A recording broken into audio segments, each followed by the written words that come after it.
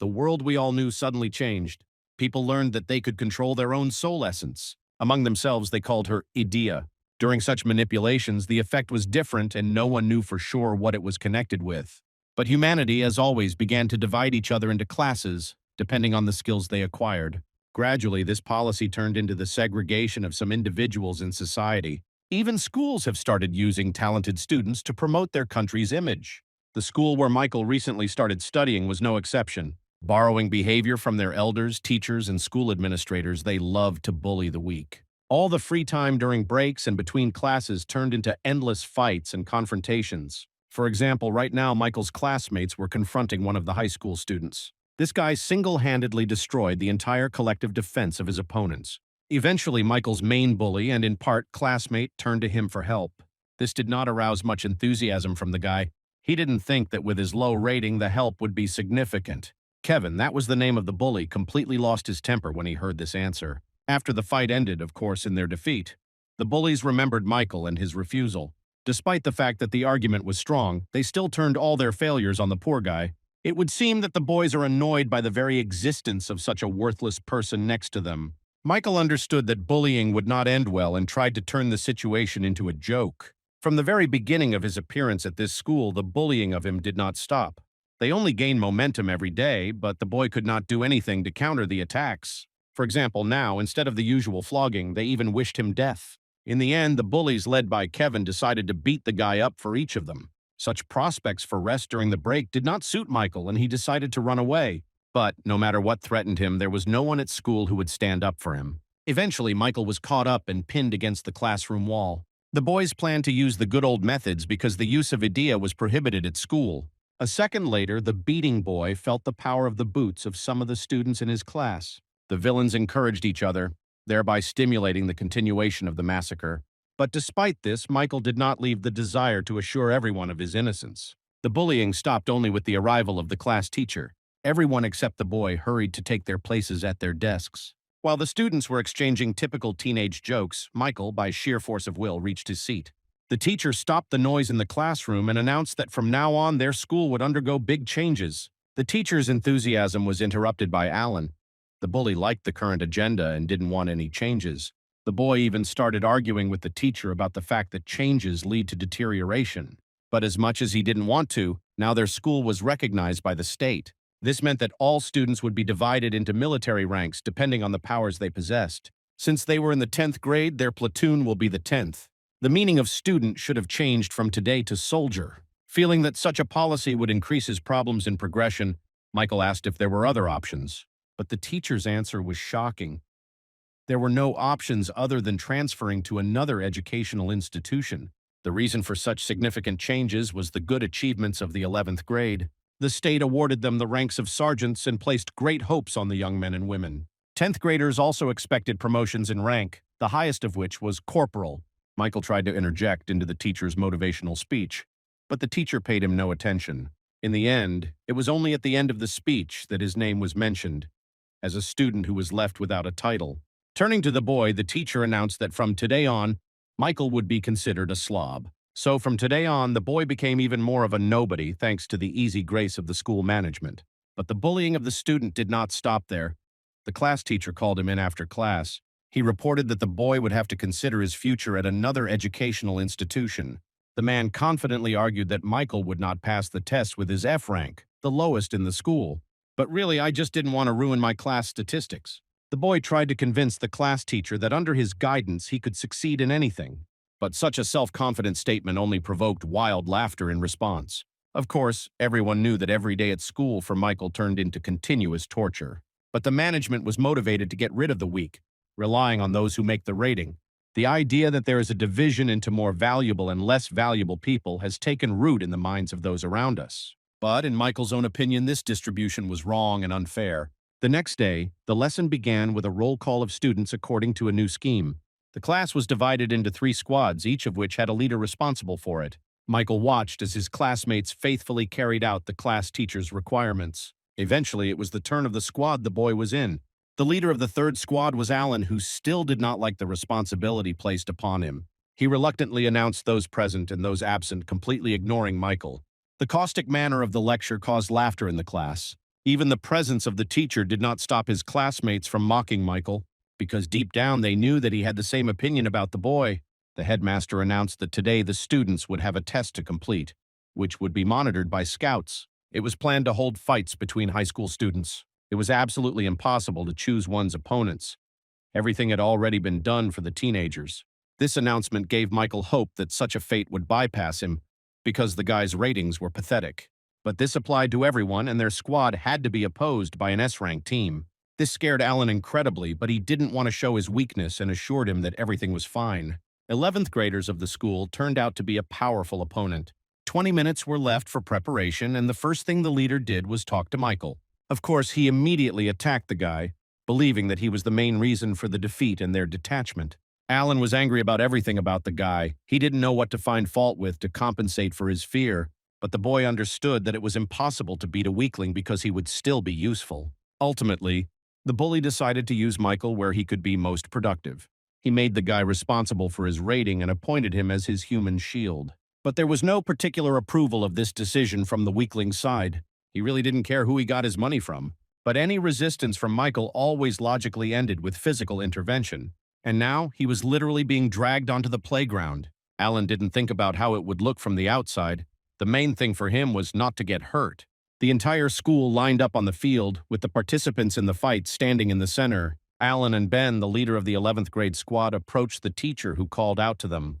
While the boys listened to instructions, they were closely watched by scouts. Ben was considered the best student in school, so high expectations were placed on him. After the start was announced, the members of his squad approached the agreed-upon location. The 10th graders, sensing a shameful defeat, stumbled towards them. The teacher, after a few seconds, ordered them to wear bracelets to support and protect the idea. Alan immediately grabbed Michael, his cowardice starting to tire the boy a little. He felt as humiliated as possible in this situation. The teams were told that the winner would be the one who could last 5 minutes with their bracelet intact. Michael immediately checked the time on his watch. The student's only desire was to stay at this school even though he felt bad here. A few seconds later, the fight began. Suddenly, Alan pulled Michael back, hiding behind the other members of the squad. He didn't want to be their leader. He wanted them to defend themselves and him on their own. But the 10th graders didn't know what tactics they should follow and expected orders from the boy.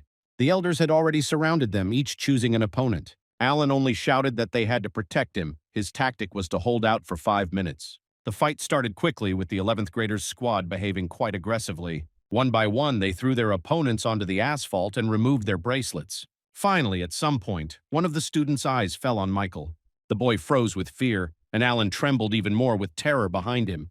The girl was approaching quickly. The squad leader forced Michael to come up with something to eliminate her. But these were ridiculous commands because the guy was not in her weight class and everyone knew it. Suddenly, Michael remembered his teacher's suggestion to change schools, and this motivated him. Alan left his cover and fled, but the boy managed to dodge his opponent's quick attack. Moreover, he managed to grab the girl's hand and change her trajectory. This forced the attacker to activate her idea, which turned out to be armor. The stranger appeared before the boy in all her glory, and his jaw dropped without exaggeration. He even began to suspect himself of falling in love at first sight. The opponent's reaction threw Melanie off track. The guy really was behaving like a rare oddball. Skills and speed were still impressive. Not wanting to fight, Michael tried to come up with a strategy that could drag out the argument for 3 minutes. But nothing came to mind except flattery towards the girl whose name he didn't even know. His tongue was boneless in every sense of the expression. But Melanie insisted that the boy reveal his identity now, because she herself was curious about who he was. The girl responded to all of Michael's attempts to get to know her only with more threats. After all, she is in every sense she pushed the guy against the wall, and he ran out of arguments. The 10th grader agreed to reveal his true identity, and on the count of 3, an ordinary dagger materialized in his hands. Melanie felt stupid. A low-level student was playing with her. She suspected that this loser was the same loser they were talking about all over the school. Michael confirmed her suspicions, but noted that he did not consider himself inferior. But Melanie didn't have the strength to listen to such nonsense anymore. She wanted to leave. The 10th grader understood that if the confrontation stopped, his squad would not be able to hold out long enough. So he dared to threaten. Not getting the desired reaction, Michael rushed at the girl with the intention of striking her with the dagger. But she suddenly looked back and his blade crunched against her armor. The 10th grader immediately started making a joke of it all, and Melanie was surprised and didn't know how to react. Kevin and his friends burst out laughing. He didn't see anything remarkable in the boy's actions. But the fact that Michael did not harm the girl did not change the fact that he turned out to be extremely clever. Melanie appreciated the speed, but still didn't see the point in fighting a 10th grader. In the end, the efforts of the Skulls helped the squad hold out for more than 3 minutes. But despite all of Alan's efforts to avoid a fight, it was his turn. The girl approached him and he retreated further and further. In reality, he was looking for the perfect place to counterattack, feigning weakness. Finally, his foot rested on a rock large enough to attack. Such an unexpected find instantly changed the expression on the boy's face. A second later, he activated his idea. Michael, realizing what awaited the girl, shouted at her to be careful. Alan freed the huge block from the ground almost instantly.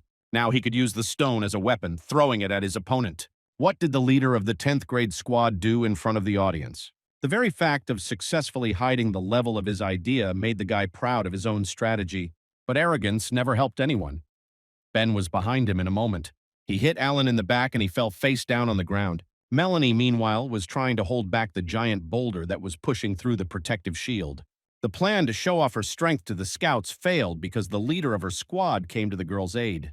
Ben split the stone into many fragments with one strong blow. It can't be said that Melanie liked such actions, but as a leader, the guy did the right thing. Alan was not going to give up and decided to attack the enemy leader from behind. But the bully didn't have enough speed to overcome such a strong enemy. Michael, who was watching everything, couldn't help but notice that the 11th graders had fallen into a trap. Angry, Ben looked back at him. Salaga immediately raised his hands up, showing with his whole appearance that he was surrendering. But the leader of the opposing squad was curious why the boy had warned Melanie about the danger. Gradually backing away, Michael replied that he did it knowing what meanness Alan was capable of. The boy realized that he would not be able to avoid a beating when Ben jumped up and grabbed him by the shirt. In surprise, the boy dropped his dagger. But in front of Ben's surprised eyes, a moment later he caught it in flight with his other hand. Salaga brandished his weapon in the face of the school's pride, forcing the attacker to retreat. Keeping a safe distance from the 10th grader, Ben began to doubt his true identity. But Michael, despite everything, continued to insist that he had an F rank. Actually, it was to the boy's advantage that the fight turned into something else. The squad of 10th graders still had a whole minute to hold out. Salaga started doing what he did best, filling tanks. But Ben immediately understood his tactics and did not succumb to them. He preferred that the duel between them be fair, regardless of who had what strength. Everything changed when the information that the worst student would be transferred to another educational institution. A moment later, Michael instantly changed. The school favorite didn't understand what trigger he had just pulled. Salaga intercepted the dagger more conveniently and slowly began to approach his opponent. Although this was not visible from the outside, the boy was undergoing rapid transformations inside. Idea scores increased significantly and reached S-class. The boy seemed to be possessed by an evil spirit that wished death on everyone around him. Looking closely at the heron, Ben noticed subtle changes and realized that the dagger was not his only strength. The leader of the 11th graders prepared for a fight, but Michael surprised him once again. It turns out that the guy could see other people's thoughts. The 10th grader was sinking deeper into madness. Ultimately, he made it clear that he wouldn't stop without outside help. The students did not understand why the fight was not ending, because the logical end for them was the massacre of Michael. Melanie watched what was happening. She was struck by the terrifying energy of the 10th grader. The girl felt that she had to do something immediately and help her leader. She ordered the other members of the squad to attack Michael. After a few seconds of struggle, the comrades managed to knock the boy to the ground at Ben's feet. Despite their leader's objections, they still continued to hold the Salaga firmly. But none of them noticed Michael's lightning-fast and precise dagger strikes. The weak boy skillfully circled the entire high school team around his finger, and right now it lifted his spirits and made him laugh. Surprised, Melanie did not understand how this happened. Her armor crumbled before her eyes. The idea was destroyed. The other participants, following the girl, realized that their protective bracelets had shattered into pieces. Ben was once again convinced that he was right. Something incomprehensible was happening to this 10th grader, especially since now Michael looked like he did at the beginning of the fight. He even began to beg the high school students to stop pinning him to the ground. The 11th graders, led by Ben, were leaving the playground a few seconds later. Finally, the squad leader promised Michael to meet again in battle. Strangely enough, such a promise caused Salagi nothing but horror. He no longer wanted to endure beatings. Silence reigned around the makeshift arena. Everyone was amazed by what they saw. Finally, the teacher announced that the 10th grade team had won. Sometime later, the school principal received one of the scouts in his office. Therefore, it was imperative to look into the cases of the students who participated in the duels. Albert, the school principal, immediately began to assure them that Ben was the best of the best.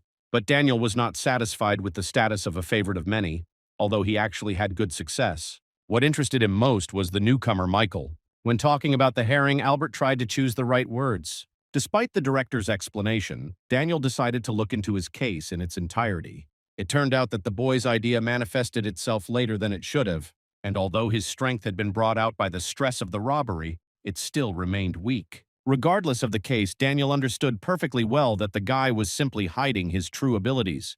To confirm his hypothesis, he expressed a desire to speak with the student in person. But Albert assured him that he would soon be transferred to another educational institution. Finally, the principal dared to ask the scout about the reason for the change in the school's status. But he immediately became afraid that this would have some consequences for him. But to his surprise, Daniel provided all the necessary answers with a smile. He said that through such selections, the state chooses defenders for the future war. In general, Michael's life could be called ordinary. Every morning he started with a routine that the boy was already used to doing. He even liked her a little. Due to the constant imposition of duties on other students, he had to come to school very early. But his participation in the duel with 11th graders somehow changed the routine. They began to recognize the boy. This was both a pleasant surprise for Michael and made him fear the consequences. Students who were not his classmates, of course, still continued to make fun of him, but they were very interested in the reason why the guy managed to last so long during the fight. To be honest, cleaning wasn't his favorite thing to do, but it was better than getting scolded by my classmates. And in these relations, there were radical changes. His contribution to teamwork was appreciated. He was surprised when Kevin and his henchmen didn't beat him up the next day, but thanked him. Michael felt that yesterday's duel had somehow elevated his personality in the eyes of his classmates. But not everyone was so kind. Alan, for example, continued to communicate harshly with him, but at least he didn't hit him. For some reason, the guy entrusted Michael with dealing with his pressing problems. Taking the bully's example, soon all the other classmates began to do the same. They shifted their responsibilities even more onto the shoulders of the unfortunate Salaga, taking up his time. During class, the teacher announced that by the end of the day, everyone present would need to choose a unit. But he insisted on a personal conversation if these problems arose. The class erupted in laughter because everyone understood who exactly he was referring to. Indeed, the list of units also had its own rank restrictions. The students immediately began sharing their opinions about where it was best to enter. Having made their choice, they gradually vacated the office. And in the end, only a sad Michael was left in the empty room. The guy had almost no options. Only one unit had no restrictions on rank and ideology, so the falconer decided to try his hand at training. The boy hoped that very few students would respond to this offer because they were stronger. And the name training did not at all imply participation in duels, and that suited him very well. But to his surprise, a whole crowd of people gathered near the gym. At first, Michael even thought he had made a mistake with the location. His appearance caused surprise among the other students. But the fuss about the Saragi was interrupted when the doors to the gym opened. All attention was focused on Ben, who was walking towards them. The same hero of the entire school turned out to be the main character here. Michael didn't expect such a turn of events. Actually, just like Ben himself, but unlike the newcomer, he was unexpectedly glad to meet him. The first decision that came to Salaza's mind was to run away. But Ben, as if reading his thoughts, didn't want to let the boy go. Any excuses Michael came up with didn't work. The 11th grade squad read the boy like an open book. But strangely enough, he liked the herring. The guy saw prospects in it. Finally, to stop wasting time, Ben grabbed Michael by the skin and dragged him to the gym. A minute later, the unit leader announced the start of the entrance testing. According to him, the test was easy, but in reality, not every person was able to complete it. The exercises themselves were not difficult, but the number of sets that had to be done. The most terrified person in the gym was, of course, Michael. Everyone who wanted to participate was divided into groups, and the selection began. Gradually, the members of the first group were eliminated from the game. Someone was too slow, and someone was doing the exercises incorrectly. In the end, none of them passed the test. Michael, of course, trained at home. But compared to Ben's physical development, this was completely insufficient. The guy was like a human being. He didn't even stop breathing when the others were almost dying. Ben announced the start of testing for the second group of applicants. And no matter how much the slob wanted it, the other students pushed him into the center of the hall. Even a fierce struggle did not help him. Ben looked sternly at the 10th grader. He was in no mood to talk and immediately began the ordeal. Due to regular training at home, Michael was not in terrible physical shape. The boy was motivated to do this because otherwise he would not have been able to withstand the constant bullying. But the number of approaches and the speed with which they had to be done almost drained the guy of his strength. Seeing that these candidates were doing well, Ben ordered them to speed up. Eventually, the other members of the group left and the slob was left alone with the school leader. The students who failed the test remained in the hall because the eccentric's persistence caught their attention. It turned out that the F-class newcomer, who everyone laughed at, was capable of such loads. Michael was dying for these races, considering that he had already had time to exercise at home. But Ben never tired of encouraging the boy all the time. Gradually, the sablefish gained its own small army of fans. And although the boy was screaming about incredible fatigue and pain, Ben was happy. His assumptions about the candidate's endurance were clearly justified. Michael was on par with him and kept up with his movements well. Suddenly, the guy got a second wind and things went well. The ninth graders who were rooting for the salmon began to cheer him on. And a few seconds later, the guy crossed the line to enter the unit. But from the tension in his whole body, Michael initially even lost his hearing. Focused on his condition, he did not immediately realize that everything had worked out. It only dawned on him when he looked at the ninth graders clapping their hands at him. Such support pleasantly surprised the guy. He realized that he could finally relax. Ben extended his hand and congratulated him on joining the training unit. Despite the fish's objections, the leader suggested starting classes tomorrow. Michael was already insisting on himself. He believed that he was not worthy of even being next to the guy. But the school favorite didn't want to lose the person he had spent a whole year searching for. When the 10th grader heard these words, he realized that the door to the trap he had fallen into had closed. The next morning, as he cleaned his office, Michael agonized over the thought of training ahead of him. The guy was berating himself for yesterday's choice because now those around him were paying even more attention to him. He understood that all the questions directed at him were mostly motivated by envy. This didn't bother him as much as Ben's reaction to his not arriving at the agreed time. He began to think about harming himself, but later realized that the pressure would not go away after treatment. The fish's thoughts were interrupted by a stranger standing in the middle of the class. While she was asking something, the boy, with his mouth open, remembered whether he had seen such a beauty before. The girl showed her corporal's ID card and asked the rank of the person she was talking to. Unexpectedly for himself, Michael shouted out the unit, squad, and squadron, adding his name at the end. Realizing that she was dealing with a newcomer, the stranger was surprised. She introduced herself as Emma, and the guy shyly shook her hand. It turned out that she was supposed to start this class tomorrow.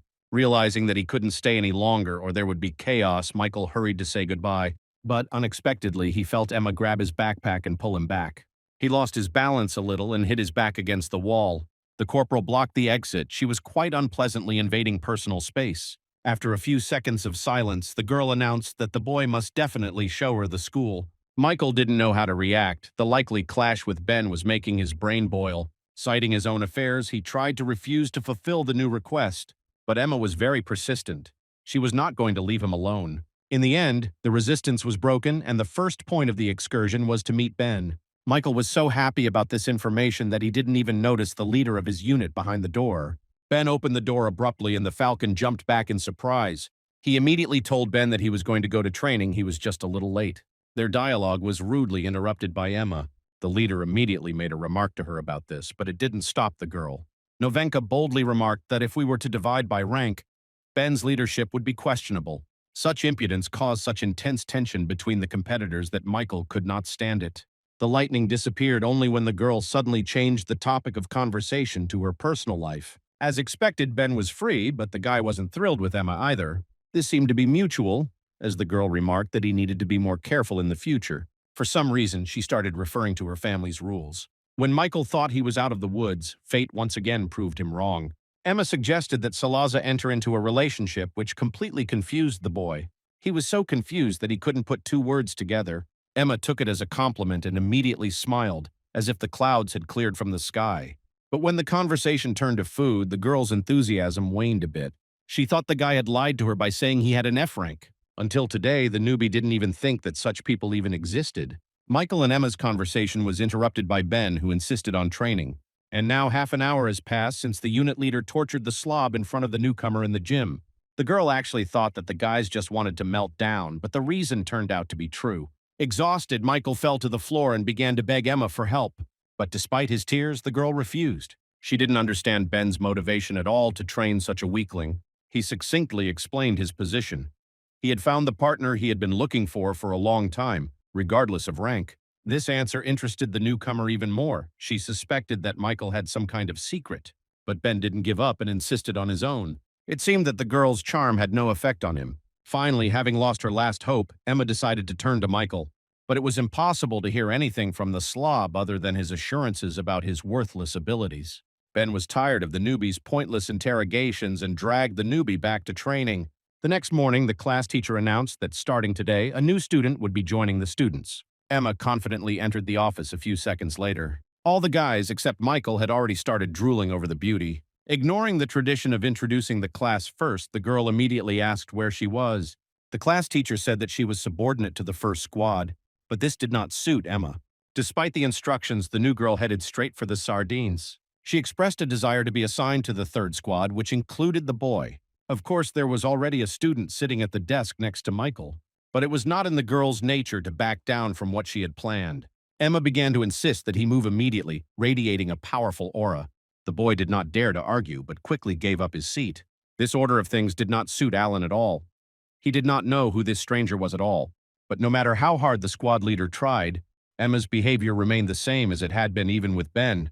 The class teacher had no choice but to agree with the newcomer's decision. Michael, in turn, didn't know where to put himself. He understood that Emma was pursuing him.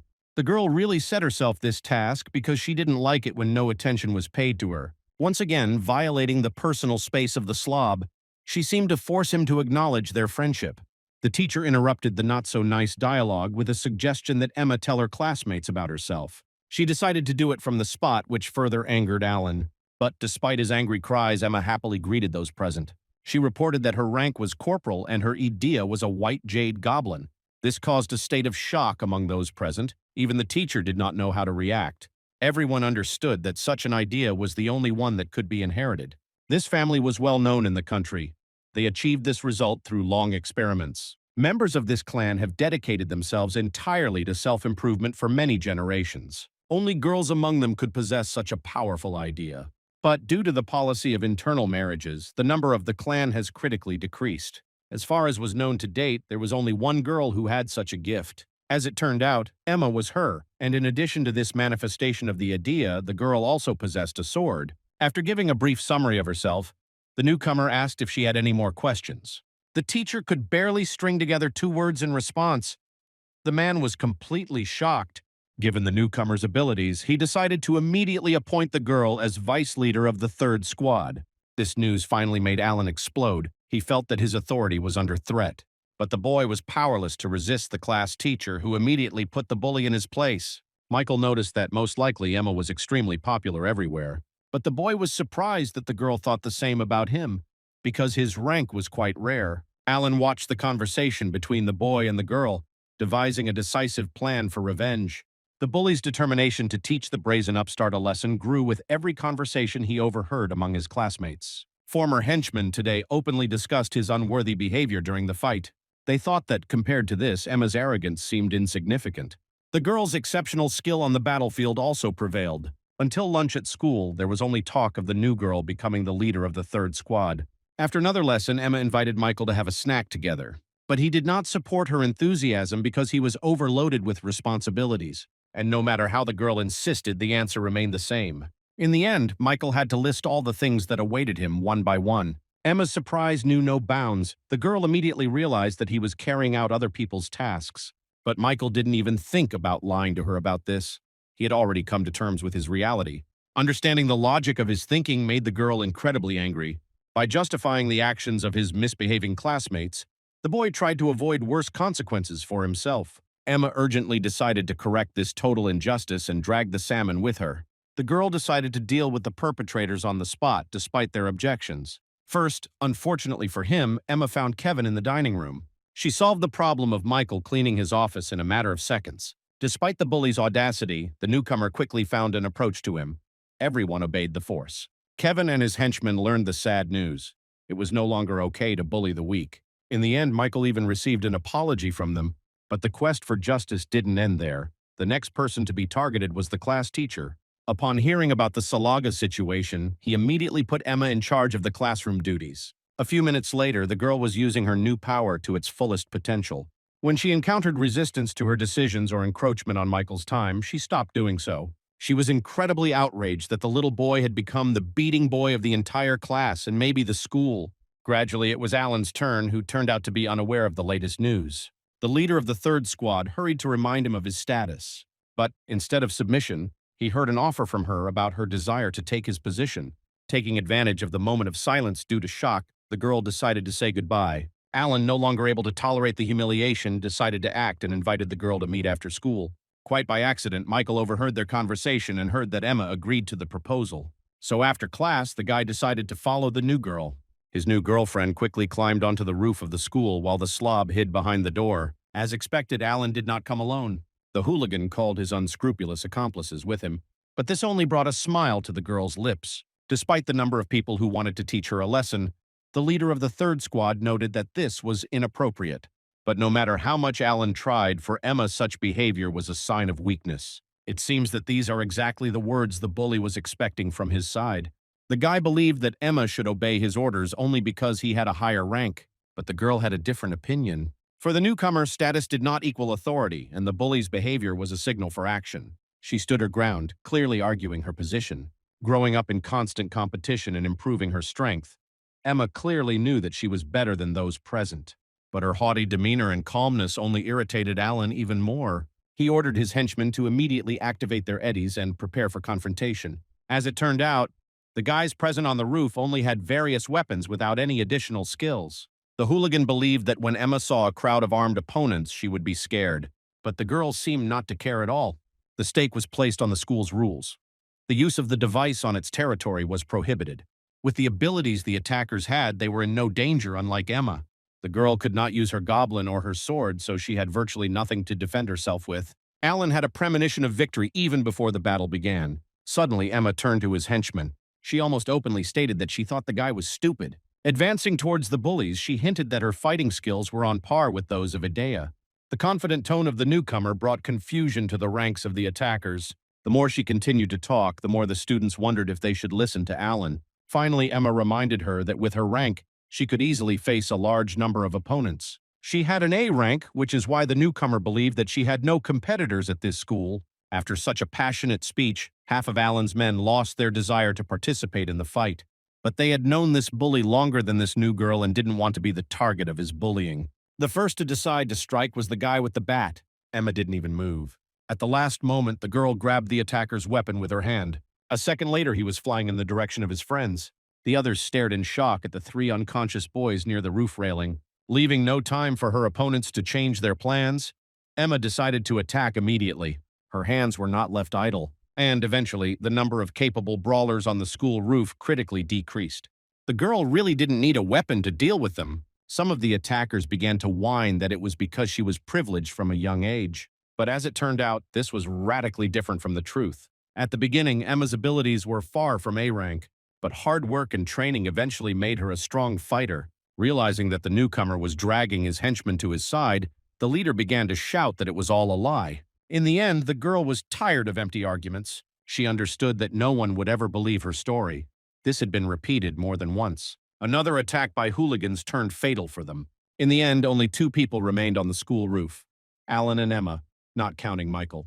The girl noted that she had left the corporal for last so that he wouldn't be so ashamed in front of his people, but the bully was not going to back down from his plan. His ego prevented him from seeing the truth. In the end, the guy's behavior upset the girl so much that she threw herself at him. As expected, everything was planned in advance by Alan to compromise Emma. Since the newcomer didn't know this guy's habits well, she unknowingly succumbed to his tricks. A scoundrel never wants to be beaten as much as he does at this moment. Then Emma will be in for a beating from the school principal. But unexpectedly, his plan failed. At the last second, Michael prevented the massacre by stopping the new girl's fist near Alan's face. Of course, the guy pretended to save his leader. When the fisherman opened his palm to the roof, some plastic fragments fell out of it. But no one paid any attention to them. The brawler was only concerned that Michael had come to Emma's aid. To the loser's surprise, this time the girl was not going to stand up for him. The guy decided to leave here, and at that very moment, an unexpected thought dawned on the girl. To prevent her from colliding with Alan, Michael had to cover a long distance in a matter of seconds. With his rank, it was simply impossible to do. More and more arguments appeared in favor of the theory that not everything is so simple with the Salaha. The question of who he was made the boy pause. Michael noticed that it was getting late and it was time to go home. But Alan suddenly jumped to his feet and started shouting that they had both fallen into his trap. It turns out his plan was to record this fight on camera. But the slob interrupted this solemn speech, pointing to the pieces of plastic on the floor. There was complete silence on the school roof. To justify himself, Michael said that he grabbed her to cushion Emma's blow. The bully was finished. After a few seconds, the girl decided to resume discussing her question, which her friend had ignored. Novenka was so engrossed in Michael's interrogation that she completely forgot about Alan's thugs. They didn't understand why the girl needed the company of such a loser. But Emma was adamant. She believed that many of them had a lot to learn from the boy. Yes, one of those who once kept the weaker students of the school in fear has lost his authority. At night, Michael was tormented by nightmares again. He was called a monster. Despite fierce resistance and struggle, he took the lives of his relatives. And he did it with a smile of happiness on his face. The sticky grip of terror disappeared when the alarm clock rang and the boy sat up wearily in bed. Eventually, the terrible dreams returned to his life. When the new girl came to school, she saw that the little girl was behaving unusually today, but the guy immediately started to squirm and changed the topic of conversation. It turns out that today they had a field trip lesson waiting for them, which was related to first aid. No one knew all the details, so it was decided to rely on the situation on the ground. Suddenly, another group of school children approached the same building, pretending to know them. Alan immediately stepped forward and asked who was talking to them. So in fact, it turned out the students were only interested in Emma. The squad leader announced that she was his subordinate and all communication would be through him. Such formality on his part only caused laughter from his interlocutors, which angered the already angry bully even more. He had completely lost his temper and started insulting strangers.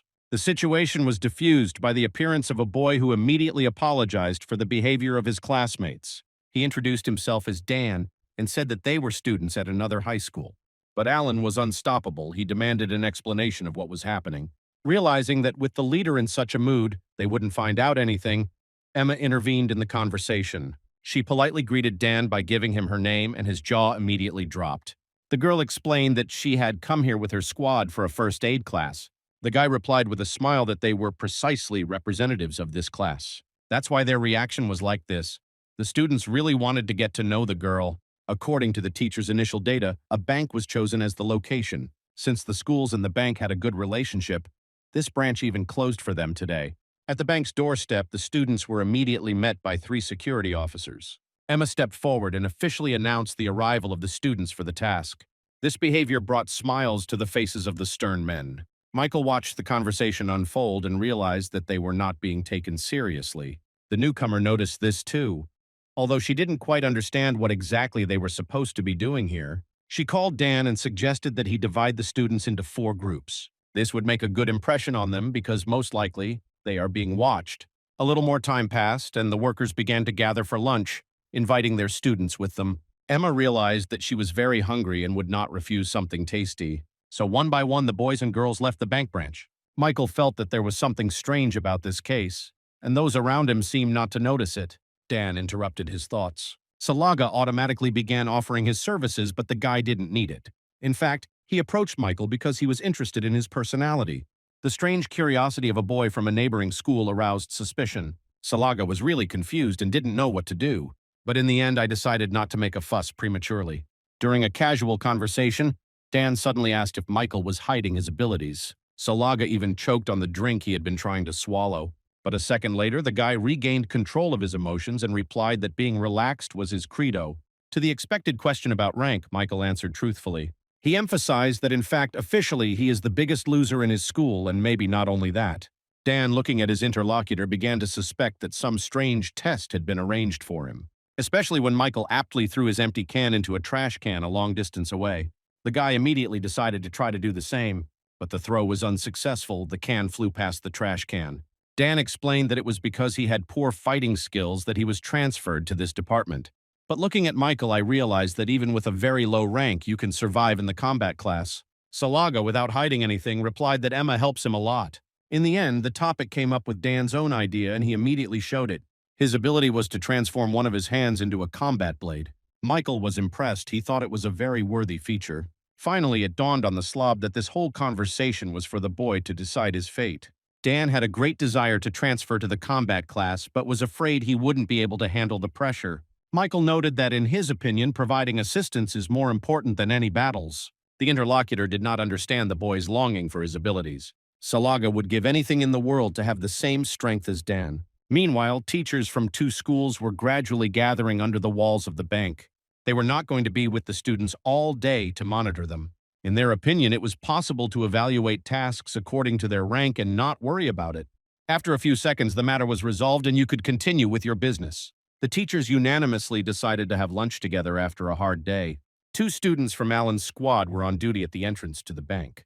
They were so bored that they didn't know what to do with themselves. Their boredom was interrupted by the appearance of several strangers in strange clothing. Events began to unfold very quickly.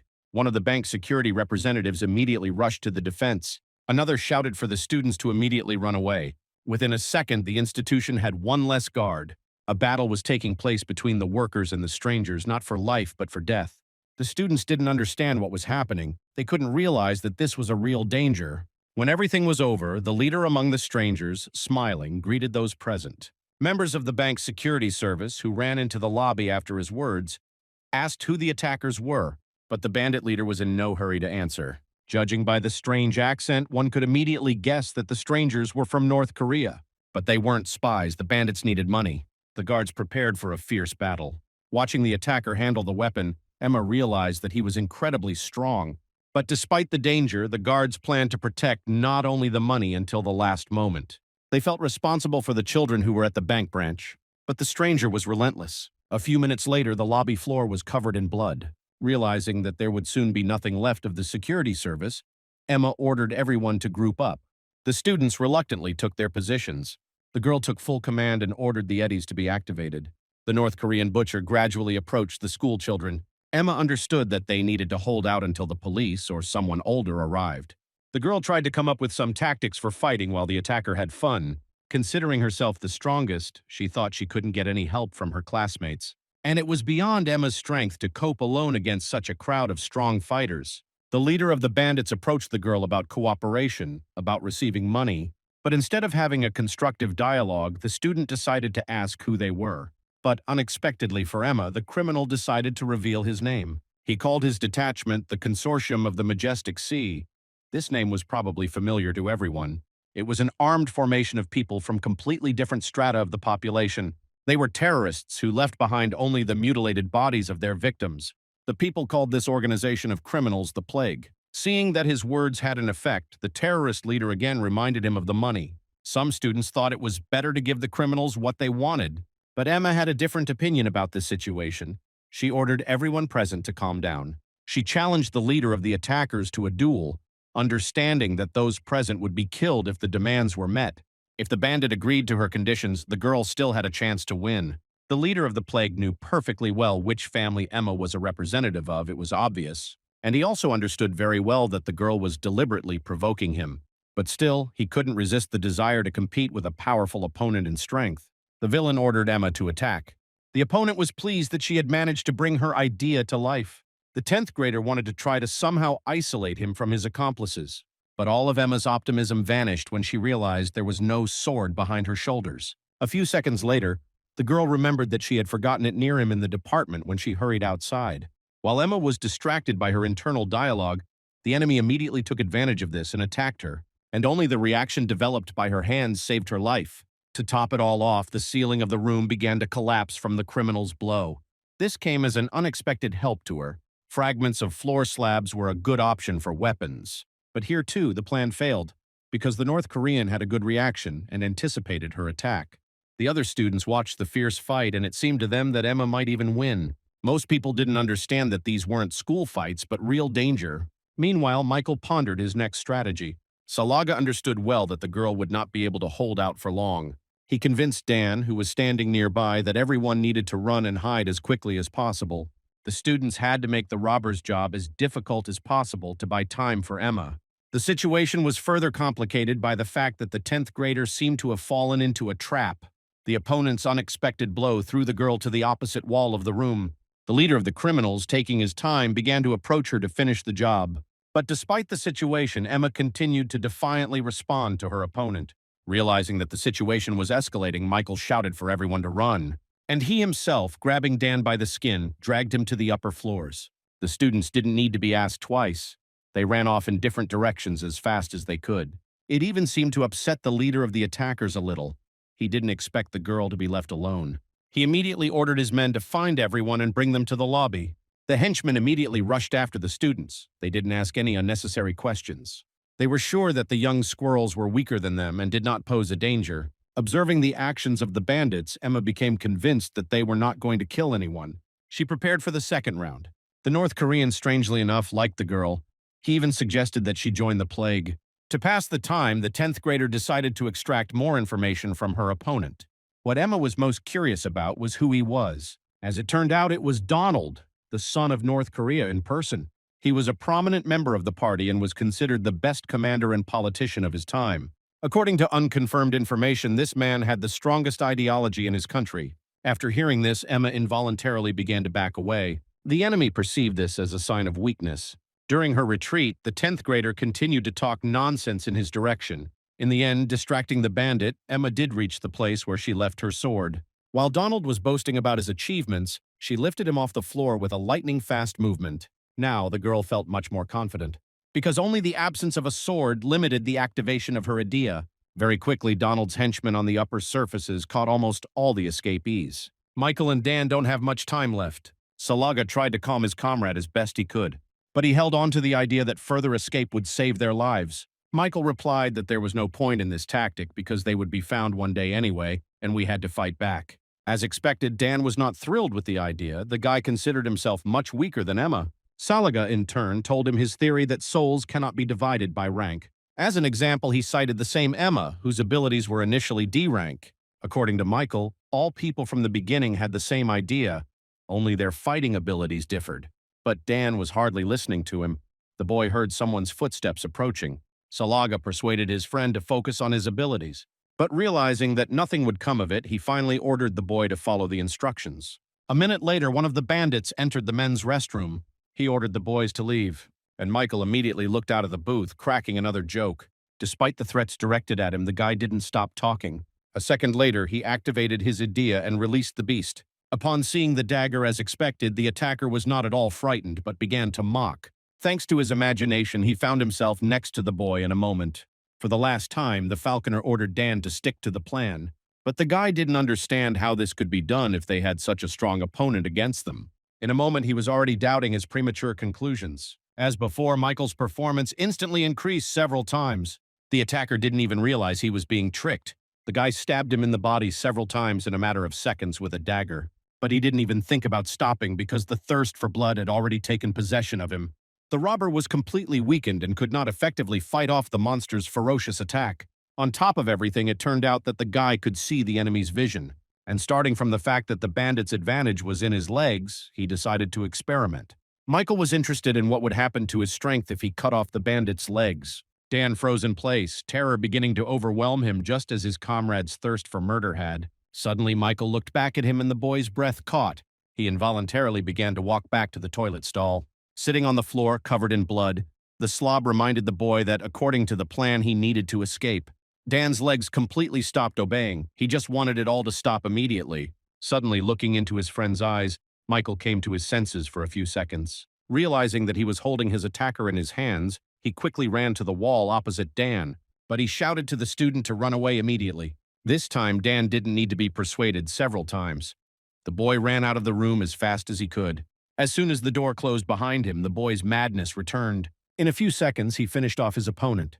Meanwhile, in the lobby, Donald took a serious interest in Emma's weapon. The girl skillfully repelled his first attack, although he was sure that she would not be able to. Moreover, her weapon seemed to have the ability to absorb the force of his blows. The 10th grader's small victories gave her hope that all was not lost. Donald realized that while the opponent had a weapon, he had to be more careful. The criminal was right. It was an unusual sword and a family heirloom. The Tiger Slayer was capable of destroying opponents of even the highest rank. Emma rushed into the attack and activated her cloning skill. To her surprise, Donald really liked it. Two clones and a girl tried to simultaneously from different sides to pin the enemy to a dead end, but the scoundrel almost immediately left the girl alone. A moment later, Emma had to defend herself again. North Korea's pride was indeed very strong, but it had no choice, so she resorted to the same trick and cloned herself again. This time she trusted her copies to distract Donald. This way, there could be a small chance to do harm while he was focused on others. But this idea also turned out to be a failure. The girl could only cover herself with spears until help arrived. Meanwhile, the scoundrel again began to offer the girl to switch to his side. His henchmen had already dragged everyone they had managed to catch into the room in such a short time. But, to Emma's surprise, some of the bandits were coming in from the street. This meant only one thing: there was no one outside. The robbers reported that they had managed to split into two squads to be as efficient as possible. Only those who went to the upper floors to look for fugitives did not return. The 10th grader realized that she had been waiting in vain for the police to arrive all this time. The criminals felt free on the streets and no one was going to stop them. Donald noticed the state of shock and immediately began to mock it. He fondly explained that with the help of the idea, they made what was happening invisible to others. Their plan turned out to be more moderate than Emma thought. The girl's first thought was to run away, but in that case, everyone else would become victims. The taunts of the leader of the thieves quickly brought her back to her senses, especially when one of the hostages got involved. He jumped up and ran to one of the phones, hoping to call for help. The man continued to scream for help into the phone as the bandits approached him. It took him a while to realize that there was absolute silence on the other end of the phone. Donald threw one of the money bags to the man, and he reminded me about the insulation of the building. The logical conclusion from this situation was that the communication was also not working. The closer he got to the bank employee, the more his back pressed against the table. Eventually, unable to withstand the pressure, the man began threatening punishment for attacking him. But this only caused laughter from the leader of the plague. He considered all of South Korea's security services idiots. But after several minutes of continuous laughter, the bandit's mood changed dramatically. Understanding what was going on, Emma tried to intervene in the dialogue. But the repeated proposal for a fight has already lost its relevance for Donald. He wanted new sensations. With one blow of his sword, the villain chopped off the bank employee's leg. The blow was so strong that the girl also got blood. When the man began to scream in pain, Donald decided to get rid of him once and for all. Emma closed her eyes as the victim's head flew past her. The criminal turned to the girl and promised that she would also lose her limbs. But he didn't even have time to start the massacre because the door to the stairs suddenly opened. Everyone in the lobby turned around at the sound. Dan entered the room with his hands raised, showing with his whole appearance that he was not going to fight. He approached the terrorist leader and greeted him. The situation looked much more serious than he had imagined, but for some reason the boy trusted Michael.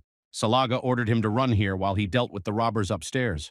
Dan gave his name and school and said that all the loot was upstairs. Realizing that Donald wouldn't believe him, Dan said that his friend had transferred the money there. This information completely confused the entire squad of thugs. What annoyed Donald most was that the people he had sent there had still not returned. He suspected that something was not right in this matter. One of the subordinates immediately volunteered to bring this unknown guy to the manager.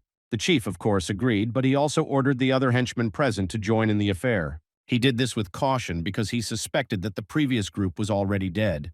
Dan, in turn, agreed to approach the prisoners. Meanwhile, Donald himself decided to receive the trophy without personal intervention. He offered the hostages their lives in exchange for one of Emma's body parts. Shocked, the students did not know how to react to such conditions. They realized that the girl was stronger than them. But in contrast to Emma stood the most powerful villain they had ever seen in their entire lives. Moreover, they witnessed the girl's loss and therefore there was no chance of winning. Finally, after much hesitation, some of the students decided to take this step. Emma listened to their arguments with sadness. She didn't know what to do. But unexpectedly, Dan appeared out of nowhere. He whispered in the girl's ear that she just needed to wait a little longer. Without knowing why, the 10th grader believed the boy. But despite the fact that the guy remained calm, she considered him just as much a hostage. Meanwhile, their comrades, in an attempt to survive, were gradually surrounding Emma. Donald was tired of waiting, and he clearly demonstrated this by destroying another part of the ceiling. This forced the students to speed up their attempts. They felt they had no choice, all except Dan, who remained on the girl's side. This decision greatly surprised the leader of the plague, but also made the situation more interesting. The terrorists decided to up the stakes and announced a reward for the boy's body parts. In turn, Emma, in response to this call, asked if she would have such privileges. She noted that she was completely willing to kill her comrades for the sake of her and the boy's survival. Of course, Donald agreed to the girl's bloodthirsty proposals. A second later, Emma was already aiming for the first victim. The opponent immediately began to beg to stop. She believed that a girl should sacrifice herself for the sake of others, not the other way around. But all the persuasions were in vain. Emma activated her cloning skill and surrounded her opponent. The girl also had to activate her idea. She tried to destroy one of the clones. But unexpectedly, approaching her closely, Emma whispered to her to fight to the fullest. Thus began a fierce but short battle. During it, the student managed to eliminate one of Emma's clones. But the joy was short-lived as the 10th grader immediately attacked her. During a tough clinch, the girl managed to whisper the details of Dan's plan into her opponent's ear. And within a few seconds, she threw her opponent into the crowd of hostages. The attacker, who was also the group's sergeant, was lying unconscious on the floor. Thus, the desire to attack decreased among the ranks of those who wanted to massacre Emma. But all the attention of his comrades switched to Dan because the boy's strength was much less. But Emma was not going to betray the trust of the one who had taken her side. Donald really liked the intensity of the mood swings in the lobby. And again, just as the tension in the room reached its peak, everything was interrupted by an unexpected intervention. Someone was standing in the dark stairwell and throwing empty drink cans into the room. Of course, it was Michael, but no one except Dan knew that. Donald picked up one of the empty cans and crushed it in his hand. Dan froze in a foreboding of imminent horror. The terrorist threw the crumpled piece of aluminum back into the open stairwell. Only after that did Michael's silhouette appear there. But the boy wasn't going to talk. He silently launched 6 objects at Donald at once. He, of course, regarded this as a terrible act of disrespect towards himself. He didn't immediately realize that this was all that was left of his people. There was complete silence in the lobby of the bank branch. A few minutes later, an enraged Donald grabbed his sword. The terrorist, brandishing a weapon, damaged the ceiling above a group of hostages. The children were horrified to see a piece of concrete slab falling on them and could do nothing. Only Emma realized that something urgently needed to be done and immediately cloned herself. Together with her clones, the girl managed to pick up this large piece and stop the fall. Donald, in fact, didn't care what was happening here. His target was the schoolboy from the upper floors. Still, in the end, he reminded the other students of his proposal regarding the girl. The only way for the hostages to leave was to exchange their lives for their comrades' limbs. A second later, Donald lifted off the floor and flew to the upper floor through the opening. As soon as he disappeared from the horizon, Emma began to persuade the school children to run away from under the stove. But other students unexpectedly began to claim that this would be a death sentence for their comrades. Of course, Kevin was among them, who immediately decided to take advantage of the terrorists' offer. He understood that a girl in such a situation could not give him a worthy rebuff. The argument stopped when the group sergeant came too. Meanwhile, upstairs, hidden from the others, Michael was expecting a guest. To be honest, the terrorist was really impressed by the schoolboy's bloodthirstiness. But he was even more interested in the personality of the madman, who enthusiastically talked about torture. But he did not receive an adequate answer to any of his questions. In the end, Donald invited the crazy man to join his squad, offering good privileges. But the eloquent answer was the unexpected attack on the terrorist. Michael quickly changed his position and the opponent could not keep up with his movements. Realizing that the guy was not so simple, Donald decided to use other advantages against him. He believed that the secret tricks of his ideology would help him win this confrontation. But to his surprise, Michael saw perfectly well what the terrorist was capable of. The guy believed that he was a completely open book to him, just like everyone else. Although the title of his idea had a rather long wording and was different from those seen before. Besides, Donald's rank had some advantages and a gain factor. And this already greatly interested the curious teenager because it was truly an unusual feature. Michael was not going to hide and immediately gave his name when asked by his opponent. The terrorist in response again tried to lure the boy to his side, but he immediately interrupted him. In fact, Michael could see not only the abilities of his opponents, but also ways to overcome them. And right now he clearly saw all the available options to kill Donald. In the end, the guy chose one from the list and ran into the attack. Meanwhile, Alan locked himself in the video surveillance room on the top floor. He didn't want to take part in fights, hoping that everything would be resolved by other people. Of course, the guy didn't realize that there would be no help, and the communication wasn't working. Meanwhile, the intensity of the fight was increasing. No matter how hard Donald tried to get hold of Michael, he couldn't. The guy was much more agile and no force could change that. In the end, the enraged terrorist decided to provoke the schoolboy into an attack, and he rushed forward without any hesitation. Donald had no chance of avoiding injury, but Michael decided not to limit himself to one attack, and a moment later he attacked again. Despite trying to protect himself, the terrorist was harmed again. As the blows rained down on him, Donald finally realized that his opponent was just playing with him, especially since the schoolboy didn't even hide his sarcasm towards him. Despite his bruised ego, the North Korean realized that in this situation, he could really die. Therefore, he decided to resort to extreme measures. This surprised Michael and even made him back down. The guy had never seen anything like it in his life. It turns out that the enemy had a second idea hidden all this time. Michael was only able to see her when Donald resorted to activation. But the dark side of the guy, on the contrary, was happy about this turn of events. The confrontation only intensified. The terrorist, seeing this reaction, decided that it was better to flee in this case. He hoped that the boy wouldn't chase him. As usual, Donald announced that he would take note of his opponent before the next meeting. And a moment later, with the help of a hidden weapon, he broke through the ceiling of the bank building to the roof. The force of the impact was so great that the concrete turned into dust particles. Alan was shocked, even ran out of his hiding place. He thought there was an earthquake. Seeing the destruction, the leader of the third squad decided to flee immediately. Donald flew upwards at top speed. But to his great surprise, Michael had no intention of leaving the confrontation unfinished. Fate itself came to the aid of the terrorist in the form of the unlucky Alan. Donald understood that the maniac who was pursuing him would not be able to ignore another prey. That's how it all happened. Alan couldn't control his surprise and caught Michael's attention. And then in turn, he immediately rushed to attack the guy. The hooligan barely managed to dodge, and the psycho, unable to stop, fell to the floor. While the heron lay in a column of dust, the boy dared to approach it and check if everything was okay. But he was distracted by Donald's voice, who thanked him for his rescue. Alan looked around in shock. The guy completely lost track of the situation. In his opinion, Michael could not have come to such a state on his own. Someone had to have a hand in this, and the squad leader began to suspect Emma. But suddenly the boy was overcome by terror again. The psychopathic scoundrel slowly rose to his feet. The schoolboy didn't know what to do in this situation, especially considering Donald's fear of Michael. The terrorist remarked that as a sign of gratitude for his rescue, he wanted to do Alan a favor. He advised the boy to immediately run downstairs to his classmates. Having said these words, Donald broke away from the roof and flew away. In the end, the terrorist was satisfied with this trip. The young opponents he met here impressed the villain with their bloodthirstiness, especially the last one. Confused, Alan was left standing there, unable to make ends meet. He couldn't believe that a weak rascal could so scare a powerful terrorist. But his thoughts were interrupted by Michael's laughter. The main target had already managed to escape, and the boy immediately switched to the one who had prevented him from playing. The only solution that came to Alan's mind was, of course, to run away. The boy, without thinking for a long time, rushed down through the newly formed chasm. It was strange, but the bully felt the danger that Michael radiated in all directions. But the escape tactic only encouraged the slob. He took it as an invitation. A few seconds later, the guy caught up with the fugitive, suggesting that he change the rules of the game. Without stopping flying to the first floor, Michael began attacking Alan in the air.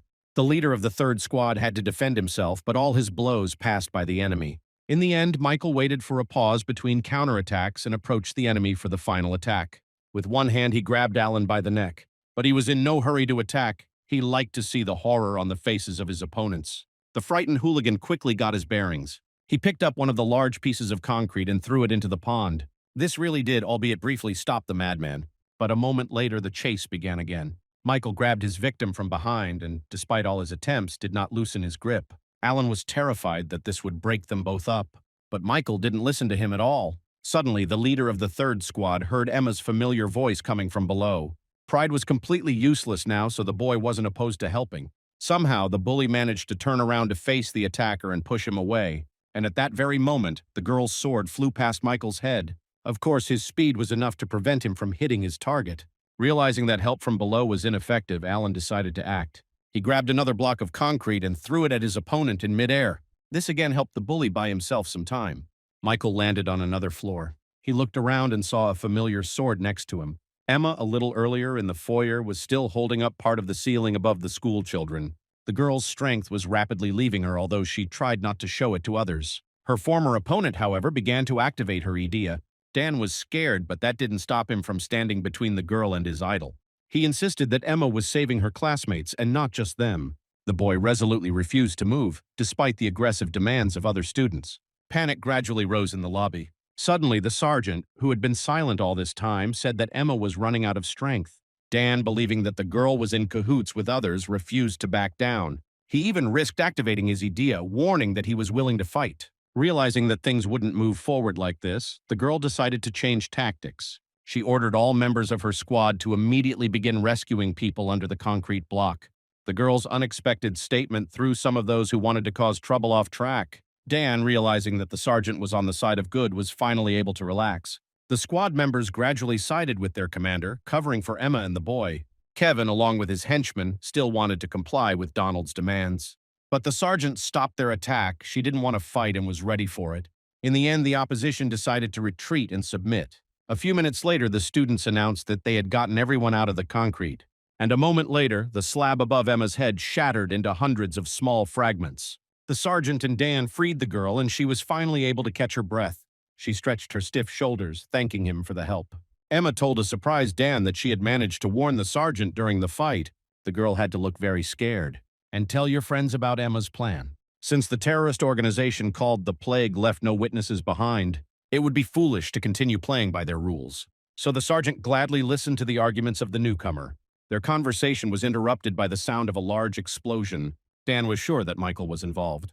He said that it was the boy who lured the terrorist to the mountain. Although Emma still couldn't believe this information, the guy didn't stop insisting. The girl couldn't understand how an F-ranked Idea could hold her own against such an opponent. But, considering that there couldn't have been anyone else there besides Michael, it turned out that Dan was right. The guy was eager to help his friend. He feared that there was no time left for reflection and discussion. Emma decided to join only because Michael could be in great danger. Or was he already killed? The girl and the boy quickly ran up the stairs. But when they opened the door to the room where Dan had left Michael, they froze in shock. The floor was covered in blood, and the remains of the robbers' bodies lay everywhere. The marks of Donald's sword were visible on the walls and ceiling, so the fight with Michael really turned out to be fierce. To top it all off, the students saw a huge hole in the ceilings that reached all the way to the roof. Emma realized that all this time Donald had been fighting her, not even at full strength. Suddenly, they saw something falling from above in their direction. It was difficult to make out what exactly. After looking a little closer, the girl realized that it was Alan and Michael, and the first one was running away from the second one. Salaga was not like himself. This was no longer the kind of guy you needed to stand up for. Emma decided to act urgently. Novenka didn't want to kill the boy, so she threw her sword in his direction at a safe angle. Realizing that the two would fall onto their floor, she immediately pulled Dan away from the epicenter. And then, a few minutes later, Alan was already getting up from the floor. He was surprised that the girl was still alive, so she was stronger than the bully thought. But Emma was not in the mood for small talk. She was interested in the reason for Michael's behavior. It was not possible to find out what was happening because the madman had already reached their floor. The boy wanted to continue his fun game. Salaga approached his comrades quickly and with laughter. Dan felt that the boy was completely out of control and was already regretting his decision to come up here. Bloodlust took over Michael completely. He was unable to control his impulses. The guy immediately drew attention to the girl's interesting outfit. It was unusual, but in his opinion, ineffective against him. Meanwhile, Alan was already standing by the door, preparing to escape. He told Emma to forget about the guy. On the machine, the guy did as Donald had done before. He advised his comrades to immediately escape from here. Emma wanted to hear some more details, but there was no sign of the boy. Donald agreed with Alan. The guy looked more conscious in the toilet than he did now. This time, it was impossible to even talk to Michael. Salaga kept thinking only about the plan to kill the girl. He couldn't decide which path to take. He was tormented by this uncertainty. But Emma, on the contrary, seemed to start provoking him even more. She tried to talk to him, but the guy kept turning all the conversations back to the murder. In the end, the girl ordered Dan to run away while she tried to distract the psychopath herself. Even though she was unarmed, Emma figured she could hold off the boy for a good amount of time. Michael was glad that his opponent had decided to take action and rush towards him. When the newcomer faced off against the sablefish in a duel, she realized that things weren't that simple. The guy was fast, but he had no control over his idea at all. It was like it was at the beginning. She suddenly decided to stop fighting and simply praised the guy for a good job. From such a sudden attack, the boy seemed to come to his senses for a moment. But a second later, responding to the girl in kind, he attacked. Emma fell to the floor. Later, lying in a hospital bed, the boy saw his sticky horror again. He was a little boy whose parents had just died. As the police said, they were victims of robbers. After the funeral, Michael was taken in by his uncle and aunt. But this turned out to be only the beginning of the horror for the boy. Every day, the man and woman found a reason to mock him. The only saving grace was that they didn't have enough strength. These people were evil losers. No one talked to him at school because the boy didn't even have normal, clean clothes. He well remembered a girl's attempt to make contact with him during one of the breaks. But it all ended quickly because her friends were against having someone like him in their company. Thus, his life turned into complete humiliation, both at home and at school. Added to this was the fact that his idea did not manifest itself in time. All the bullies flocked to him and practiced their new skills on the boy. Michael didn't know where to put himself, and so he tried to stay outside until late in the evening. On one such evening, the boy met a cute little dog who joyfully threw himself at his feet. It was a meeting of two exiles, kindred spirits. They immediately fell in love with each other. Now the walks until late in the evening were not so sad. But it all ended when his uncle went looking for him and found him on the playground. He saw that the boy was not alone. There was a dog nearby whose barking was incredibly annoying. Unable to contain his feelings, the man began to shout at the boy. But after a moment, he was afraid of the condemnation of passers-by who were watching this picture. So in order not to make a bad impression, the uncle allowed him to take the puppy home. For Michael, this memory was the brightest of his entire childhood. For several days, the boy thought his life had gotten better. Realizing that the puppy was in great danger, he tried to fulfill all the demands of his relatives. One day, Michael asked his uncle for permission to go outside for a walk with his dog. To his surprise, he immediately agreed. The puppy, named Poppy, happily ran out of the apartment after his friend. They had a great time together. The dog happily supported all of the boys' activities. But precisely because they were so happy together, the friends didn't notice the passage of time at all. It was late evening and Michael immediately thought fearfully about his uncle's reaction. The boy and the dog quickly ran home. As expected, the meeting at home with relatives turned out to be tense, and no matter how much the nephew begged for forgiveness, the uncle's anger could not be stopped. The burly man was escalating the situation more and more. Poppy felt injustice towards his friend and therefore immediately began barking at the elders. Michael tried to calm the dog, realizing that this would only anger his uncle even more. But the dog did not stop, and the relative began to threaten her with death. The guardian looked at the two little creatures before him and wanted only punishment for both of them. He got up from his chair and slapped Michael across the face. The aunt immediately ran up to the boy with ropes to, as usual, tie his hands behind his back. Meanwhile, Poppy was barking furiously, the dog trying to protect his friend. But of course he was unable to withstand the blow of the giant man. The kick sent the little puppy flying against the wall and knocking him unconscious. Uncle smiled contentedly. No matter how much the boy was in pain at that moment, he could only worry about his friend. The dog did not regain consciousness, and Michael looked angrily into the face of the offender. This look, which the uncle had never seen from the boy before, confused the scoundrel. But a second later, he attacked the child with a stick to teach him a lesson for such impudence. When the boy lay helpless on the floor and begged for forgiveness, the scumbag stopped. He said with a smile that it was because of this behavior that he killed Michael's parents. The boy froze, not believing that he had heard everything correctly. The aunt began to worry that her nephew had found out everything, but the uncle didn't care. He believed that a boy with such insignificant powers would not be able to make them pay for what they had done. The uncle said that while they were carrying out the massacre against their relatives, a robber entered the room. He was later caught and convicted of this crime. Michael didn't notice that something else had been added to the rage that had come over him. Suddenly, Poppy came to her senses and immediately came to the boy's defense. The dog rushed at the uncle's hand and bit it with all its strength. The child, understanding what danger this posed to his pet, shouted for the puppy to run away. But it was too late. The uncle hit the dog on the head with a club. He was only worried about his own limb, not paying attention to the dead body at his feet. For Michael, it was a real tragedy. He felt guilty for bringing the dog home. Unable to hold back his emotions any longer, the boy burst into tears from helplessness. Suddenly, he felt as if the dog had come to life for a moment and, as usual, licked his face. Poppy seemed to be saying goodbye to him, not accusing him of anything. On the contrary, he was grateful to the boy for his love. A moment later, the vision disappeared and Michael returned to the terrifying reality. Two adult freaks stood side by side and discussed how else they could be mocked. Everything the boy saw and experienced today weighed on him like an unbearable burden. And at that moment, when Michael realized that he could not contain the anger inside, his idea awakened. Now nothing could stop the boy from punishing his offenders. Uncle didn't immediately realize that the dagger was the boy's spiritual weapon. But even when it came to him, his rotten nature and years of impunity didn't stop him from making caustic remarks. But this time, something happened that the scumbag didn't expect. The boy hit him in the face with a dagger. The attack hit the area of the mouth and hand, which finally made the uncle fall silent. For the first time, Michael saw his relative suffer, and he liked it immensely.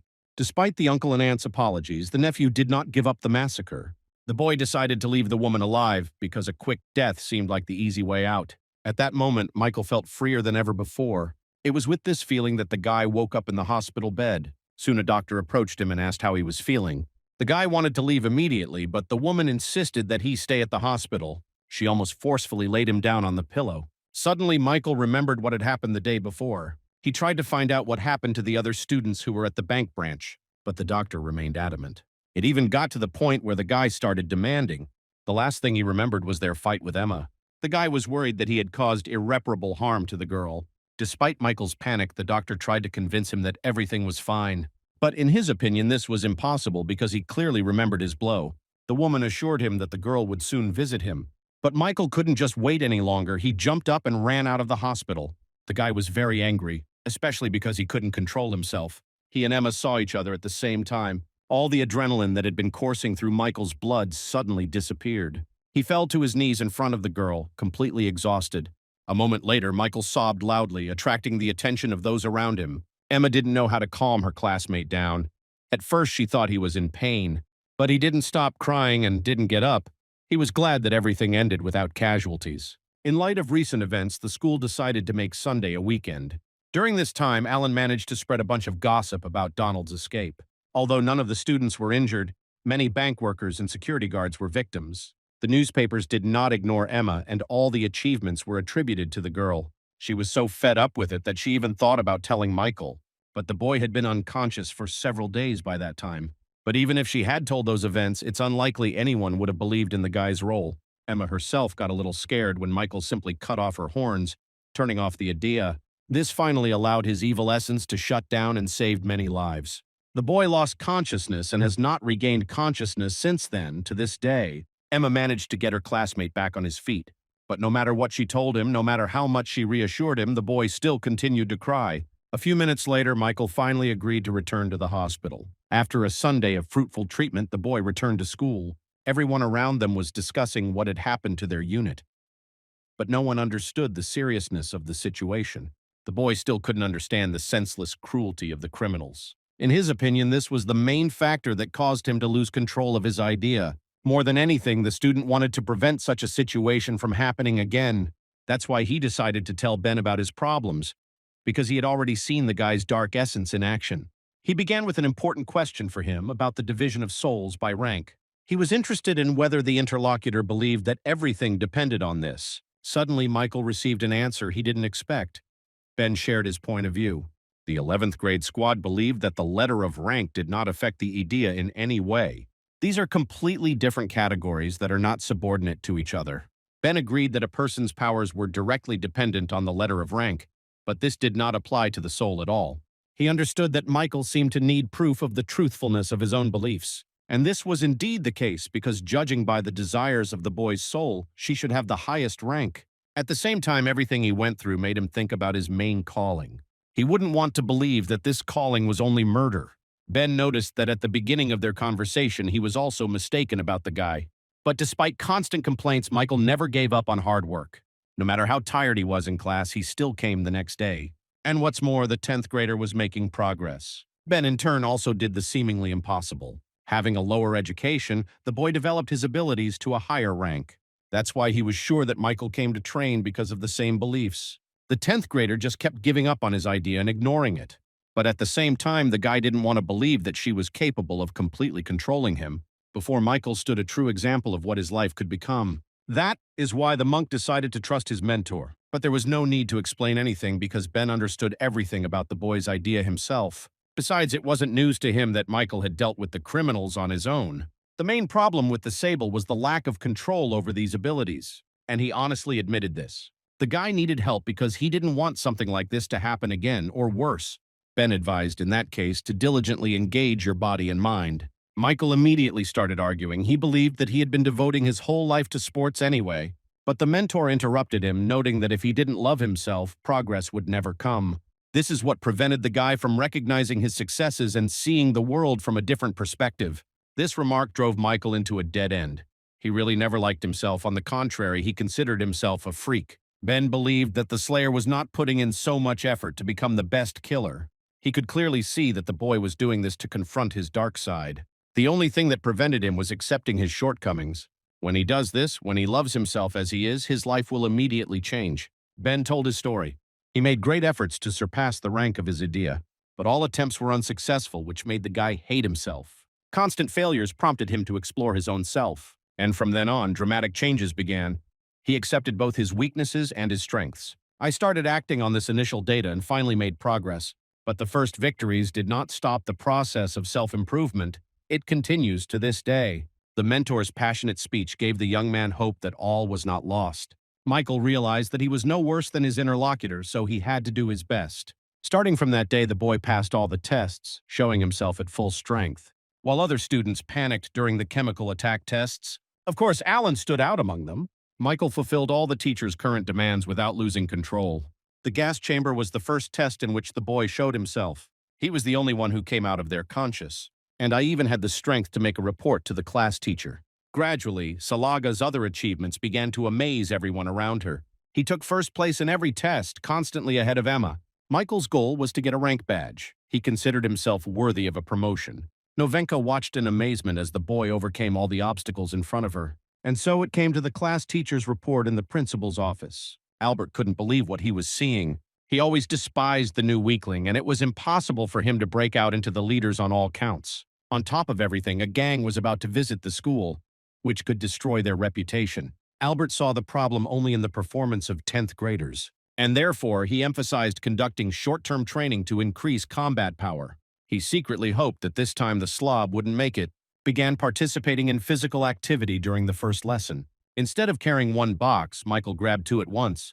Emma didn't like the strange changes in the guy. Something inexplicable had been happening to the guy lately. And given the events at the bank, she didn't know how to react to this. Not only Emma, but also other members of their squad found Michael's behavior strange. Each of them was afraid that the guy would lose his temper again. That's why his classmates followed him non-stop. But the guy himself pretended that nothing was happening. Alan also tried not to get into direct confrontation with the newcomer. He was terrified of him, even though he pretended not to be. In general, it could be said that the boy's life changed dramatically after Donald's attack, but he still didn't understand in which direction. To improve relations with Emma, the guy decided to tell her about his idea, but this idea stopped being a good one when he mentioned that he had done this to Ben before. Emma was incredibly angry. She was offended that Michael trusted her less than he did his mentor. Alan quietly eavesdropped on their conversation. The leader of the third squad wanted to know no less what the Salaha was hiding. He couldn't admit that the guy was stronger than him without 100% proof. In the end, Michael agreed with Emma that he would tell her everything when they were alone. But she agreed because they had a training session scheduled ahead. And as it turned out, the guy knew nothing about it. The next morning, the students lined up with their backpacks, preparing to go on a hike. While others were unhappy with the heavy load on their backs, Michael was worried that he could have prepared better and taken more cargo. Emma, as always, walked alongside and kept up a conversation with the guy. He and Michael were so engrossed that they didn't immediately notice where they were. The bank branch was still closed and covered with police tape. Involuntarily, the girl immediately clenched her fists because of the traumatic memories. But she was most worried not about herself, but about the salmon. She was impressed by his endurance. The new guy was more concerned about her condition. Emma even thought that she was worrying about the guy in vain. The conversation between Michael and the girl was interrupted by passers-by who recognized her from the newspapers. They wanted to talk to their idol and maybe even get an autograph from her. It became obvious to all the students that this route had been chosen for them intentionally. The school administration didn't care about their feelings. The girl became the image of the educational institution.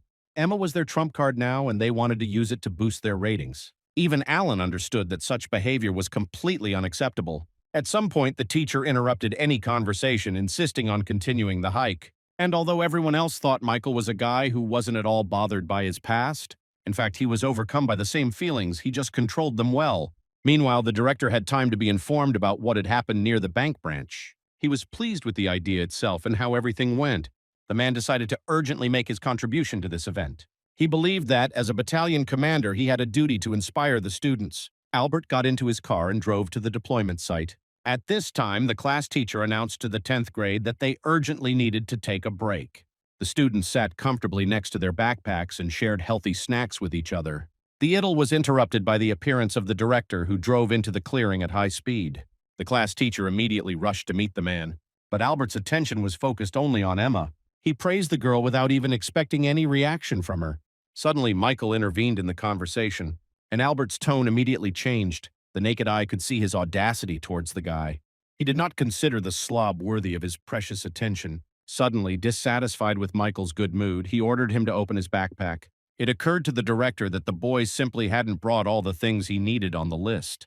He also insisted on the personal involvement of the class teacher in this process. But all of Albert's suspicions were in vain. Michael immediately agreed to the audit. After a few seconds, the director could only sigh in annoyance. There were no violations. Even more, the guy put several sandbags at the bottom of his backpack. He thus wanted to increase his endurance and train further. To avoid any conflicts, the class teacher hurried to remind Alberta about the schedule. The dissatisfied principal listened to the teacher and left. The 10th graders continued along the mountain trail to their base. Ben and Melanie watched them from afar. The girl did not support the point of view of the leader of her squad, who focused on Michael. She didn't understand why so much attention was paid to the salmon. During the fights, the guy really showed good speed and reaction, but he still had the worst grades among all the students in the school. But Ben was adamant. He thought Michael was cooler than the 11th graders. And even more, he believed that the boy could turn out to be cooler than everyone else in school. Ben claimed that Melanie's attitude towards the heron did not take into account his recent achievements. But the girl did not believe that in such a short time it was possible to achieve any results with such an idea. But the leader of the 11th grade squad believed that it was during these tests that Michael would prove himself. After the 10th graders arrived, they were settled into the barracks and the boy was finally able to look around. The boy was assigned number 300, meaning he was the last on the list of students. Once the students had organized themselves a bit in their space, a meeting was called. Ben came out to them and greeted them. All these days, it was his duty to lead the training. Participants were divided into several groups according to the numbering on their form. Of course, based on this, Michael was part of the 10th last group. Ben explained that the numbering corresponds to the student's ability rank, but that can change. The results of the training can increase the student's rank depending on how it is taught. This information surprised everyone except Michael. The students didn't know that such a thing was even possible. Finally, Ben announced the agenda for the next few hours. The team of Salaga, according to their turn, was not able to have a normal lunch. They had absolutely no strength to pass the test, but Michael unexpectedly came to the aid of his comrades. The boy brought a large pile of food from somewhere. The students couldn't believe their eyes. Salaga emphasized that he didn't steal any of this and everyone can relax. Shortly before returning to the room, he met with Ben, and the mentor volunteered to help him with food when he understood the situation. He had no problem loading the bags with provisions for the instructors. Despite even the objections of his colleagues, Ben knew for sure that they wouldn't go hungry because they had the extra opportunity to go to dinner, and he understood that anyone in their right mind would not stand in his way. More important for the boy, as a mentor, was that his protege not starve. When everyone had eaten, Michael asked about the mood of the students. They were delighted with such help from him and considered the guy a hero. The students understood that this was more of an exception to the rule and that they wouldn't be so lucky next time. Michael, in turn, unexpectedly asked the boys to swear an oath to him. Salaga wanted them to give their all in these training sessions no matter what. This confused the boys. They were considered the worst in the 10th grade cohort. But for the guy, this was not an obstacle, because there was definitely no one in this room weaker than him, citing rank. And this became the most important argument in his favor. Everyone present began to say at once that they wanted to follow the example of the Salaji, and unexpectedly one of the guys said that he was not against Michael's leadership. After a second of silence, the other students happily supported this proposal. At the next training session, the team did something incredible. While others were falling from exhaustion, the boys were doing their best. No one whined, which greatly surprised the instructors. Ben alone acted as if he knew in advance what was going to happen. When the guy asked for food for the whole team, he predicted this outcome. Finally, the training was declared over. The students almost died lying on the ground. Suddenly, Michael's name was called, and he immediately jumped up. Ben proudly announced that the boy and his team were getting extra points for their efforts. This news made the students forget about their fatigue. Finally, they managed to receive a worthy reward for their efforts. They felt strong within themselves. When late evening descended on the base, Michael went out for a long-planned meeting. The guy had to wait a little longer, and he finally saw the silhouette of the girl in front of him. Of course it was Emma. She happily rushed towards the sled. Smiles never left the lips of the boy and girl as they casually chatted with each other. My friend was interested in learning about the future plans of the slob. She was very surprised by Michael's intentions to change his rank with the help of these training sessions. But the guy insisted on his own. He could even bet that he would receive a rank badge. All of Emma's provocative attacks were immediately supported and amplified several times over by the new guy. This made the girl burst into heartfelt laughter, and Michael liked it. But in reality, she believed that to some extent the guy might be telling the truth. She needed to know if she needed to insure him on this journey. The next morning, the grueling training at the school camp continued. Alan didn't even like being woken up at dawn. Not to mention the hyperactivity of the slob, who seemed to not know what fatigue was. Melanie was also impressed by this endurance. She could not get used to the changes in her former opponent. But the doctor was more concerned about the condition of the group the boy was leading. Despite intensive training, these guys never once used her help. Their endurance seemed to be at its limit, but that was no reason to give up. With all their strength, the last ones on the list ran after their leader without whining or making excuses. Ben thought the name Dead Squad suited the company perfectly. Despite this, the boys took first place in the ranking. But with their silent pressure, they scared away all the instructors. Even now, the 11th grader was afraid to look back, lest he get himself into some trouble, but Michael still managed to get him out of his shell. He had several issues that needed to be resolved now. The guy wanted to go through the obstacle course faster than everyone else. But he wanted this not only for himself, but also for his charges, although he did not say it out loud. The instructor considered this idea rather illusory, considering the abilities that were recorded in the Salaga's card. Ben, in case of fast passage of obstacles, had to occupy the leaders with additional training. But this news only made Michael laugh. Looking at the boy's henchman, the instructor's blood froze in his veins. The entire gang of 10th graders took this news as a holiday greeting. One by one, the boys overcame obstacles at high speed. The instructors could not believe what they were seeing and doubted the integrity of the tests. The results these guys showed were impressive. The willingness to carry out Michael's orders was undeniable. The boys rushed into any abyss without hesitation. They didn't even consider their own phobias, such as fear of heights. Their leader was an authority beyond competition because he showed by his own example that anything is possible. In the end, the boy's plan worked and the last of his charges finished passing the obstacles. Despite the instructor's skepticism, the boys ran to training with loud shouts. This group of students was becoming more and more like madmen. On the third day, it came to the training of the idea. Ben believed that it was the terrible weather conditions that created a comfortable environment for such training. So today I wanted to see how students control their imagination, being at the limit of their capabilities. Such conditions force gifted people to discover their hidden potential. Thanks to this, they better understand their strengths and learn to control them. He pointed to the boulders behind him. Because of what awaited them, some students began to doubt their abilities. Ben wanted each of them to use their own idea to split one of those blocks. The guy clearly saw the doubts of Michael's wards in their abilities. That's why I emphasized my own story and decided to show a practical lesson. Ben activated his idea in a matter of seconds. Everything around him was illuminated by a bright light. The mentor grabbed the giant stone that stood in front of him and lifted it into the air. In front of the shocked audience, the boy hit the ground with a block and it shattered into pieces. Looking at this picture, Michael noted that the guy had worked even harder on himself during this time. He raised his rank and added a few more perks to it. Such improvements made Michael believe that he, too, could succeed. Ben turned to the students and asked if they understood what he had explained. They shouted in fright that there were no problems. In this test, it was decided to move along the list. So Emma was the first to approach the boulders. She took out her sword and prepared for the team of instructors. A moment later, the girl activated her idea and cloned herself. A few seconds later, pieces of stone blocks flew in different directions. Such a spectacular passing of the test, of course, caused delight among classmates. But Ben and Melanie were not surprised. They understood that the girl was very gifted. Alan was to be the second to approach the stones. The boy uprooted one of the trees around the clearing and carried it to one of the stones. He hoped that in this way he would show everything he was capable of. But the plan failed and the tree began to shatter into pieces, leaving the stones undamaged. The guy realized too late that his tactics were a failure and there was nothing he could do. Alan left the court angrily. One by one, the boys and girls approached the boulders. The results varied, but Ben methodically recorded them in his journal. Finally, it was Michael's turn. The boy chose the largest stone for himself and stood in front of it. Kevin and his henchmen held their breath. They didn't understand the scoundrel's motives, but the results of his team that came before him were truly impressive. Just in case, the newcomer looked back at his mentor with a silent request for insurance. Ben perfectly understood the boy's look, but he believed him. Michael released his idea a few seconds later, smoke enveloping his dagger hand. Alan and Emma, who had already seen such a display of strength from the boy, immediately tensed up. Ben gave the command to begin. Salaga seems to have managed to land 1,000,000 hits with his weapon in a very short period of time. While his hand worked, Michael himself tried to restrain the madness that wanted to break free. The stone had already shattered into pieces, but the boy had not yet been able to master the idea. Ben didn't want to physically interfere, he was just giving instructions. Michael understood that he had to deal with his power on his own, now or never. The guy was almost in a panic, his alter ego spinning out of control.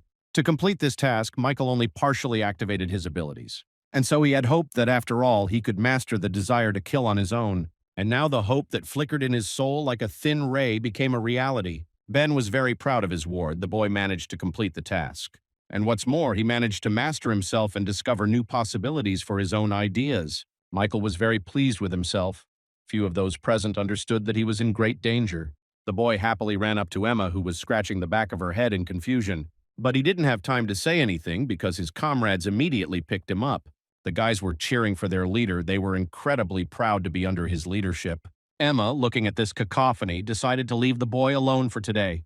In the evening, Michael decided to take care of his friends and went to the doctor's office.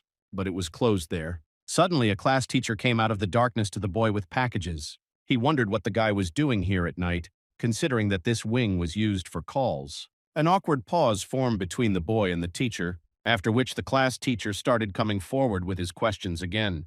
Under such pressure, Michael didn't know where to go and already began to think about escaping. But unexpectedly, the teacher ordered the Salaza to behave more quietly because they could both be exposed. It turned out that he actually wanted to cover for Michael, and that was strange. But it was not possible to keep the meeting a secret. Suddenly, the door of one of the offices opened. Standing on the doorstep was a teacher from another subject who was already on his way to get a drink. He immediately recognized the scoundrel and began to humiliate him, hinting at his weakness. The class teacher tried to intervene and force the boy to return to his room. But the teacher had already mounted his favorite horse and was not going to let Michael go just like that. He picked up the student and dragged him into the office, offering him a drink. It turns out that the teaching staff gathered in this room to have a good walk. They were so drunk that they were not at all embarrassed by the presence of the schoolboy. Michael tried to answer all the elders' questions tactfully. He immediately announced that he had come to this wing in search of a doctor. As it turned out, the woman was also in this room and immediately asked about the reason for the visit. Salaga said he would like to help his friends regain their strength.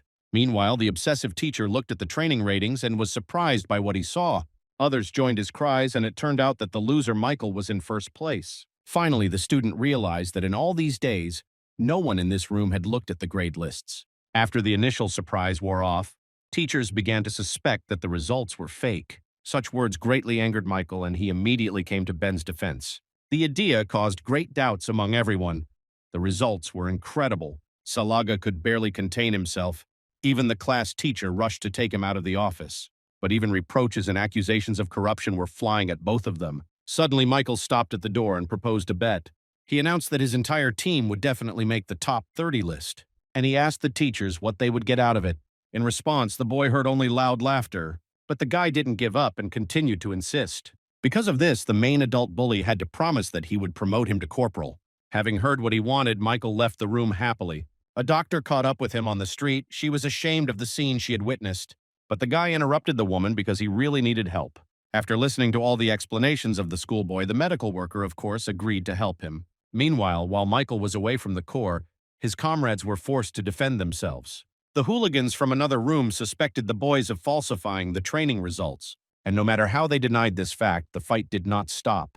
In reality, the attackers didn't really care. They wanted to physically dominate the weaker ones. Returning to the hall, the Salaga witnessed these actions and pondered what was best to do. But he was not given any room to maneuver, and one of the team members fell next to him. But when he saw his leader, the boy told him not to go out to the hooligans. This motivated Michael to do the opposite. He calmly approached his main opponent. He insisted that the thugs must leave immediately, in which case there would be no consequences. But in response to his proposal, he saw only mockery. The ignorant man's henchmen happily supported their leader, trying to provoke a riot. Alan, who came out of his room at the noise, immediately realized that nothing good awaited the attackers. But he had no desire to interfere in the showdown. The main bully was called a stickman, and right now his friends encouraged him to take action. While this was happening, Michael was constantly trying to contain his inner killer. He understood that the future of the entire team depended on his reaction. The guy hoped that the arrival of the doctor would stop the unnecessary fight. But the stickman took active action. He wanted to wrap his limbs around the salmon. After a few seconds, according to the opponent, the guy was completely unable to move. But to his surprise, Michael just started to mock it. In response, the bully squeezed the boy with force until his bones crunched. Salaga understood that the situation was looking bad and he had no options left. Meanwhile, the bully believed that the boy was completely in his power. He was pleased that he managed to capture Michael in front of the team of losers. And now they saw what their so-called leader really was. The guy naively believed that he had no competitors in this corridor. But everything turned out the other way around. Members of Michael's team rushed to defend their comrade. Of course, they were rebuffed, but the fisherman understood that this would not end there. Although the mention of the events with Emma and Alan on the school roof came as a surprise to him too, it turns out that some of his charges were on the bully's side that day. They saw Michael stop Emma's attack, but in their eyes, the guy still remained a loser. Only now, during these training sessions, did they realize that they were wrong in their conclusions. Salagi, the only one, had the courage to stand up to injustice. That's why the guys decided to fight to the last for their leader, no matter what the cost. Michael saw his comrades receiving more kicks. He realized that his tactics had been wrong from the start. It was he who taught them not to give up. And he also realized that his desire to get a promotion might not resonate with the desire of the majority. Now these guys had no desire to retreat, and Michael had to support their fight. Salaga activated his idea. The opponent didn't even realize it had happened. He began talking to his team, teaching them combat tactics. This greatly annoyed the bully. He did not understand why the boy was behaving so defiantly. But the stickman didn't even have time to blink an eye before Michael was freed from his bonds. He didn't need any idea at all to fight such an opponent. The hooligan really lost all his pretended coolness in surprise. Seeing that his opponent's enthusiasm had disappeared, Michael still had no intention of backing down and wounded the guy in the leg. The stickman fell to the floor and screamed in pain. Seeing the falcon with a dagger above him, he began to beg for mercy. It was a very pitiful picture. Michael tied the boy's hands and feet together and announced to his charges that this was an example for them. The stickman lost consciousness from the tension, and the slayer left him to his henchmen. Today, the new guy didn't want to get his hands dirty anymore. The next morning on his jog, Michael overtook Alan again. But his team didn't look as energetic as usual. The guys were literally falling off their feet. The doctor reported to the instructors about the poor condition of the stickman after yesterday's events. In addition to this, Michael's team members did not have time to regain their strength. Ben, upon hearing this news, called out to his boss and announced the withdrawal of points. The guy was in last place again. This upset Michael, but he was glad that he wasn't expelled at all. The members of the Salaga team began to stand up for their leader, emphasizing that the others had provoked him. Ben didn't want to get into an argument, but the guys did not deviate from their beliefs, even despite Michael's words.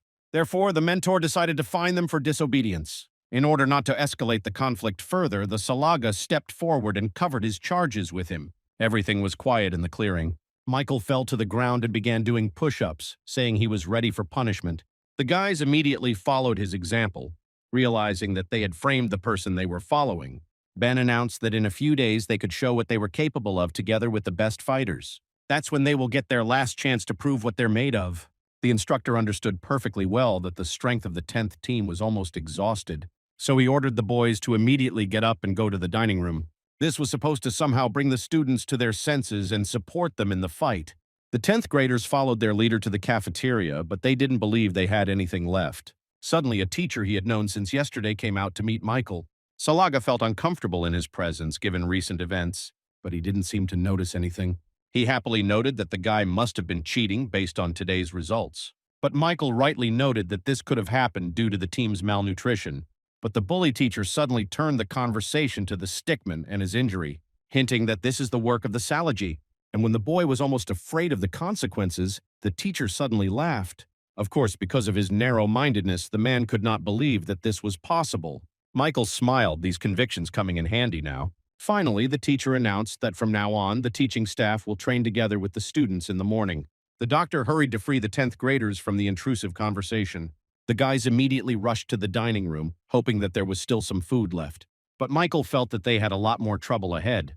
The next morning, as the teacher had promised, everyone trained together. But things were going badly. Some of the teachers did not want to exert themselves, and this lowered the overall mood of the participants. In addition, the members of the 10th detachment were completely exhausted, and this turned out to be a very important and demotivating factor for their classmates. Ben, who was observing this mess, gave the order. He announced that one participant from each team would be used for the practice competition, and the team that won will regain strength before the day of the main competitions. Of course, Michael volunteered. Seeing this, the bully teacher followed his example. He wanted to show that the herring was not his competitor. Michael was really very tired and was devising a strategy for the best distribution of his strength. Ben announced the start of the competition. Of course, all the exercises had to be performed at a fast pace, as Ben himself was used to doing. This gradually became a problem for most participants. One by one, the team representatives were eliminated from the game, but not a teacher. He was very stressed by the fact that the slob seemed not to be going to give up. Winning over the student has become a personal gestalt for the teacher. Emma watched this fierce struggle with curiosity. The girl decided to leave the game so as not to compete for the championship with Michael. She understood perfectly well that this was a difficult matter, even considering his condition. Gradually, this began to reach the bully teacher. He continued to fight the guy only out of principle. The man couldn't believe that he had made such a terrible mistake because of his ego. But very soon it was all over. Michael won and his team could regain their strength. The boy crouched under a tree, trying to gather crumbs of energy. In the evening, a general meeting was announced. The final tests were based on mastery of the idea. Ben gave an inspiring speech to the participants. But the boy was unexpectedly interrupted by the voice of the school principal. Albert approached the microphone with a smile. He announced that he would take command at this stage. After finishing his narcissistic speech, the school principal thanked Ben for a job well done. The guy was, of course, unhappy with the change in leadership at this stage, but Albert was impossible to convince. He had a plan that was being prepared in advance. In the end, Ben had to hand over all the papers and the competition plan to the elder. He glanced at each leaf obliquely without going into detail. But the director was not going to follow these instructions. He considered himself the smartest. Approaching the microphone, he announced to the students the start of the competition. Albert wanted to hold these competitions both with and without the idea. He announced the rules of conduct in the arena and the conditions for elimination. Realizing that this was the end of the speech, Ben wondered if the principal was going to divide the students somehow, but a moment later I regretted it. Because Albert announced that there would be no division by rank, everyone would fight at the same time. The school children looked at each other. Such conditions seemed barbaric.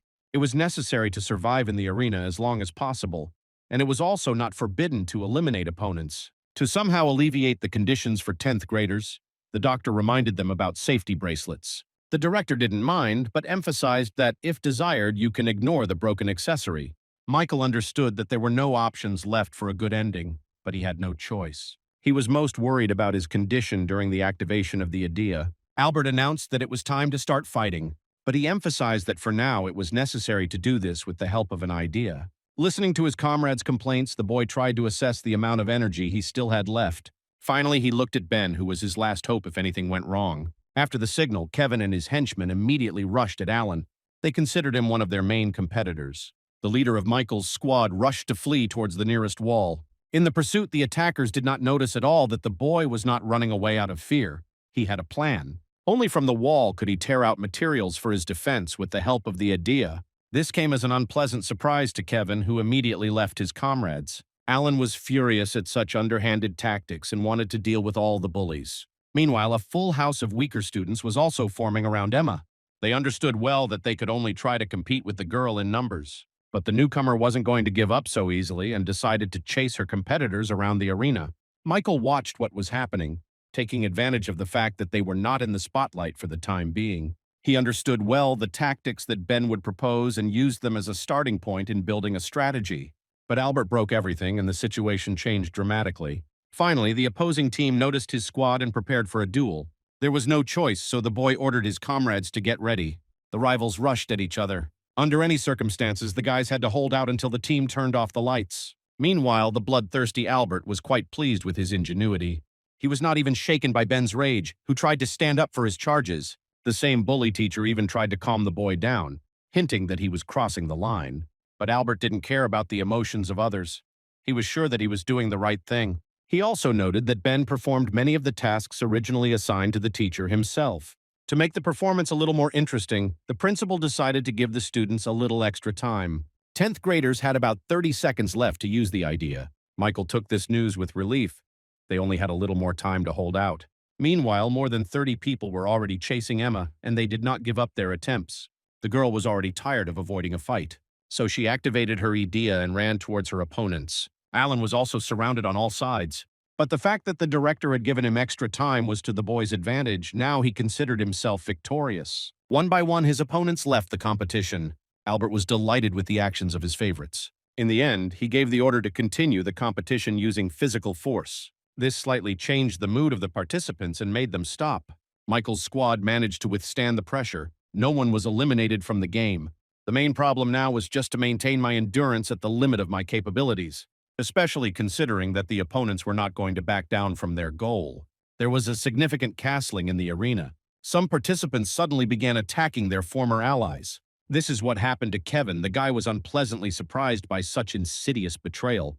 The attack was so sudden that his henchmen did not have time to do anything to oppose it. This collusion with other teams was a prearranged plan, which became even more relevant in the context of the school principal's intervention. The hooligans, led by Kevin, were almost the first to be eliminated from the game. Michael's exhausted comrades tried to find out the further tactics of their group from the leader, but he was in a fever. He didn't know what to do best given the state of the team. The exhaustion that he had not managed to overcome over the past few days was now clearly showing.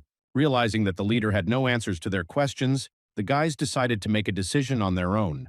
The comrades gathered in front of Michael and solemnly said goodbye to him. They planned to sacrifice their own participation in the competition for his sake. The guys rushed into the attack, completely knocking their opponents off their feet. This became very relevant for the weaker ones as a gap was created in the opponent's defense. The tenacity of the former losers, given their exhaustion, turned them into real zombies. Michael's team had nothing to lose. They wanted their leader to last as long as possible. Salaga didn't know how to react to such self-sacrifice. He didn't expect it. Even Alan stopped and watched in amazement at such an apocalyptic scene. His attention was suddenly drawn to Emma, who had imperceptibly appeared next to him. The guy was seriously scared. He didn't want to fight the girl, especially considering that she didn't come alone, but surrounded by a crowd of 10th graders. But the new girl remained completely calm, even joking about it. Alan realized that Emma had done it on purpose, but it was too late to run away. According to her plan, they both had to leave the arena immediately. Her words became a signal for the weaker ones, who began to press the two favorites against the wall.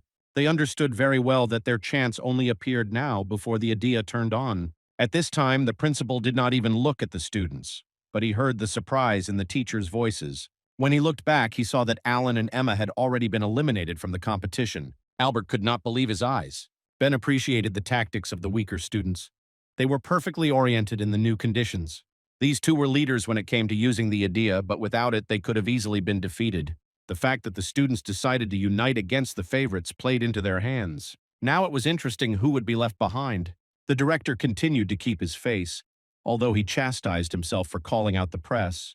The arena was rapidly becoming poorer for participants with a powerful idea, and they were eliminated in droves. Albert was afraid that by the time the journalists arrived, there would be no one left worthy to present the school. Ben was glad that the bully was going crazy with rage. The boy understood that he was afraid of Michael's leadership. The director, meanwhile, was trying to come up with a new plan to cancel the arrival of the press. In the end, he finally lost his mind and announced that the lights would need to be turned on in 30 seconds. Michael understood that the sacrifice of his comrades could not be in vain. They saved it at the cost of their own results, although they could have held out longer. Gradually, the boy began to be surrounded by opponents. They were preparing to destroy the weakest student in the school. Alter ego at all costs. Suddenly, the brewing fight was interrupted by one of the students. He said that this guy should not be attacked when he is alone because it is dangerous. The 10th grader reported that Michael was losing control of himself. He witnessed a fight between a stilt and a stick insect, and it filled him with indescribable horror. The guy hoped that he would spend all his strength to protect his squad, but the opposite happened. When he finished his speech, the start of the competition was announced with the help of an idea. Most of Michael's opponents did not abandon their plan to attack, but everything was interrupted when the sergeant unexpectedly and swiftly eliminated the leader of the conspirators. The guy didn't notice the enemy approaching at all. The blow was so strong that even the student's protective bracelet did not help. The second guy standing nearby immediately followed the first one. The others froze in shock, not daring to attack. After a second's pause, one by one the boys rushed to attack their victim. Michael skillfully dodged the blows. When he passed his attackers, they thought the stilt was about to flee. But within a second, each of their weapons shattered into pieces. Michael, without moving from his spot, quietly told them to back off. The attackers immediately heeded their opponent's advice and left the competition. Only a couple of students remained near the Salaga, one of whom was opposed to the attack. At that moment, the boy and girl didn't know what to do. At the same second, a 10th grader ran up to the couple, demanding to attack Michael. He, of course, actively began to abandon this idea. Suddenly, the girl joined the arguments. She believed that despite the training results, she and her boyfriend were stronger than a salmon. None of her lover's arguments reached her mind. Meanwhile, Michael was tired of watching the pitiful arguments. He insisted on continuing the fight. The guy had no other options but to activate his idea. Michael responded by releasing the energy of his right hand. Before the attack, he even tried to verbally order her not to eliminate her opponents. The enemy attacked first, but his whip never hit the target. The boy was shocked by the stilt's agility, but it only smiled in return. Michael easily repelled any attacks. He was only afraid of losing control of himself. The girl watched her lovers fight, trying to understand how she could help him. And so the battle continued. No one wanted to come to the rescue. Albert was shocked by this sight. The hated Michael, like a bone in his throat, now easily confronted a stronger opponent. Only Ben looked as if he had expected this turn of events. Salaza got tired of fighting at a distance and decided to get closer to his opponent. Seeing this, the girl finally expressed a desire to protect her boyfriend. She believed that her protective shield would withstand the pressure of someone weaker in rank. But of course, she miscalculated. Michael broke the barrier with ease. He grabbed the girl by the face and threw her in the direction of her boyfriend. He barely had time to pick up his beloved. For the 10th grader, this turned out to be a humiliating blow. But the bracelet that fell apart on her wrist made the girl stop. Her boyfriend immediately removed his protective bracelet and announced that he was leaving the competition. He did not want to continue the fight because he was incredibly afraid of the Salig. In front of the astonished conspirators, the couple left the arena with relief. Michael didn't understand how it worked, but today he was doing well in controlling his powers. If he can hold on a little longer, maybe he won't fall behind in the points tally. That is why the guy began to encourage his opponents to take active action. The school principal lost his mind with rage. He wanted the students to get rid of the arrogant loser. Under such pressure, the 10th graders still decided to attack the crazy loner. But even cloning did not help the opponents in their plan. Michael skillfully dodged the blow, only getting dirt in his eyes. The enemy was not going to stop. His idea allowed him to increase his weapons. The guy decided to take advantage of the fact that the Salaha did not see his attack because his back was turned to him. But to the attacker's surprise, Michael easily parried this blow without even turning around. The boy turned around sharply and grabbed his stick with a smile. The next moment, he pulled her towards him along with his opponent. The other members of the group froze in shock. Michael twisted the attacker's weapon as skillfully as if it were his own. A few seconds later, the boy, along with his stick, found himself back in the mud. But the respite was short-lived. The slob got down to business again. The unfortunate attacker fell on his fellow player in such a way that both were out of the game, and Michael meanwhile turned to the other candidates for defeat. He wanted to hurry because in his case it was impossible to rely on the director's decision. His classmates surrounded the boy, and they decided to use the same tactics on him as they did on the others. Everyone, especially the class teacher, was watching the scene closely. At this moment, he remembered his relationship with the herring. All this time, the teacher was pushing back on the boy's rating despite his wishes. He didn't want to see the thirst for learning and the desire to become stronger. He didn't want to help with this. The man was tormented by remorse over that conversation in the office, and especially his reactions to the guy's words. That laughter forever pushed Michael away from him. The class teacher did not want to be his mentor at that moment, and the boy overcame all the obstacles on his own. The teacher now despised himself more than he had ever done before in his life. Filled with bitter feelings, he suddenly sobbed loudly, which frightened Albert. From that moment on, the man decided to become the biggest fan of Saragi. A guy who, through his hard work, was able to achieve such results was worthy of enormous support. In the end, the class teacher had to be pulled away from the fence because he couldn't calm down on his own. The teacher's behavior further irritated the arrogant principal. He categorically did not want Michael to attract the attention of the press. Albert could not think of anything better in this situation than the abolition of the Idea regime. He hoped that this time the Sables would not have enough physical strength to resist their opponents. But Michael was prepared for this turn of events. It was no coincidence that he ended up near the outer wall of the building, which didn't look very sturdy. The boy raised his hand and with all his strength aimed at the crack that cut the surface in half. This caused great destruction, and soon everyone inside saw the light of day. The 10th graders thought that the boy wanted to escape from them in this way. But the slob had a different plan. He grabbed the pilaster to hold on. A large stream of dirt that the 10th graders were mixing indoors began to rapidly flow outside. When the opponents realized what awaited them, it was too late to react. They left the building very quickly and not of their own free will. With the help of such a quick trick, the guy managed to get rid of more than 100 classmates at once. But that wasn't the end of it, so Michael immediately got rid of his shoes. Those who were able to resist, seeing his advance, began to group for the next attack. But they couldn't do anything because, unlike the boy, they hadn't lost their shoes. The director was furious, and it made Ben smile. The 10th graders focused on the wrong goals from the very beginning. They didn't work as a team. It was precisely because everyone cared about their own fortune and rating that they were now losing. And although Albert was on the side of the majority, he was actually doing a favor for Michael. All of these actions were based on the idea of a guy who was constantly being disrespected by those present. But today, he was a completely different person, one that no one thought to take a closer look at. It is thanks to this superior position towards the weaker ones that today the Salaha will teach them respect. And this didn't just apply to students. Meanwhile, in the arena, Michael really ran out of strength at some point. The boy staggered, and his rivals immediately noticed this and rushed at him. The crowd around the boy grew larger and larger, pressing him to the floor. But Michael didn't want to give up and didn't ask for it. He was expecting a signal from the director, which was quite predictable. And then a whole crowd of classmates gathered around the boy. Albert, of course, was delighted. But suddenly his enthusiasm disappeared somewhere when he read that the press was already at the exit of the building. He invited the journalists inside in a welcoming voice.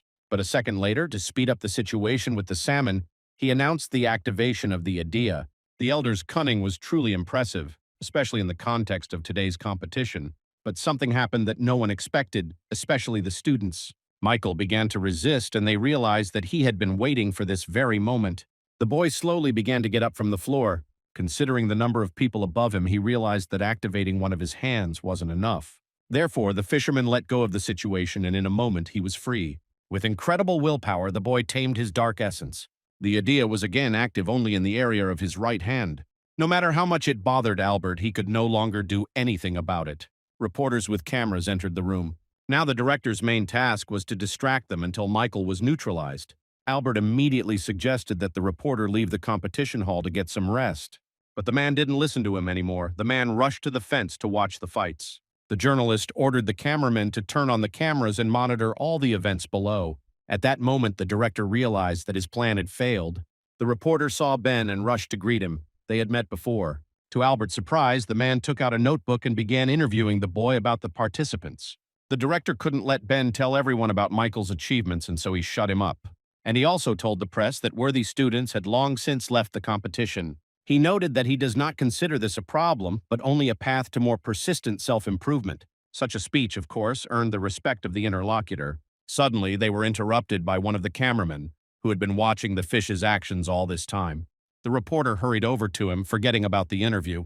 And indeed, Michael was demonstrating something incredible at that time, alone, competing against dozens of students. He felt his opponent's attacks without even looking back at them, and repelled their attempts with lightning speed. The 10th graders attacked the boy from a distance because they were afraid to get closer and be eliminated from the game.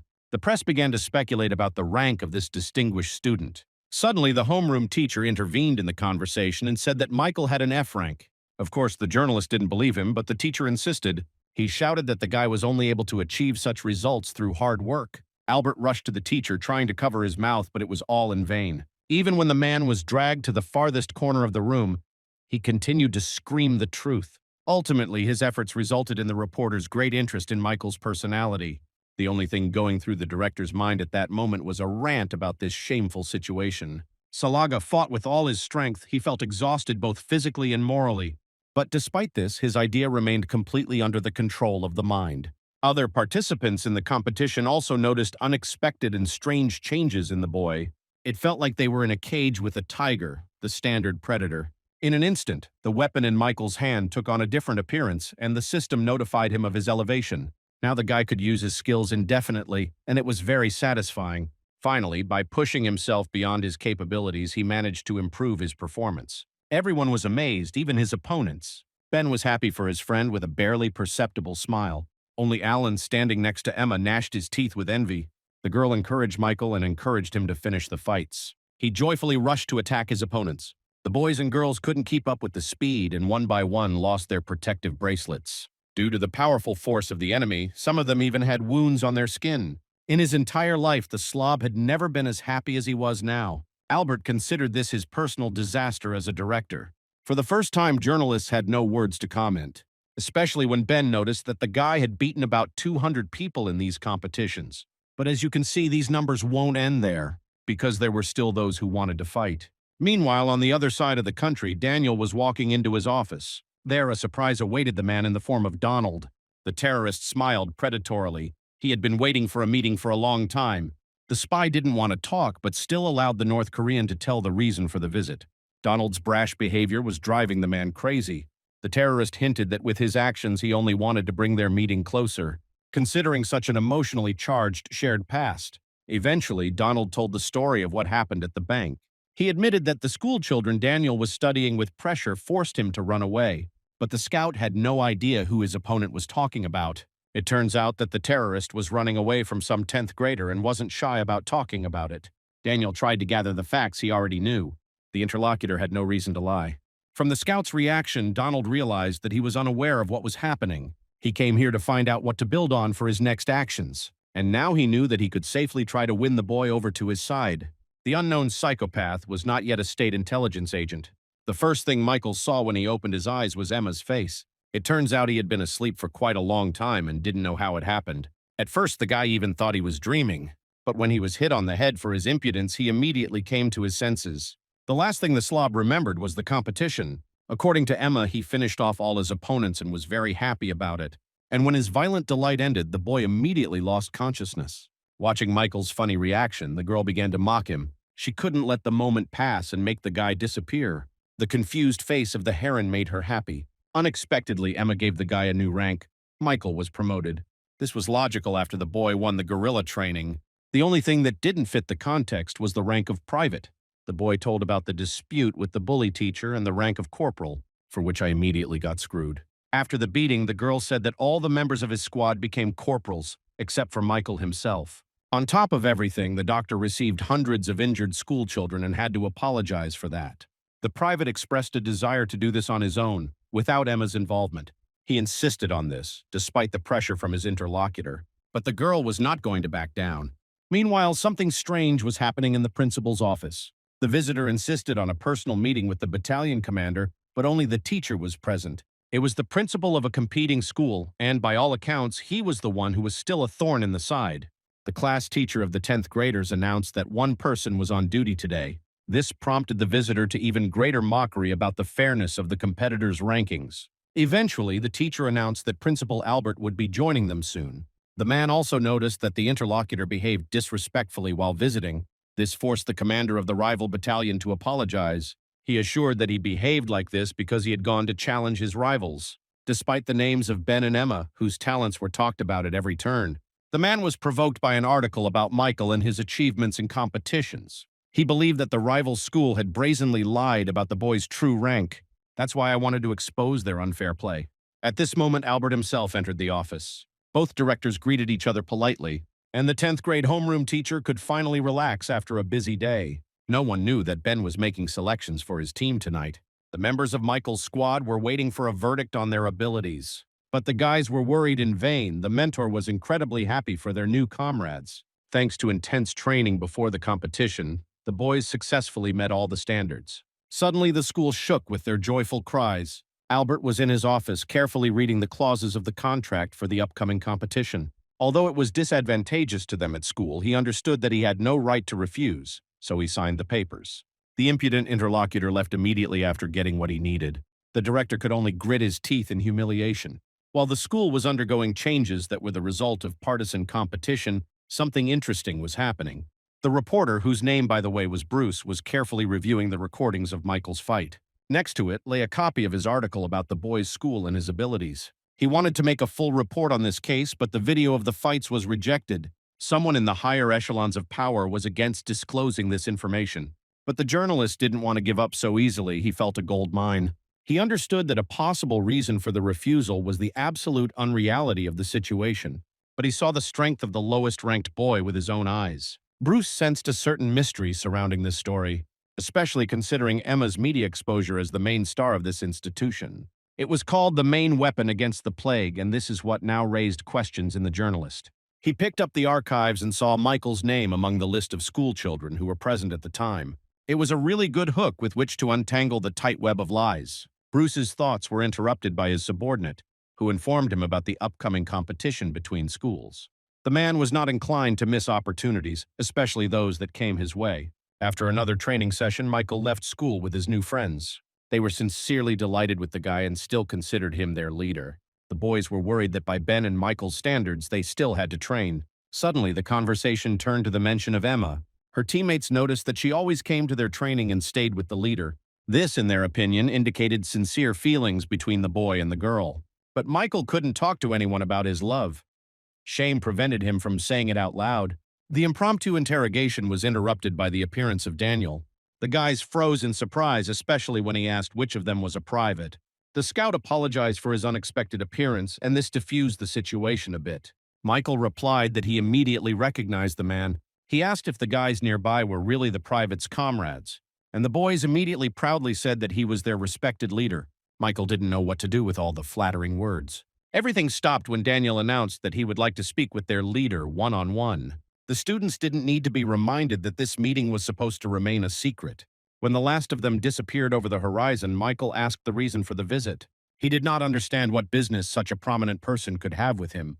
The guy fell silent when Daniel asked if the guy believed that people's souls depend on ranks. The private asked himself the same question throughout his entire adult life. In fact, the scout didn't want to know the answer. He said he chose the school for military training himself, hoping to find a student like Michael, but the private immediately emphasized that he achieved such results only thanks to Ben. Daniel pretended not to have hinted at the fact that the private had become an example for everyone. He was truly happy to meet the guy in person and made no secret of that fact. Before the meeting, the spy managed to watch the video recordings of the competition and was shocked. This boy turned out to be the hope of the entire country, to which no one paid attention from the beginning. Daniel's ability to see people's energy by touching them was something he had never observed before. But in order to be convinced of the truth of Donald's words, additional evidence was needed. There was no point in continuing the conversation with the guy, so the scout decided to say goodbye. He wished Michael victory in his next challenges. Although the guy, of course, didn't understand what exactly he was talking about, Daniel did not want to reveal all the cards so as not to spoil the results of the competition. All Michael had to do was train even more to be ready for any eventuality. That's what Ben still did in the gym. After completing another set, the school favorite noted that he was in his best shape. He decided to head home, mentally thanking his comrades for such rapid progress. With the advent of Michael, his progress accelerated significantly. This boy knew how to motivate. Stepping outside the school walls, Ben suddenly heard a noise. He went to the sound and saw several guys doing unacceptable things. They surrounded the girl who didn't want to be in their company. Stretching out their dirty hands towards her, the attackers did not understand the word no. Ben couldn't let something like that happen in front of his eyes. That's why the guy advised the villains to retreat and go home. But they didn't take it seriously. They immediately turned their full attention to Ben. This really annoyed the boy, so he rushed at the bully closest to him. The attack speed was very high, so the villain perceived it as a teleportation skill. Although this was insignificant, considering the pain syndrome that Ben's admission caused, the girl looked at her savior in confusion. He ordered her to flee immediately, promising that he would deal with the attackers himself. The guy didn't need to repeat himself twice, but another bully grabbed her arm, holding her in place. So Ben quickly calmed him down by laying him face down on the ground. A couple of attackers remained free and they continued to threaten violence. Quickly looking back at them, the boy threw the makeshift prisoners in that direction. This unexpected move finally put the entire unprofitable company out of business. Ben wasn't stupid. He understood that this was a simple reason they were hunting him. As these words were spoken, a pair of faces emerged from around the corner, one of which was quite familiar. It was Christopher, a student from a rival school. He immediately began to mock the boy. But he stopped him. Ben did not understand the reasons for such drastic measures. Christopher wasn't going to answer his questions. He pretended the meeting was a coincidence. But the brawler could have kept these stories to himself. Ben knew full well that this decision was well-planned and targeted specifically at him. He understood this thanks to a wealth of circumstantial evidence. And no matter how much the opposing side tries to pretend that it's not what it seems, the guy stood his ground, so Christopher had to confess. Suddenly, his fat henchman interrupted the conversation. When asked to give his name, the boy replied that his name was Derek. And a moment later, with a smile, he declared that he had a great desire to punch Ben in the face. Christopher, of course, didn't mind. He was sure that Derek was invincible. Ben rushed at the boy before he could react. He grabbed the fat man by the breasts, but I regretted it a second later, because he suddenly started smiling. Without fully assessing the situation, Ben fell into a trap. The next morning, when Michael walked into class, he noticed something wrong with his classmates' behavior. The guy immediately approached Emma and asked what the reason was. The girl was surprised that Michael had not yet seen such blatant events in the news. So I asked one of my classmates to show me a video of Ben fighting. Emma insisted that Michael should see everything with his own eyes first. The private looked at the obvious ambush that had been set for his mentor. He saw Ben grab his opponent in a trance, trying to throw him over him. But unexpectedly, the ground caved in under the guys. Within a few seconds, the mentor disappeared under the weight of the fat stranger. When he got to his feet, Michael saw Ben's bloodied body. The guy didn't move. He lost this fight. Emma reported that these were students from a rival school, and it was with them that they would have to compete in a few days. In connection with recent events, it was decided to convene a meeting led by the 11th grade. Melanie was the leader and her classmates didn't like it. Also present in the meeting room were representatives of the 9th grade. Michael immediately asked if there had been any news from Ben. Melanie replied that he had been sentenced to probation, and moreover, the head was undergoing treatment. The girl's classmates immediately began arguing about which strategy to follow, but she immediately stopped the idle chatter because that was the reason everyone was here right now. An 11th grader named Eric was bold and offered his candidacy for the position of school leader, but he was immediately interrupted by Alan. The guy was tired of listening to the pointless arguments of high school students. Emma supported him. She didn't see any of them as stronger than herself. This angered Grant, Eric's friend. Unlike him, the girl had no idea who exactly was in front of her, which she said out loud. When the boy heard this, he immediately jumped into the fight. Melanie stopped the argument. She emphasized that there are now more pressing problems that require urgent solutions, and she showed a map of upcoming competitions and named the goals for each of the camps. The main problem was the number of students at the rival school. There were 900 of them, and the opponents had 3,000. Despite the superiority in people, their school had a more advantageous position. If we add to this competent tactics, students would be able to last the required time until completion. The next issue for discussion was the identities of Ben's attackers, the first being Derek. All that was known was that the boy's idea was somehow related to weight. Michael couldn't get the footage from the video he had watched recently out of his head. The mentor fell into a well-planned trap of the scoundrels and instantly paid for his mistake. As for Christopher, this guy was the hope and pride of the opposing school. During his life in Korea, he participated in many competitions and won prizes. After this information, the private immediately realized that it was this man to whom Ben had lost 5 times. The only thing known for certain about its power was that the idea was fueled by the boy's anger. For the first time in his life, Michael heard of someone so much like himself, and it shocked him. It was with the help of such scoundrels that they tried to discredit the mentor in the eyes of society. The private was seriously angry, especially when it was reported that the entire event was filmed from the window of an abandoned building. Michael tried to convince those present that Ben's authority remained unshakable, but Grant immediately stopped him. He believed that a private should not open his mouth at all. He was unexpectedly joined by one of the 9th graders. For the boy, Ben was definitely not an authority figure. These words, and especially the contemptuous tone, made Michael explode with anger. He ordered the 9th grader to immediately shut up and not shine. But he was not going to listen to this advice. The guy was pushing away from the ranks. The 10th grader's words were not taken seriously because the bully was a corporal and Michael was a private. The situation was looking bad, and everyone present noticed it except the 9th grader. He only became frightened when a bloody light illuminated the room. Michael's fiery eyes made the boy tremble with terror. In complete silence, the private again began to demand that he identify himself. He stared at the 9th grader, not taking his eyes off him, and saw him writhing in fear. Grant's remark stopped the guy. Michael immediately changed his anger to mercy and apologized to his elders for his behavior. There was a short pause in the conference room as the students tried to recover from what they had seen. The private asked if Ben had left any sketches regarding battle tactics. Melanie replied that the coach planned to split into 3 teams to thwart the attack. And while the strategy was obvious to Michael, others did not share his point of view. Eric was afraid of being surrounded if the defense on the flanks and the lines was destroyed. But understanding Ben and Christopher's character, the private believed that the enemy would attack in the center. Based on recent events, the guy made a suggestion. Michael openly stated that he considered it advisable to strengthen the center because that is where the main blow would be struck. Eric opposed this idea, believing that in that case it would be more profitable for them to strengthen the lateral links. Melanie herself joined the guy. Everyone agreed that Ben's strategy should be left as the main one. The private did not argue. In his heart, he understood that any development of events was possible. But the boy could sense Christopher's mood, because he knew in himself that this madman could die. It was for these reasons that Michael added that it was rational to leave Ben on the rear flank. This idea found support from everyone except Melanie. The girl took this as a hint that their heads were weak. But that's not what Michael meant. He wanted to leave the guy behind because he was the strongest. Eventually, the voting began, and so far the advantage was on the side of the private. Emma also agreed with this idea, although she did not consider Ben to be an outstanding personality. In the end, we agreed that there was enough information for today. The meeting participants immediately relaxed, everyone except the 9th grader, who demanded satisfaction from Michael. The private immediately understood what the boy needed and was not averse to teaching him a lesson. Melanie noticed the misunderstanding between the boys. She wasn't against what the 10th grader had planned, but she warned him to be careful. The 9th grader began to shout that he despised everyone and thought he could become the strongest in school. Eventually, both boys ended up in the schoolyard away from prying eyes. The younger one allowed Michael to attack first because he was confident in his superiority. The 10th grader appreciated the opponent's idea and understood why he had great self-confidence. The boy had a knack for dodging blows, but for the private it wasn't a problem. A second later, he swiftly rushed at his opponent. He didn't use his full strength, so the boy thought he could predict his movements.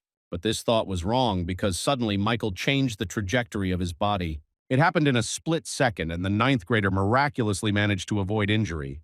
The boy began to notice that the fight was becoming increasingly difficult for him. He kept backing away, but that didn't help him avoid a minor injury to his face. Seeing that the dagger had reached its target, the private paused for a moment, but only in order to attack the enemy with double zeal a minute later. The ninth grader still hoped that he could confront the elder only with the help of his own ideas. But this was a false strategy. He didn't notice that he had already lost. Only by looking at his clothes did he realize how close death was. Michael leaned over the bully and explained that the guy needed to change his tactics if he had big plans. The duel was over and a valuable lesson learned. For several days, the private tried to convince his comrades to adjust their plans slightly, but nevertheless it was decided to keep Ben's defensive strategy intact. Michael's task was to guard the right flank with the ninth graders and his squad of zombies. The 11th graders remained on the left and the 10th grade in the center. The main problem with this scheme was Christopher's behavior. Michael could not share his thoughts with others because then he would reveal his crazy nature. But if you continue to act alone, you could only rely on a squad of zombies. The private's thoughts were interrupted by the voice of a familiar ninth grader. Looking back, he saw a boy who solemnly greeted him according to the statute. Without waiting for an answer, the boy immediately apologized for his behavior. He said that he relied entirely on gossip about the high school student. These stories made Michael a dishonest person who achieved progress only through deception. Now the ninth grader realized that he wanted to be like a private in everything. He chose the boy as his mentor and begged him to join the zombie squad. Michael's comrades immediately surrounded the guy with joy. They liked that their leader was being praised. Michael agreed to take the boy on probation. He strictly forbade the ninth grader from deviating from the given course, and he enthusiastically promised that he would bring his entire class with him. An impromptu dedication ceremony took place on site, and finally the boy said his name, Harry. Michael felt that with the arrival of this little one, their situation had improved a little. A few days passed, and the moment of the competition between schools arrived. Ben was already at the indicated place. The school leader's task was to guard the final frontier. Several hours have passed since the signal for the start of the battle was sounded. In the field headquarters of the enemy school, the coordinators tried to call the first detachment. Communication was very poor. It seemed like the team was under attack. The radio operators could only hear fragments of some phrases, and in the end, the connection finally disappeared. But after a few seconds, the radio operators on the other side heard Michael's voice, who introduced himself. They knew the guy from newspaper articles containing, as they believed, fake news. The headquarters did not know for sure how the boy ended up on the other side of the wire, but the reality turned out to be much more painful than they could have imagined. Suspecting something was wrong, the commander ordered the radio operators to establish contact with the second detachment. It turned out that the students from the rival school had huge problems on that side as well. The losers found themselves in Alan's path, who in turn found himself in a favorable position. This location was full of large pieces of rock and concrete, which came in handy for his idea, and the guy boldly used these advantages to inflict the greatest damage on his opponent. Opponents just had to come up with another way to avoid the blow. No one had enough power to stop such a force. Alan felt very powerful at that moment. These competitions helped him to reveal himself. There was still enough debris around to hold back this flank without much effort. But even though the guy's efforts were finally appreciated, it didn't change his character. He remained the same self-confident egoist. Melanie was appointed head of this area, and at some point the girl ordered a squad of 11th graders to advance into the enemy's half. On the other side of the barricades Alan had created, the school children lined up for defense. The girl, in her bright, shining armor, jumped out from under the rubble, blinding her enemies. Soon, the school's competitors in the competition became one less than the number of students. Castling began among the opponents. They mistakenly believed that Ben was the main attacker. Melanie wasn't going to convince her enemies otherwise. It would play into their plan.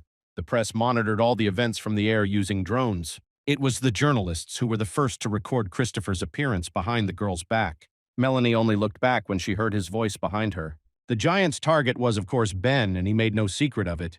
Christopher demanded that the leader of the opposing school come to him immediately.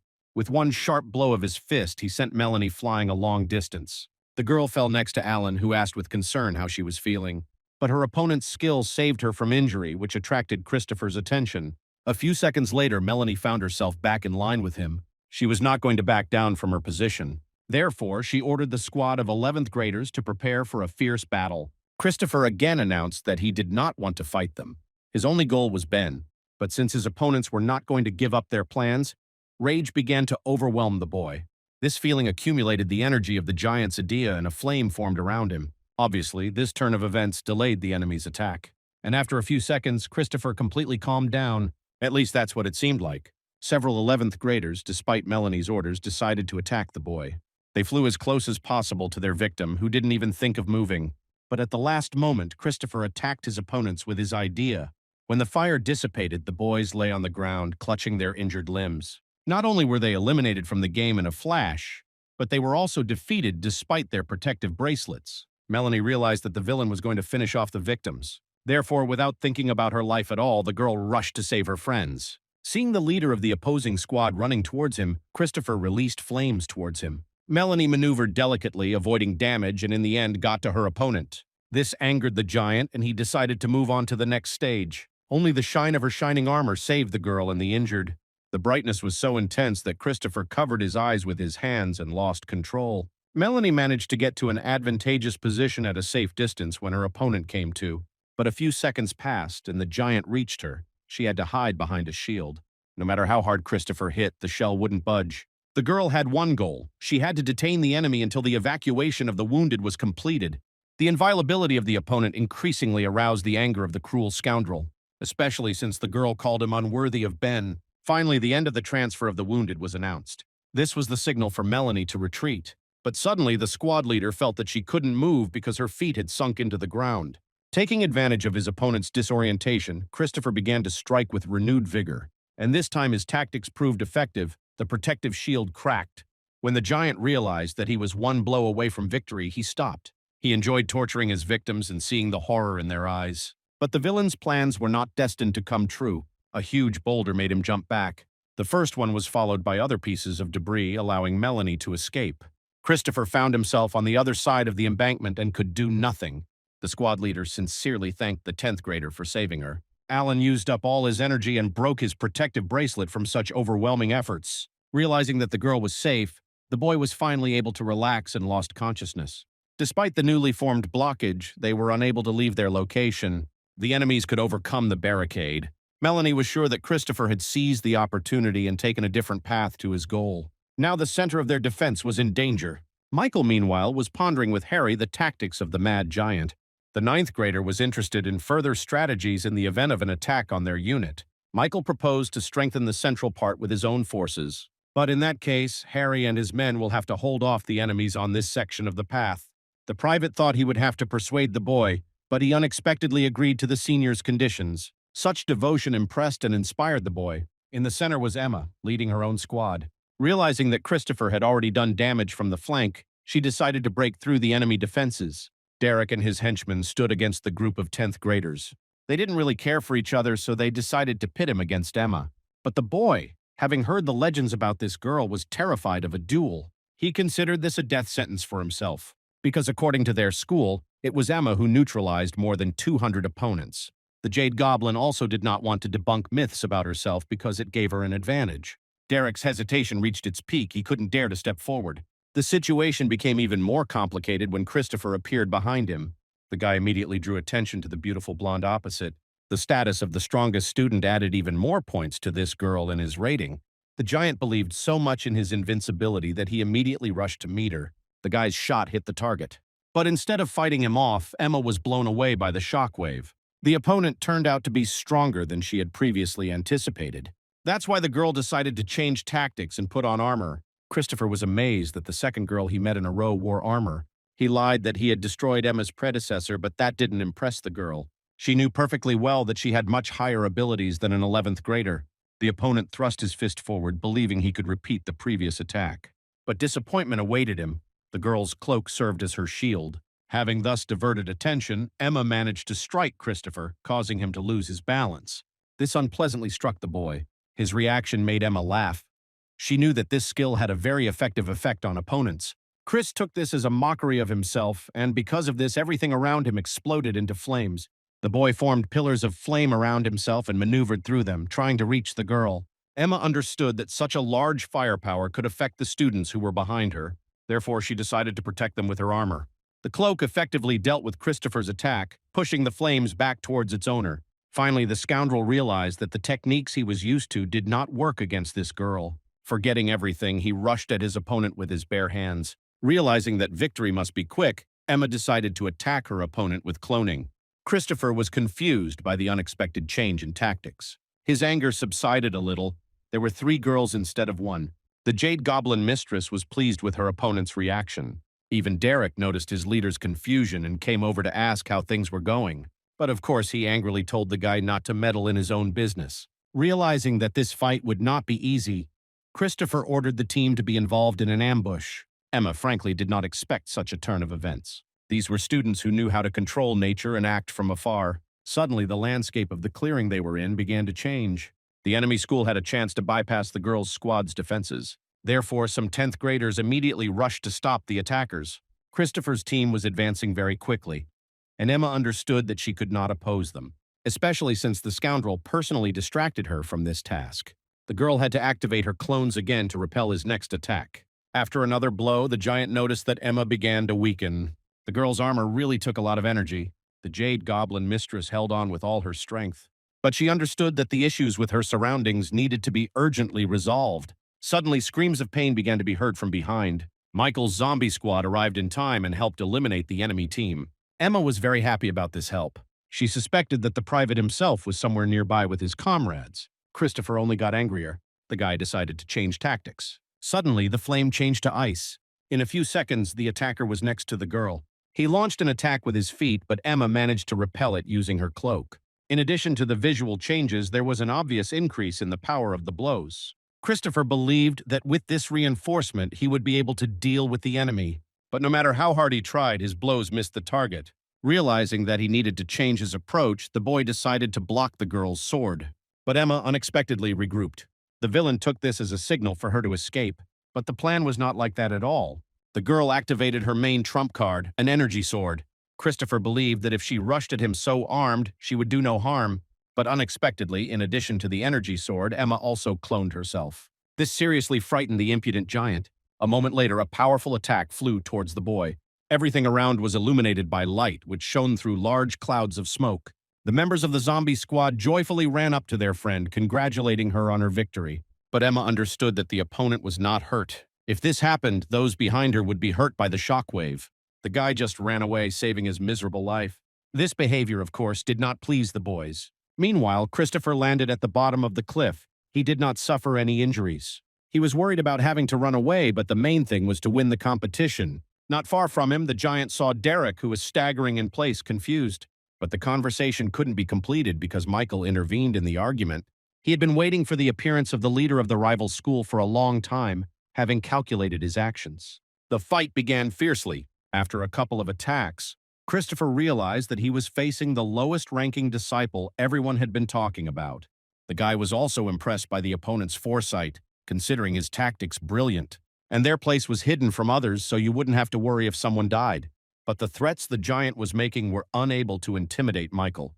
Christopher switched to kicking attacks to strengthen his position. After making several turns, he finally caught up with his opponent. The blow came to the private's chest area, but he managed to block the attack and didn't move a millimeter. Michael expected a fight with maximum abilities, which he informed his opponent about. Christopher gave in to his persuasion with a smile. He ordered Derek and his companions to leave the area immediately, and although the fat man threatened consequences for such actions, it only caused a smile from the giant. Chris's followers realized that talking won't solve the problem. Michael pointed to the path behind him and suggested they retreat in that direction. This confused the boys because there was a path to the last line of defense. But now there was a dire shortage of time, so Derek happily ran there. As the boys disappeared around the bend, Christopher activated his secret weapon. In an instant, he accumulated twice as much energy as he had before. Finally, the private could see who he really had to fight. The giant attacked swiftly and brazenly. The force was enormous. At one point, it sent Michael flying towards an earthen slope. The enemy did not want to give the boy a break. He, like a madman, rushed across the clearing. At some points, the private really felt helpless. I had to save my life. This only further aroused the opponent's thirst for murder. A few minutes passed, and Michael realized that he was trapped. Christopher was accumulating all his rage for another attack. Sitting on the ground, the 10th grader realized that this could not continue, especially since the opponent didn't even think about stopping. The giant had finally lost his sanity and was out of control, and that's what prompted Michael to unleash his alter ego without restraint. The madness that the boy had kept inside for so long finally broke free. Now the private was obsessed with the desire to play with his new toy. While a fierce battle was raging below, Derek and his comrades almost reached the finish line. Of course, they were surprised by the logic of the creepy guy below, but no one even thought about stopping. When he got out into the clearing, the fat man noticed Ben standing in front of the container with the banner. The mentor had limited communication all this time and was unaware of the latest events. Therefore, the appearance of members of the enemy detachment was a revelation for him. The guys, on the other hand, decided that it was some kind of ambush, but Ben immediately assured them that apart from him, there were no other opponents in the clearing. Opponents checked his words and they were confirmed. A second later, the mentor activated his idea. Derek managed to blink a few times, and there was no longer a single henchman around him. The fat man was seriously angry. He still considered himself invincible, especially considering the last fight with the opponent. Derek lunged at Ben, blinded by anger, forgetting about his own safety. He was trying to test the same trick as the day before, but unexpectedly Ben picked him up like a feather. Holding the boy in his arms, he said that he had analyzed his defeat and its causes, and in the end, it forced him to prepare for a new fight. All these days, the mentor trained hard, and having gone beyond his capabilities, he now did not feel the enormous weight of his opponent. Ben threw Derek to the ground and started hitting him with both hands. Meanwhile, the destruction on the lower level increased. Such a fierce confrontation only teased Michael's dark personality. Now he was possessed by an irresistible thirst to kill his opponent. Christopher had to flee for his life, and this despite his own crazy nature, but all attempts to avoid a fight turned fatal for him. The valley literally glowed with red and crimson light. The angry giant flew into the sky, aiming to attack the enemy from above. The accumulated insane rage was tearing him apart from the inside. But Michael unexpectedly rushed to meet him. The guy looked into his opponent's eyes with a smile. A few seconds later, Christopher found himself on the ground in the center of a large crater. All the boy's enthusiasm disappeared, his rage dissolved into the air. Michael fortunately also lost his lust for killing. He approached his opponent, causing unspeakable horror. Suddenly, the private took out his dagger again and began threatening to kill. Frightened, Christopher screamed and also activated his idea for protection. When the two powerful forces collided, there was an explosion of energy. Soon the smoke from the attack cleared, and Michael began to control his consciousness again. He saw that he had not killed his opponent. Christopher, in turn, had no memory of recent events. He screamed at the boy in fear and looked at his wounds. Because of this behavior, the private realized that his opponent was not only going crazy, but also losing his memory. He sincerely envied this quality of the skill because he berated himself after every loss of control. The fight itself disappointed the guy, to be honest. Michael expected more. When he said it out loud, Christopher was, of course, indignant. But the private didn't want to fight him anymore, so he let the guy go up the mountain. Running away as fast as he could, the giant still shouted that he would get his revenge. But Michael just laughed after him. At the finish line, as planned, a surprise awaited Christopher. Ben had already dealt with Derek a few seconds ago. Remembering the last fight with the fat man, Chris thought that he had lost for a reason. He thought Ben had somehow screwed up. What made him even more angry was that his opponent refused to plead guilty. Christopher had not yet recovered from his own defeat and was therefore very happy about Ben's injury. Of course, he wanted his opponent to simply surrender, but this was not in Ben's plans. On the contrary, the guy began to undress. He wanted to increase his maneuverability. Without delay, the mentor activated his idea, and before Christopher could react, the boy had already grabbed his uniform. Ben lifted his opponent into the air and threw him across the clearing like a sack. Of course, this behavior angered the giant. This prompted him to take action. The guy decided to fight with his feet. When the opponents clashed, everything around was illuminated by a blue light. But to Christopher's surprise, Ben didn't move. He held the boy's leg firmly with his hand. Realizing that his opponent had become stronger, the villain went berserk. He activated his secret skill and pushed the opponent away from him. The mentor was not impressed by such a mean approach. The guy was expecting something like this. Moreover, Ben considered it a terrible mistake in strategy. With one lightning-fast movement, the school's favorite grabbed his enemy by the skin and threw him against the wall. Blood poured from Christopher's mouth. He was completely stripped of his strength through a simple martial arts technique. This time Ben won. We could finally say that the gestalt was closed. The mentor understood well that this was all Michael's doing and the guy was following him now. He called the boy and he immediately approached.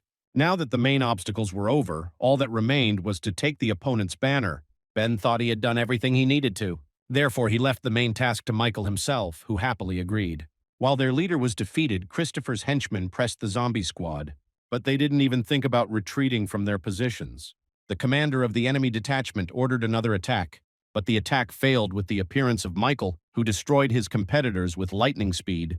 The comrades, seeing their leader, were incredibly happy. The guy immediately began to find out the details of their situation. It turned out that there was half an hour left until the mission was completed, but a whole crowd of people was waiting for the guy ahead. Michael told his friends the goals for the next 30 minutes. Of course, the guy doubted that the operation would be successful because there was too little time. The only way out was to partially activate his idea, and the private chose his eyes, so he could see the optimal options for his victory. On the other side of the valley, the students of the School of Opponents were deciding how best to act. Christopher hadn't appeared for a long time, and there was no news from Derek. Suddenly, the students saw a stranger rushing towards them at breakneck speed. The entire country, including Emma's grandfather, watched the competition, without any magnification. It was obvious that the elders in the clan did not like the girl's choice. No matter how strong Michael was, he was not considered worthy to continue the Jade Goblin lineage. That's why Emma's grandfather invited what he thought was the perfect candidate to his place. And when the private captured the enemy's banner, the conversation between the two got to the point. Josh solemnly took responsibility for the girl and promised to deal with the competitor. All of South Korea was buzzing with the latest news. Each of the students at Albert School showed their best side, despite all the obstacles posed by the adversaries. Of course, as always, the Jade Goblin's power was impressive. Ben's strength was surprising as he was finally able to overcome his sworn enemy. The Albert School defeated its rivals with a large numerical advantage, and this was undeniable. But nevertheless, the public's attention was focused on a squad of zombies consisting of mediocre students. Michael himself is a guy with the lowest rank, but he has gained a lot of fans.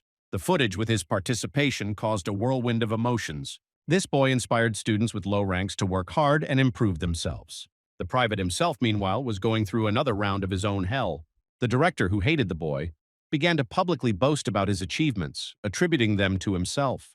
After the competition ended, there was a sporting excitement at Albert's school. A crowd of people lined up at the door of the gym, eager to sign up for Ben's section. Michael didn't like so much attention as he kept admitting to Emma. The girl, in turn, reduced everything to their relationship, although the guy never even stuttered on this topic. Sometimes such disputes reached the point of open threats. Emma did not want to back down from her intentions to marry the boy. Another such scuffle was interrupted today by a group of students who noticed a private. The boys and girls immediately rushed to meet him. Among them, to Michael's surprise, were Kevin and his gang. They reported that they tried to pass Ben's exam, but the attempt was unsuccessful. And only now did the hooligans realize that they were wrong in their behavior. The guys tearfully begged the private for forgiveness. Now, more than anything, they were obsessed with the idea of being like the person they had offended. The bullies promised to take the exams relentlessly until they succeeded. They even expressed their desire for the guy to become their mentor until then. Michael happily agreed to this condition. But the former Salaga's smiles were interpreted incorrectly. Everyone who came ran away in horror, thinking that the guy had decided to go and attack. Emma couldn't keep quiet and started joking about it. In the midst of another quarrel between lovers, a girl approached them. She asked for Michael's attention and asked about the nature of the relationship between the boy and the Jade Goblin. The private, without hesitation, immediately replied that nothing connected them. This became a signal for the girl, and she confessed her feelings for him. But Emma got in the way. The girl insisted that the conversation take place another time. The stranger rightly remarked that it might not happen next time because they are always there. These words made the haughty blonde step back. Michael, not understanding anything, looked after her in confusion of his emotional coma. She insisted that the guy urgently catch up with Emma.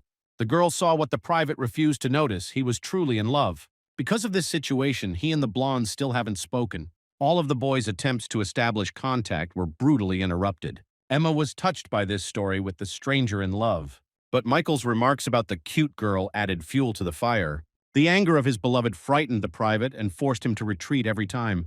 Emma didn't understand why the guy was ignoring her feelings, unlike the confessions of other girls, for whom Michael immediately became a free man. And those fools were no match for her and her friends. Not only the girl, but also his comrades from the zombie squad considered him wrong. One such day, Emma received a call from her grandfather. Within a few minutes of talking to her relative, the girl's mood changed from rage to horror. Forgetting her grievances, the blonde ran up to her chosen one and asked for help. She urgently needed living space, not on a permanent basis, but for a while. This request stopped training in the entire gym, but Michael couldn't accommodate her. So Emma began to explain that he would soon meet some guy. The girl's monologue was interrupted by the person involved in this conversation himself. The Jade Goblin immediately hid behind Michael, refusing to say hello. The stranger immediately made it clear that he knew perfectly well who a private was. He introduced himself as Josh and said he knew Emma's family very well. And unexpectedly for everyone present, he announced that he wanted a fight with the guy. This proposal made such an impression on Michael that he didn't know what to say. Judging by the reactions of the students standing nearby, the stranger turned out to be a fairly well-known person. The private, just to be sure, decided to ask if this was really Emma's acquaintance. but she replied that this guy was assigned to her as a so-called mercenary. Michael realized that the situation was not that simple and suggested not to solve everything with a fight, but the opponent resolutely insisted. The conversation was interrupted by the appearance of Ben. The mentor recognized the uninvited guest from afar. Both young men knew each other well and greeted each other politely. Ben asked what claims Josh might have for the future leader of the training unit. He kindly repeated the goal for the mentor to hold a duel. And although permission was required for such actions, Ben, as the elder, could easily grant it. The guy thought about the options for a bit. A second later, he announced that the fight would be fought with one hand. Josh found the idea interesting and agreed to the terms. Ben didn't ask Michael anything. The boy had to present himself well, a priori, without tarnishing the school's reputation. Emma held the same opinion and strictly ordered to defeat the competitor. The private didn't really want to create new problems for himself, but he had no choice. Before the fight began, Josh dedicated his victory to the stunned girl, which instantly made Emma's mind lose all thoughts. The fight was supposed to last one round, no restrictions were set. Josh attacked first, his strike speed was on par. Michael really appreciated his opponent's abilities, but the stranger's idea that souls could also be divided by rank outraged the boy. The private realized that he was faced with a privileged scoundrel, although he emphasized that he did not despise people with weak ideas. The guy said this with a proud look, adding theses about the elite among the majority. After listening to his opponent's point of view, Michael decided to stop this stream of self-centeredness. He partially activated his idea and Josh immediately fell silent. It was the privileged boy's turn to defend himself from the onslaught. It was then that he felt that not everything was so simple. The opponent radically changed his aura, and what Josh saw was very surprising. Bloody dark energy enveloped Michael from head to toe. The representative of the spiritual elite stopped in confusion, and just as the private aimed to continue, Ben stopped the fight. Despite the fact that it would be interesting to watch the winner, the mentor decided not to take any risks. George wondered if he had really understood correctly that he had seen Michael's real face, but the boy only smiled in response. The private was not against repeating the sparring, but in full, but the bully refused the offer and turned towards the exit from the gym. Ben's voice stopped him at the door. The instructor offered the newcomer the use of all the sports equipment in this hall, but Josh politely declined the offer, noting that there was no point in training, to which I received an answer full of understanding. But Ben, of course, advocated self-improvement under any circumstances. The 11th grader won over Josh with his attitude to the matter. With the arrival of this boy at school, Emma completely lost her personal space. She really wanted Michael to show such interest in her personality, but the guy instead was busy only with his own training. The girl simply insisted that he join in on her conversations with Josh. He, of course, immediately agreed with her position, fearing reprisals. This greatly surprised the newcomer, who had no intention of abandoning his goal. Ultimately, such situations ended with the blonde exploding, as happened this time. The boys were saved only by the announcement that she needed to visit the doctor's office, which Emma immediately took advantage of to escape as quickly as possible. Michael, in turn, also wandered into the gym, but Josh stopped him. The guy insisted on a serious one-on-one conversation. When Emma reached her destination, the doctor met her at a table overflowing with goodies. Obviously, the girl could not refuse such a delicious temptation and sat down opposite. During her days at the training camp, Emma met a woman named Catherine. They even managed to talk there. The doctor had a tempting offer for the girl. At that time, the competition had just ended, so the 10th grader asked for time to think. But Catherine was curious about what decision the girl had made. Considering that enough time has passed since then, Catherine wanted Emma to join the Maestri group. And there she practiced and perfected the skills she had shown so well in battles. This group united masters who belonged to different clans. Maestri was led by a man named Lawrence. Catherine saw in Emma an incredible warrior who could unleash her abilities with the right guidance. But the girl could not simply abandon the path that her relatives had chosen for her. The doctor noted not the girl's fighting abilities, but her defensive ones. This contradicted the ideology of the Jade Goblin clan. Understanding that the choice of the interviewee was difficult, Catherine did not insist, especially since Emma understood this proposal as a complete abandonment of her sword. It took a lot of time to convince the girl that these two directions could be combined. Outsiders could not sufficiently understand what the blonde was going through. She tried many times to do the exercises that interested her, but it was not allowed. It was with weapons that she managed to achieve significant progress in the development of her idea. Catherine valued the girl so much that she suggested that she act secretly. At any moment, Emma could return to her clan and forget about this story. More than anything in life, the schoolgirl hated drawing attention to her personality, and that was a risk, so she postponed her answer once again. She remembered her acquaintance with Michael because it was the guy who inspired her to do what she wanted. As a result of his influence, Emma was able to activate powerful protective spells during her fight with Christopher. At that moment, the girl felt that she could defeat her opponent only thanks to the power of her idea. But such self-confidence and manner of upbringing turned any schoolchild into a powerful weapon.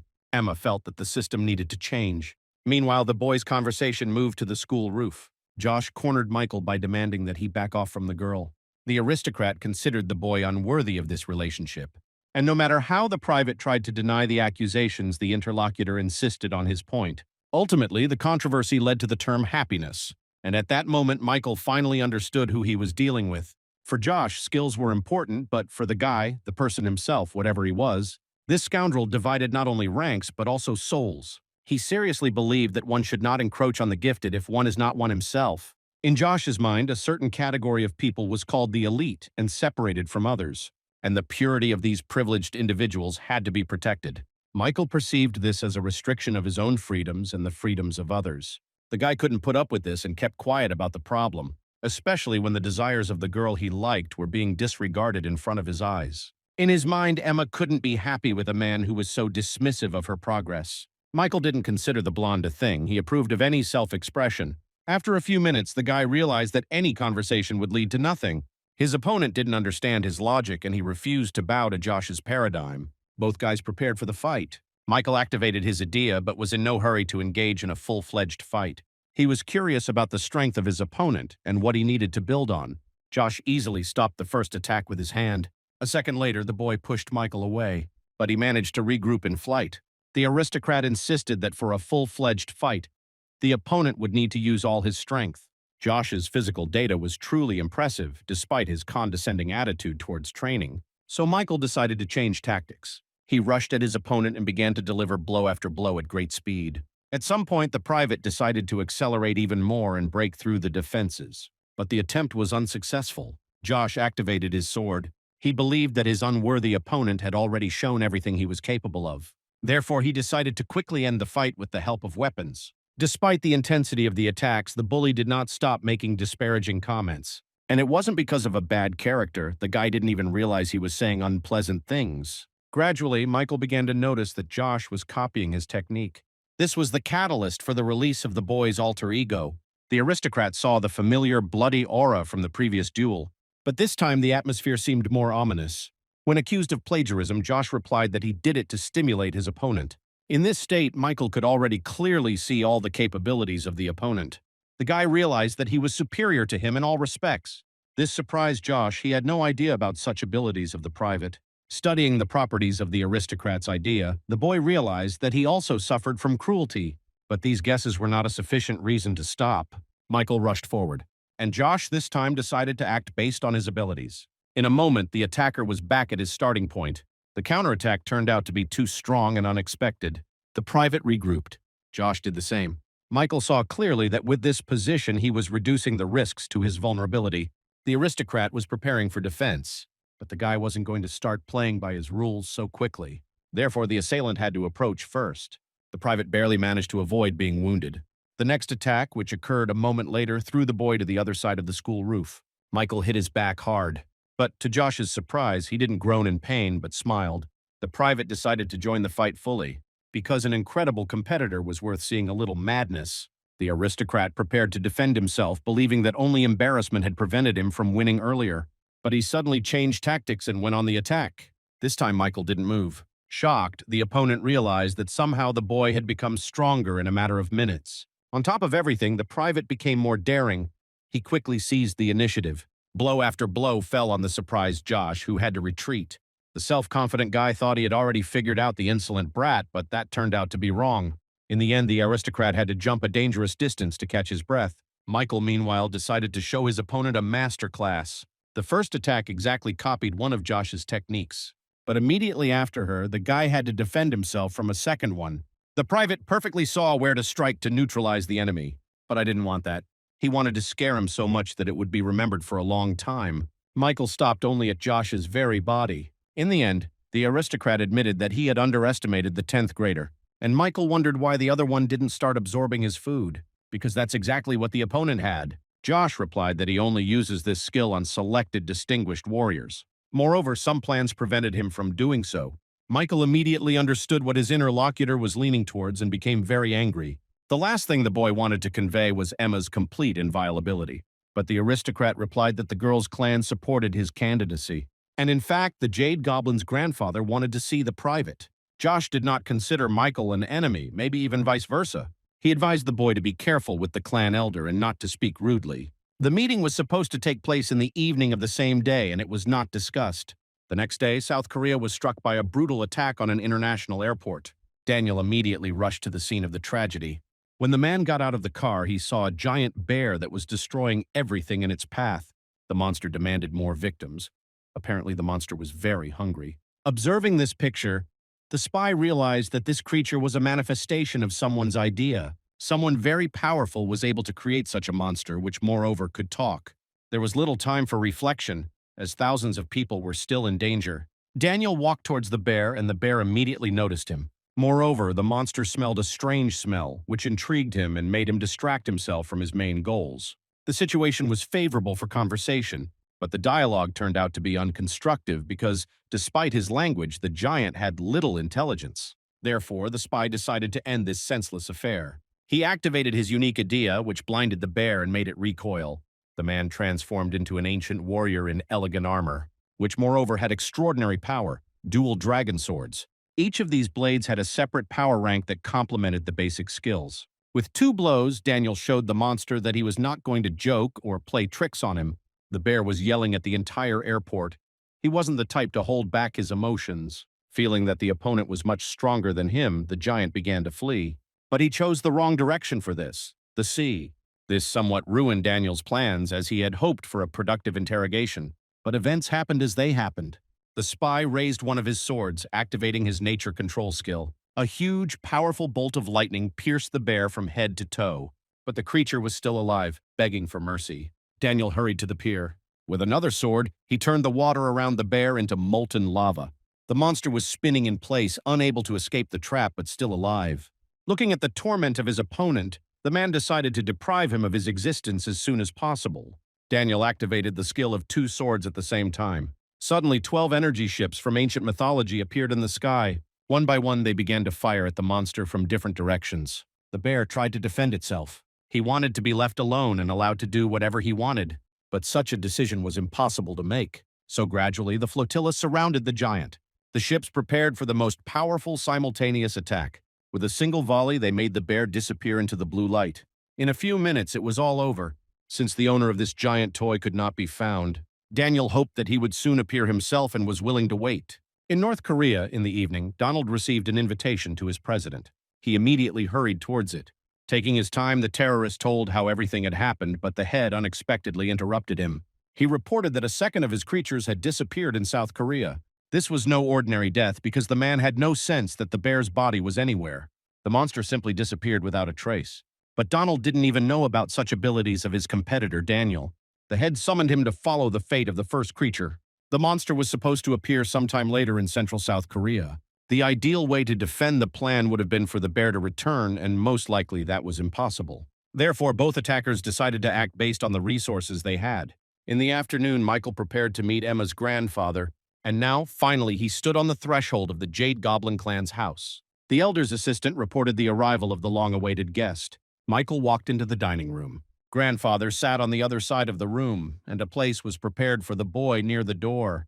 Without allowing the guest to greet him properly, the clan elder Nicholas ordered the boy to sit down immediately. It was obvious that Emma's relative was not thrilled with Michael. The private tried to somehow defuse the situation, but all his attempts came up against a rock of ice. When the 10th grader sat down at the entrance, silence fell in the room. Both guest and host studied each other carefully. The boy was the first to break the silence, but the grandfather immediately interrupted him. He believed that Michael was leading his granddaughter astray. The private did not immediately understand what was meant, and this only angered the interlocutor more. Nicholas started shouting. The elder was against Emma working on any defensive skills. Mike absolutely did not like this attitude towards himself. He believed that he had the right to his own questions, but Grandpa hadn't finished his angry monologue yet. He voiced his dissatisfaction with the relationship between the boy and his granddaughter, but he suddenly changed the subject to the events at the bank. He was interested in Emma's role. Information about whether the girl was able to harm Donald was extremely important to Nicholas. The Jade Goblin was supposed to stand out from other people in everything and surpass them. Michael understood that he could not tell the interlocutor the truth. Only a few people knew his secret, and the boy wanted it to stay that way. Especially since with a grandfather like that, this information could cause problems for Emma. So the private replied that it was thanks to the efforts of Nicholas's granddaughter that Donald escaped. The answer knocked the guy off his feet. If Emma showed her weakness, the family would disown her. This prompted Michael to engage in a heated argument, forgetting about respect. Grandpa didn't want to hear anything about family ties. Status was more important to him than anything else. The private could not adequately accept such an attitude towards a person. The boy's disrespect finally drove the owner of the house mad. A moment later, the drawing behind him came to life and transformed into a white tiger that leaped toward Michael. But the boy didn't even flinch. He was focused on another task. The beast growled in the private's face. Even this did not make Michael shut up and calm down. Nicholas carefully watched his opponent and was impressed by the schoolboy's endurance. Moreover, a plume of dark aura suddenly appeared in the room. After a few seconds, the grandfather noticed that the white tiger was afraid of the boy. In his understanding, such behavior was absolutely impossible, but the cat began to back away. Taking advantage of a pause in the conversation, Michael switched the topic to the clan elder. He could see perfectly well that his opponent was beginning to fear him, but his grandfather wouldn't admit it. In the end, the boy decided to take a look at Nicholas's outfit. A man could animate a drawing with any creature he drew, and it could fight in his place. It was the first time Michael had seen such incredible abilities. But grandfather did not consider himself as valuable as the women of their clan, although he mentioned them only in the context of power and strength, which caused the private to doubt his love for Emma. Of course, he could not fully understand the train of thought of a member of such a powerful family. Their entire existence was tied only to the Jade Goblin. After talking to Nicholas, Michael began to understand Emma's behavior better. The girl didn't want to go home. All that remained to be clarified was the matter with Josh. That's exactly what the private asked out loud. The answer was shocking. It turns out that the aristocrat was seen as the man for the clan's hope. But even here, everything was not so simple. The guy could absorb any idea, and this would happen to Emma if she couldn't achieve the outcome her family wanted. It was the boy who was considered a candidate to continue the Jade Goblin's cause. If a girl continues to protect others instead of improving herself, she will have nowhere to hide from Nicholas's anger. Michael had the audacity to report that Emma had made no secret of her desire to run away from home. This made the grandfather explode with a new portion of anger. The old man demanded that Michael not get confused underfoot. But no monster could scare the boy, because the biggest of them was the private himself. When the 10th grader once again used his aura, all the monsters recoiled from him. The boy defended himself, but it still didn't change the elder's attitude towards him. A few minutes later, a big fight could have broken out between the interlocutors. But Emma intervened, unexpectedly opening the door. The girl was unhappy that she was being followed and forced to communicate with Josh. She immediately came to her grandfather, not noticing that he was not alone. In the midst of the indignation, Michael greeted her kindly. This came as a complete surprise to the girl, who immediately forgot the reason for her visit. Approaching her friend, Emma promised to solve the boy's problem with his grandfather, and although the private was against her intervention, she began to loudly demand explanations from Nicholas. He didn't have time to answer anything when behind the girl's back, the shadow of Bella, the strict aunt, rose from the ground.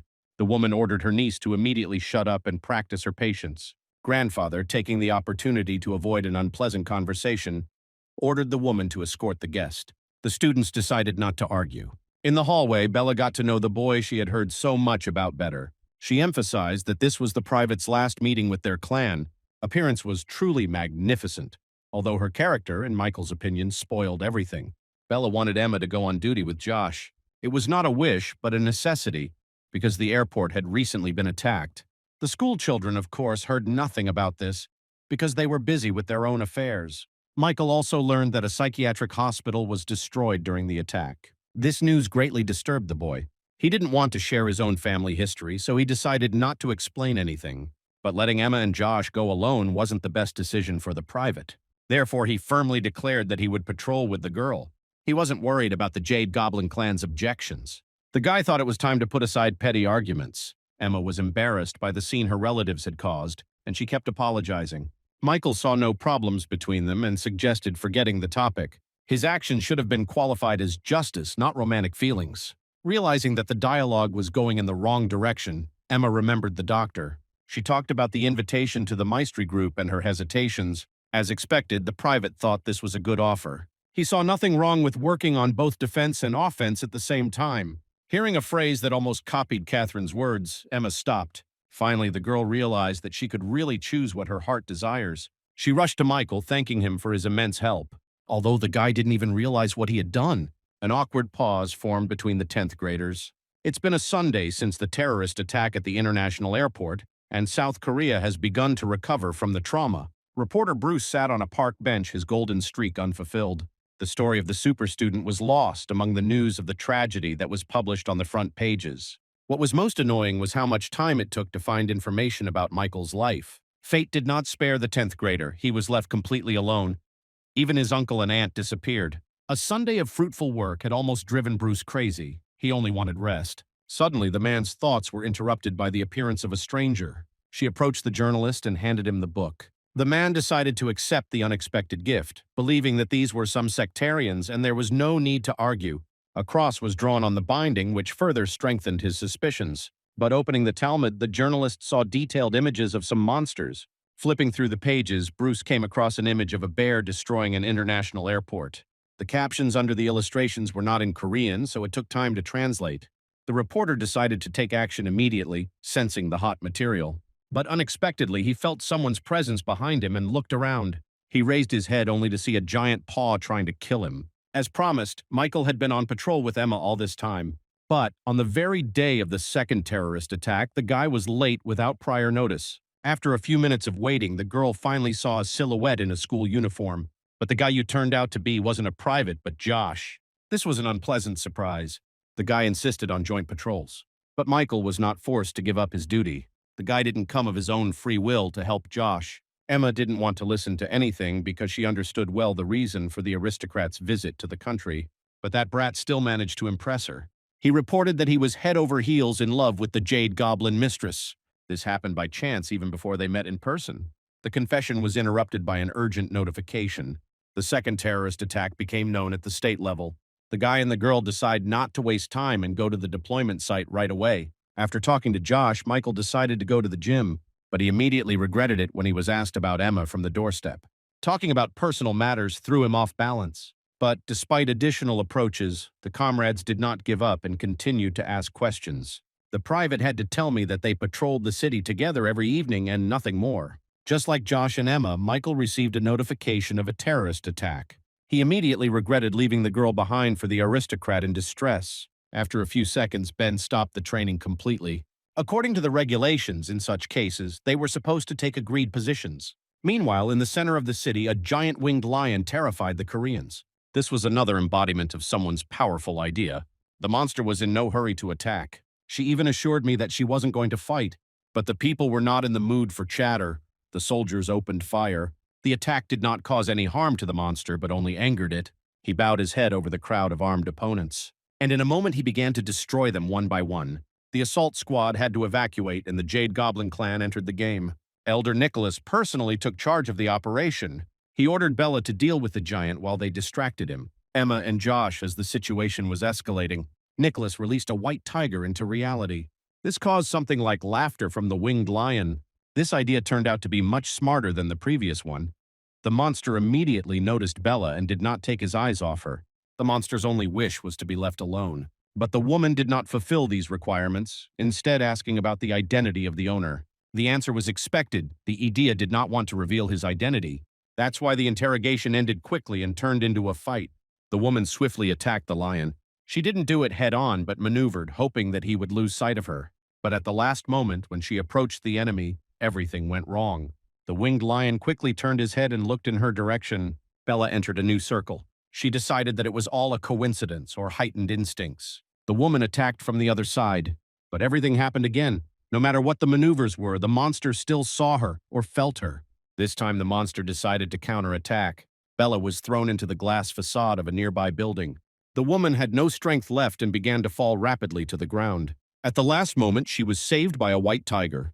But the malicious Idea decided to finish what it had started. So Nicholas's creature pushed the woman as far away as possible, sacrificing itself. A moment later, the tiger disappeared under the attacker's giant paw. It was a very painful blow, leaving the creature with no chance of survival. The winged lion showed contempt for its opponents with its entire appearance. Nicholas, of course, felt very sorry for his creation. The man decided to take active action and neutralize the enemy. He activated almost all of his drawings that he had managed to complete. They burst out of the canvases like an energy whirlwind in the direction of the lion. But he didn't even blink an eye. The monster considered himself invincible. This forced Nicholas to use his last trump card, the ghost of the Jade Goblin. While the beast and the spirits were busy tearing each other apart, an evacuation was taking place. The clan warriors tried to drag Bella to safety. The father was very worried about his daughter. He had no idea that something like this could ever happen. The elder understood well that at the moment, no one but her would be able to adequately confront such an enemy. Therefore, Bella needed to come to her senses as soon as possible. A few minutes passed, and the Jade Goblin died at the hands of a powerful monster. Having dealt with the enemy, the winged lion immediately rushed towards the clan elder. Seeing that her father was in mortal danger, Bella put aside all her pain and flew to help. At the last moment, the woman managed to avert a disaster. She found herself between Nicholas and the monster. Activating the highest level of her idea, Bella flew towards her death. With the help of the dragon spirit, the girl managed to strike her opponent. But the daughter of the clan elder herself got a good deal. The lion, to his great surprise, recovered very quickly. And before Bella could even blink, his giant paw landed on her. All that was left of Nicholas's daughter was a bloodstain. The elder was in despair. He had never felt such pain in his life. He did not want to fight anymore. He simply humbly awaited his own death. And when it seemed like everything was resolved, Emma and Josh got in the way. At that moment, the girl was glad that she had immediately decided to go to the emergency room. The granddaughter rushed to her grandfather. Meanwhile, the aristocrat realized that things were bad, but he was not going to run away. He could not leave his beloved and her relative in danger. Instead of answering endless questions, Nicholas unexpectedly ordered Josh to get out of the house with his granddaughter. But Emma was obviously against this arrangement, especially since her aunt's fate remained unclear. She activated her armor, showing with her whole appearance that she was ready for a fight. Seeing Emma in all her glory, Grandpa realized that defense was no less a good skill than offense. But he couldn't let anyone else from his clan get hurt. Josh's commitments. This time the boy didn't dare disobey the elder. He picked up the girl and flew away. Nicholas began to paint a new picture. The lion approached the old man to examine his work. A giant jade goblin appeared on the paper with Bella on its back. The elder wanted to say goodbye to his daughter one last time in this way, especially since these two together were the strongest weapons of one of the most famous clans of humanity. The spirits immediately got down to business. The goblins surrounded the lion from all sides. The girl rushed into the attack, but this time the monster turned out to be stronger. Nicholas watched in despair as his possessions were torn to pieces.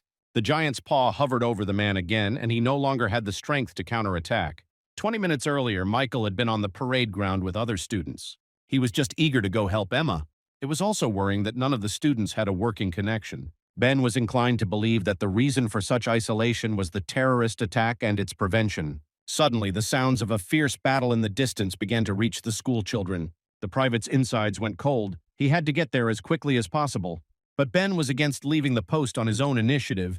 It didn't coincide with the guidelines. The school students had a mission to protect and evacuate civilians. It was necessary to invent something, and Michael suggested choosing several people for a reconnaissance mission. Of course, the captain understood the guy's motives well and therefore immediately agreed to his candidacy. Now Emma's fate depended only on the speed of the private. The lion's paw descended lower and lower over the victim. Josh watched this. He doubted the correctness of the decision made. The guy couldn't let the loved one of the girl he liked die so easily. In the end, he put aside his hesitation and within seconds found himself next to the clan elder.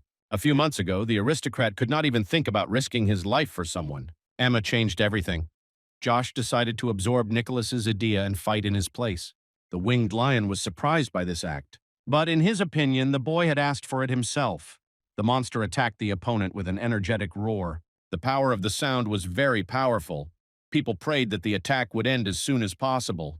Josh's desire to protect his beloved has not disappeared.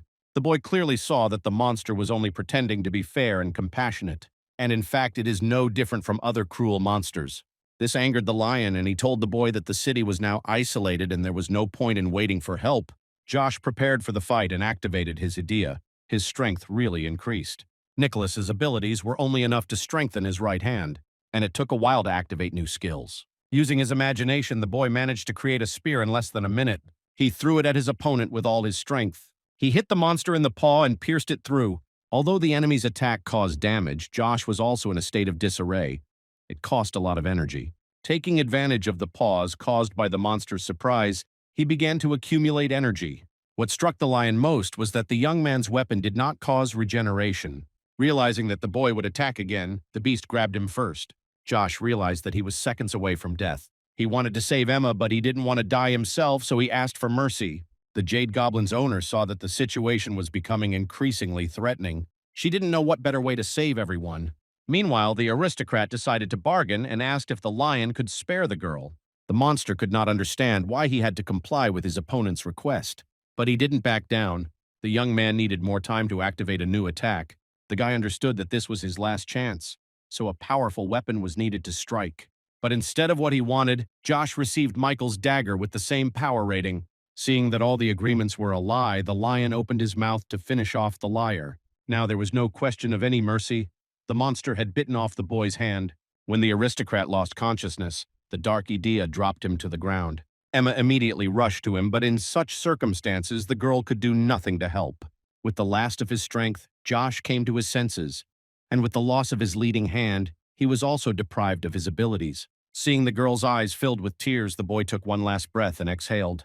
The lion was commenting on what was happening all this time, blaming Emma for everything. This angered her so much that control was completely lost. All her energy turned into anger. The girl's aura turned red and she rushed to attack. Due to her focus on revenge, Emma's idea level increased significantly, and her opponent noticed this. She wanted the monster's blood at any cost. The lion had to pay for what he had done. The monster tried to attack first, but Emma deftly dodged the blow. She maneuvered quickly enough that the giant couldn't keep up with her movements. Finally, the girl reached the desired distance and decided to attack the monster from above. The lion had to defend itself. But Emma didn't want to back down after the first blow. She stayed put. Anger blinded her, and the 10th grader finally lost her rationality. Due to the large number of powerful attacks, the girl's idea began to suffer and collapse. The lion saw this too. The comments from the killer of her aunt and friend only angered the schoolgirl. In the end, after another blow, the girl's horn shattered into pieces. Emma lost her former enthusiasm and, with it, her strength. At the very moment when the monster wanted to destroy its opponent, Michael's voice was heard. The guy was standing in the middle of the street, a short distance from the epicenter of the fight. Realizing that Emmy was not a fan, the private wanted to attract all the attention to himself. The friend's first reaction to the private's arrival was despair, but it quickly turned to anger. The 10th grader wished help had arrived sooner. Michael only realized what was happening when he looked around more closely. The guy realized that most likely Emma's relatives were among the many victims.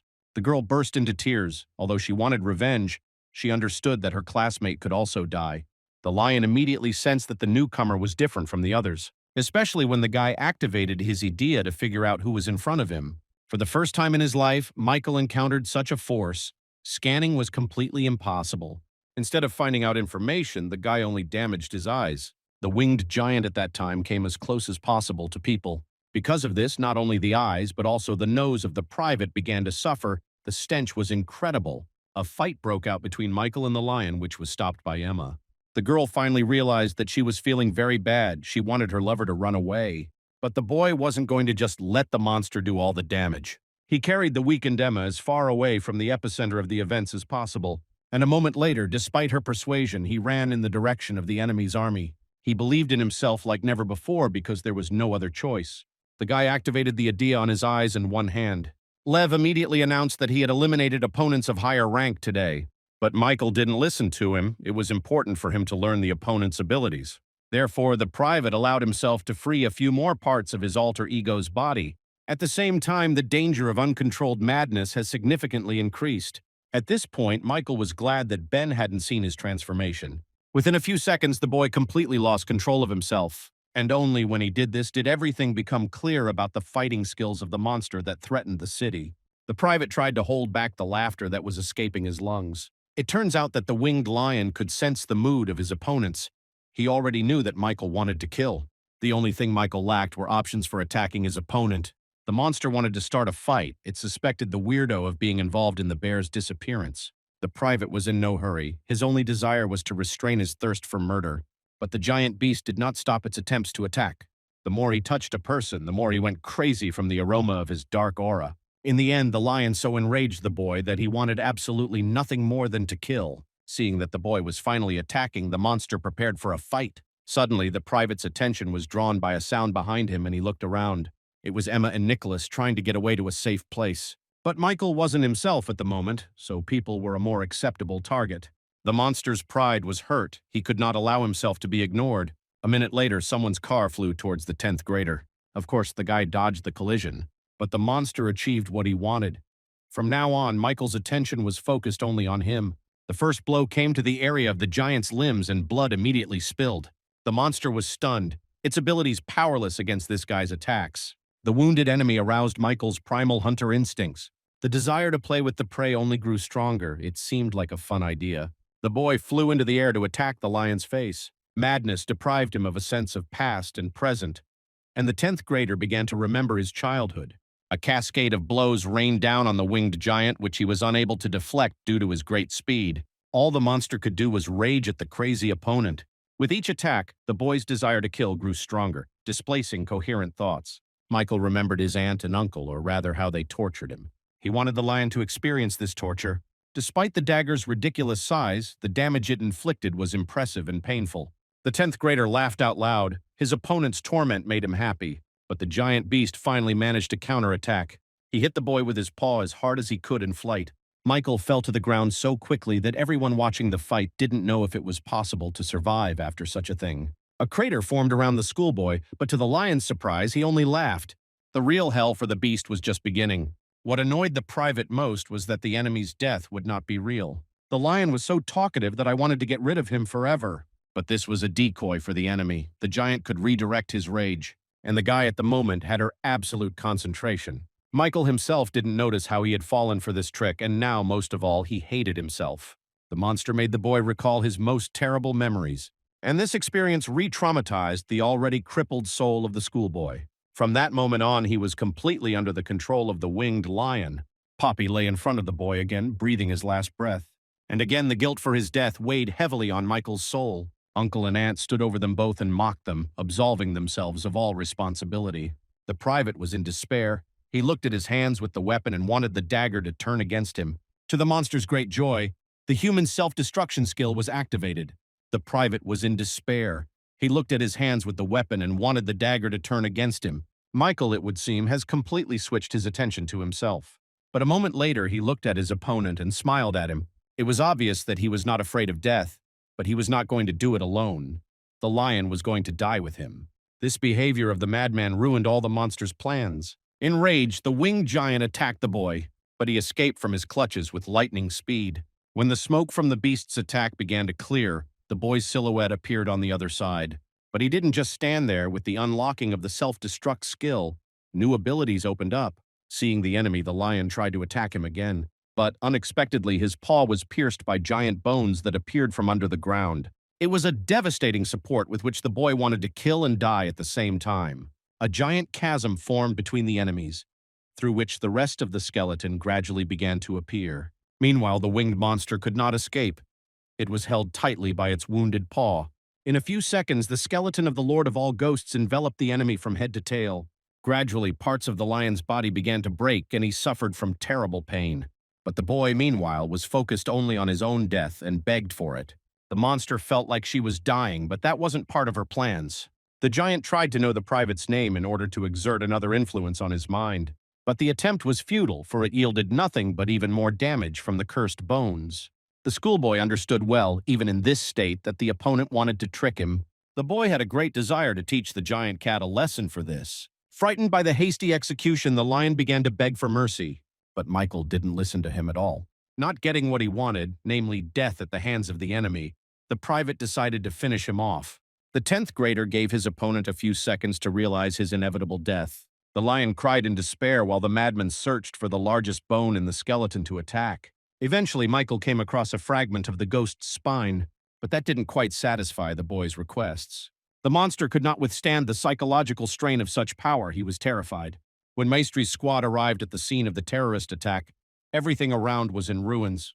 There were piles of bones and debris everywhere. Michael felt someone's presence nearby, but that didn't stop the guy from his planned plan of action. Catherine, along with 2 companions, hurried to the epicenter, avoiding obstacles. They were stopped by the roar of pain from the giant lion and the joyful cries of Michael, who was tormenting him. The doctor stopped in shock. She couldn't believe her eyes. Her friends didn't know the schoolboy personally. They decided that he was a terrorist. especially when they saw how cruelly he treated his victim. Upon seeing the new arrivals, Michael jumped to the ground, laughing uncontrollably. He ran swiftly towards the people who were preparing for the fight.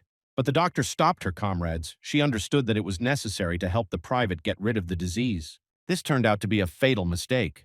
The schoolboy immediately recognized the woman and took it as a good sign. But in the men who were next to her, the guy saw his own uncle. Getting rid of his relatives one by one, Michael begged Catherine for only one thing: death. After the death of his brother, a man from the Maestri clan decided to activate his idea for a counterattack. But his reaction was too slow to get rid of the opponent in this state. The counterattack resulted in the loss of a limb. Catherine didn't know how to react to what she saw. She couldn't kill a student from her school. The situation seemed to be a stalemate. Her brother's cry of pain brought the woman back to her senses. The doctor used the healing skill and the hand was completely restored. Seeing that the enemy was intact and rushing to attack, the private became interested. This time, the schoolboy wanted to see what the stranger was capable of. Michael simply blocked the blows with one of the bones of the Ghost Lord's skeleton. The attacker was furious because he couldn't get to the crazy killer. Eventually, the guy got tired of this game and decided to change the rules a bit. Bloody waters formed under the enemy's feet, from which emerged the bones that bound the man. The 10th grader ran up to his opponent and took his head off with one blow. The death of any person was associated with the death of his uncle in Michael's life and brought him happiness. Catherine could have helped her friend, but she looked at the crazy schoolboy in confusion. When, nevertheless, the woman brought her colleague back to consciousness, he looked in her direction in horror. He understood that in such a situation there was no escape, only further torment. Michael was dissatisfied. He thought that his uncle had almost crossed the line this time, so he activated the bat. Just as he had once been mocked, he wanted to mock his attacker. This time Catherine did not resurrect her friend, she accepted his death. But Michael didn't let her grieve. He wanted to get what he so ardently desired immediately. The boy dragged the woman towards the wounded winged lion. He was breathing heavily, but he was still alive. Seeing each other, they understood a lot. The madman really appreciated the teacher, and she, in turn, saw the overly rigid eccentricity of the diligent student with her own eyes. The monster wanted to end its torment and began to persuade the woman to kill the boy. Such impudent behavior on the part of the giant cat outraged the private. The Ghost Lord's bones began to contract rapidly. In less than a minute, absolutely nothing remained of the enemy's idea. The desire to kill outweighed the desire to commit suicide, and now Michael was berating himself for it. He rushed to the teacher, begging her to help him die. The frightened woman did not know how to dissuade the guy from his terrible plans. He, as usual, insisted on his own. In desperation that the doctor would not agree, the private grabbed her by the throat and began to strangle her. In his madness, he did not understand that in this state his goal was unattainable. Suddenly, the boy heard a demand from behind him to stop. Looking back, he saw Emma, who had pointed her sword at him resolutely. The weapon, especially since it was so powerful, immediately attracted the private. He forgot about Catherine and happily turned his attention to his classmate. Without hurrying anywhere, Michael's alter ego began to approach the girl. The 10th grader understands perfectly well that she has two options: Idea forever. The boy, meanwhile, grabbed the blade with his hand. Touching the weapon, he realized that he was unable to wield such a powerful sword on his own. He began to insist on killing himself, but Emma forcefully pushed him away from her. Michael did not back down. Realizing that the girl needed help, the other members of the Maestri clan stood behind her, ready. The boy was also gradually surrounded from different sides. Part of Catherine's team, meanwhile, tried to take care of her. They still don't understand the power of the man they were opposing. Only the doctor kept them on the verge of death. The schoolboy saw that more people had joined his classmate's face and became interested in them. He dreamed that his aunt and uncle surrounded him, about to beat him. And again, a wave of hatred covered his eyes and overcame the desire for suicide. A corridor of darkness suddenly formed around. Everyone the boy saw ended up in this trap. It turns out the schoolboy could change places. Meanwhile, Michael was preparing to exterminate his unworthy, vile relatives. He wanted nothing to do with them because he had long proven that he could handle it on his own. Emma, who watched the boy, realized that she had to do the right thing, regardless of her feelings. The 10th grader could attack at any moment, so he had to hurry. The sharp blade of the girl's sword entered Michael's stomach very easily. Absolute silence reigned around. Only the boy's coughing, which was accompanied by blood, could be heard. Emma let go of the weapon, feeling like she was killing herself, not him. Suddenly, the private looked back at her and said with a smile that she should have aimed higher. He never doubted for a second that the girl was capable of killing him. Eventually, Michael's strength left him and he fell to the ground. Realizing that the boy was dying, the 10th grader began to apologize to him for her actions. She pulled her weapon from her lover's back and placed it next to her. The private was still conscious. His consciousness gradually cleared, madness left him. The first thing the schoolboy said out loud was Emma's name. The self-destruct skill was deactivated just like the other artifacts he possessed. Along with the control of consciousness, the boy's memory was also activated. He couldn't believe what he had done. The images of his own madness caught up with him. The desire to protect the most precious turned into a disaster. Lives were shattered. He almost harmed Emma. Michael was a threat to everyone around him, and if it weren't for the injury, it wouldn't have stopped. While South Korea was recovering from the tragedy, something was happening in North Korea. The chairman met with Donald again and reported that the winged lion had been saved. Despite its elimination, the enemies suffered heavy losses and damage to infrastructure. Donald was uncomfortable hearing such concern in the head's voice about some beast. But this did not concern global plans at all. More terrorist attacks were to take place soon. The terrorist leader promised that the plague leader's suffering would not be in vain. 3 days passed as Michael lay unconscious in the hospital, and finally memories began to slowly awaken him. The boy regained consciousness, dripping with sweat and screaming in terror. At first he didn't understand where he was, but looking around the room he saw Emma's worried face next to him. This made the private immediately get out of bed, but the pain from the wounds made itself felt, and the boy immediately fell back onto the pillows, exhausted. The girl explained the situation to him and began to insist on bed rest. She was joined by Daniel, who unexpectedly found himself on the threshold of the ward. He approached the bed and asked how the boy was doing. Emma tactfully stepped aside because the spy had information that needed to be shared. Daniel reported that Michael was assigned the highest threat level after the act of terrorism. The boy was now considered more dangerous even than a natural disaster. But the information was only distributed to high-ranking officials. Others were not aware. Through the hard work of the spy, the boy's identity remained unknown to the masses. This news outraged Michael because he already perceived himself as a criminal. The boy's abilities turned out to be more powerful than those of Donald and Daniel, who were considered the strongest. The spy said that such terrorist attacks are not an exception at all, but on the contrary, a typical situation. The world was rapidly going crazy, and now the boy had to realize it. Michael, meanwhile, understood what this conversation was leading to, and his whole being rebelled against it. Daniel concluded his speech by announcing that the boy was the country's only hope for survival. The schoolboy's reaction was tears of despair. He did not consider his idea to be something that should exist at all, but the man insisted that all was not lost for the private. The boy had to grow spiritually. Emma, who was standing nearby, froze in surprise. All her life, the clan had insisted that one could improve strength but not spirit, and eventually this thought finally took root in her subconscious. Now everything began to fall into place in the girl's head. Michael emphasized that he absolutely did not want to perfect the soul of a serial killer.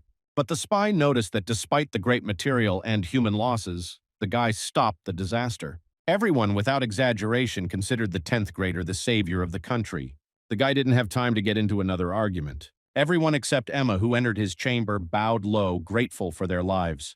Tears welling up, Michael didn't know how to react. It was the first time he was being thanked for the murders. He shouted that he didn't deserve any thanks because he was just killing people. But Daniel emphasized that despite this, the boy saved the fate of the entire city. And no matter how much the private reproached himself for what had happened, the fight had to continue. The boy looked at everyone present in turn. Even the members of the Maestri clan were smiling at him. And that was incredibly difficult, considering their heavy losses at his hands. Ultimately, Michael decided that these events should be his most important lesson. The boy no longer had the desire to use his own idea to its full potential. Daniel happily agreed to this. He was too busy to stop such a force. He suggested that the guy go abroad for a few months so that he wouldn't be nervous. The private was also promoted to sergeant, and he could safely continue his studies in America. When the guy finally got back in shape, the day of farewell came, and Ben also arrived at the airport. He and Emma were sincerely worried about Michael's fate and wanted him to feel supported. In the last minutes before registration, the boy and girl couldn't keep their eyes off each other. The sergeant promised himself that he would return home a different person, stronger and more restrained. The plane landed at Kennedy Airport. In the lobby near the exit, Michael unexpectedly saw several of his friends. Of course, Alan was there, who could do without him, and the 9th grader from the zombie squad, Harry. Derek, who greeted us with a smile, was unexpected. But the pleasant surprise in all of this was Dan. The guys hadn't seen each other since the events at the bank. The boy immediately ran up to his friend and noted that Michael had changed a lot during this time. Alan was tired of standing still, although he was always dissatisfied with everything. He even managed to cause a new conflict with a 9th grader. Derek attracted the attention of those present. The guy claimed that someone was watching them. There was such a big gap between the students that the sergeant doubted their successful completion of the training. The stranger, whom the fat man had noticed, finally came up to say hello. His name was Thomas. and he was assigned to the boys by the defense unit for more successful adaptation. Idea was related to the translation of languages, so the students could not worry about this barrier. In a few minutes he had them in the conference room, where many gloomy men were already waiting for them. In complete silence and under close supervision, Michael and his companions went down to their seats. The guys immediately disliked the tense atmosphere that prevailed in the room, but curiosity was stronger, and Michael began to look around. The speaker rose to the podium and began his speech. It was about the brutal attacks on people that had taken place today. Officials suspected that multiple perpetrators were involved in this case.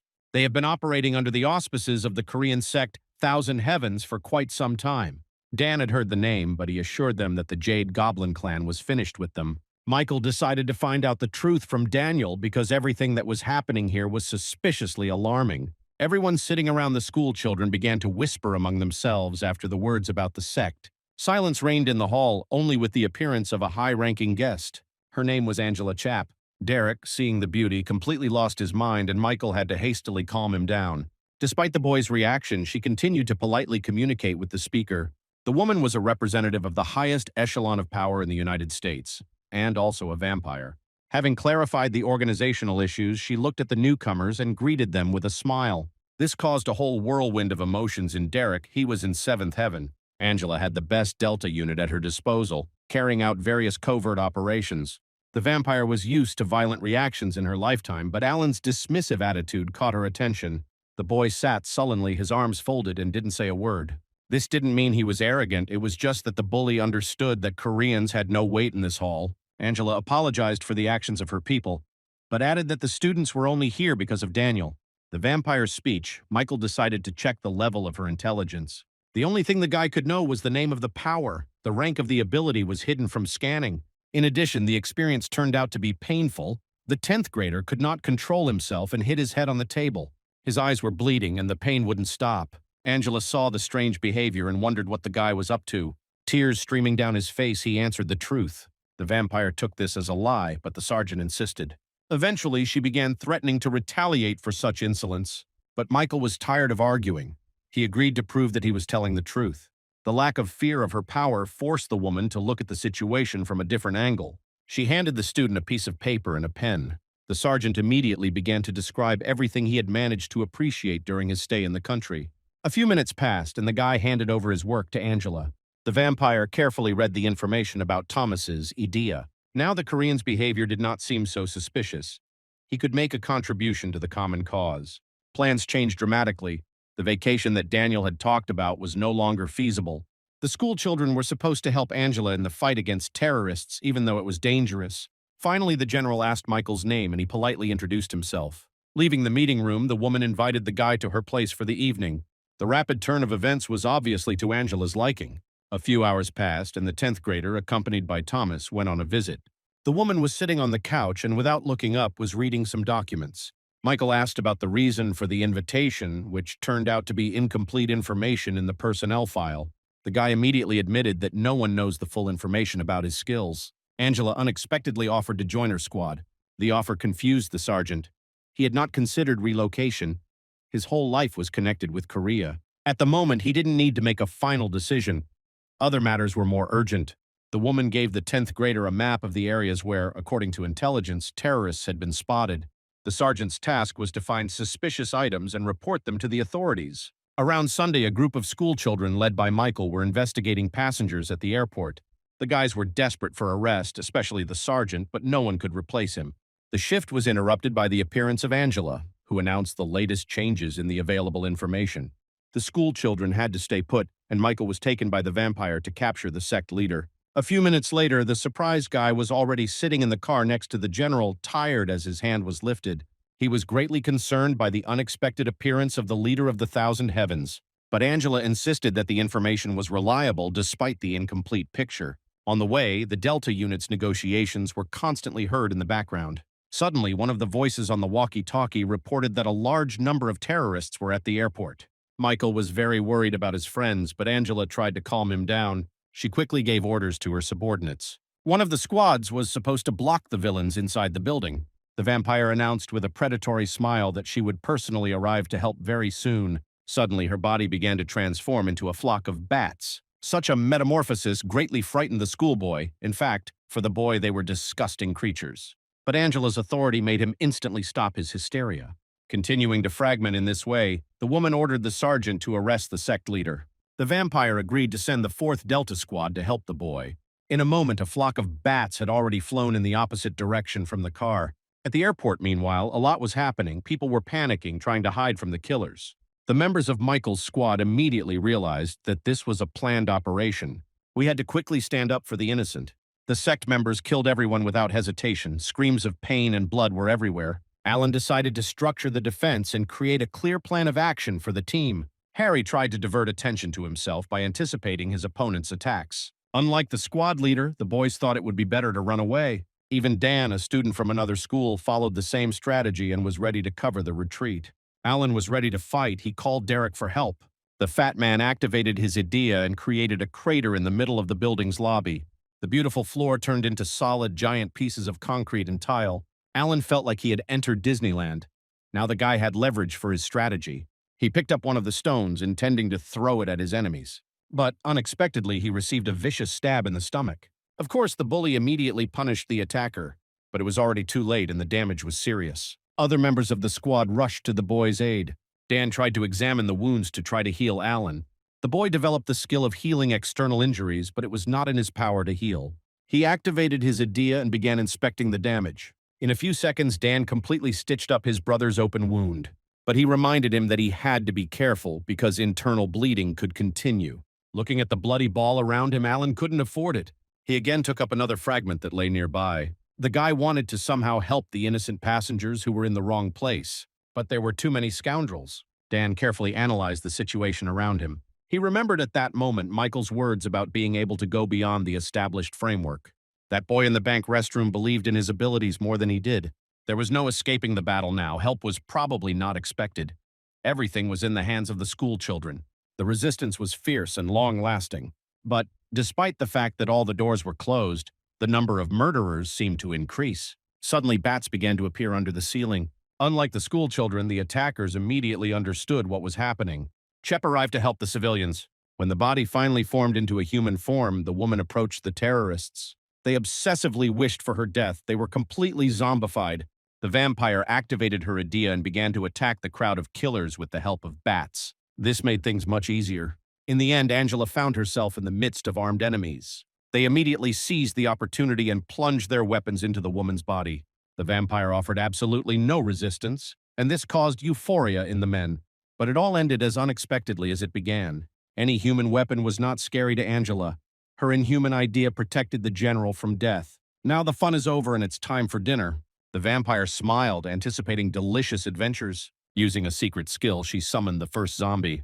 The attackers met the undead with frightened faces, for they relied on their own numerical superiority. Now that was a completely wrong strategy. The dead were slowly approaching their prey. The woman formed such a large army thanks to her fruitful work with the Mexicans. But I wasn't going to increase it at the expense of such scum as today's opponents. While Angela dealt with the enemies, Michael tried to find out the fate of his friends from Thomas. The man calmly told the boy that they were safe, because the vampire was a real monster.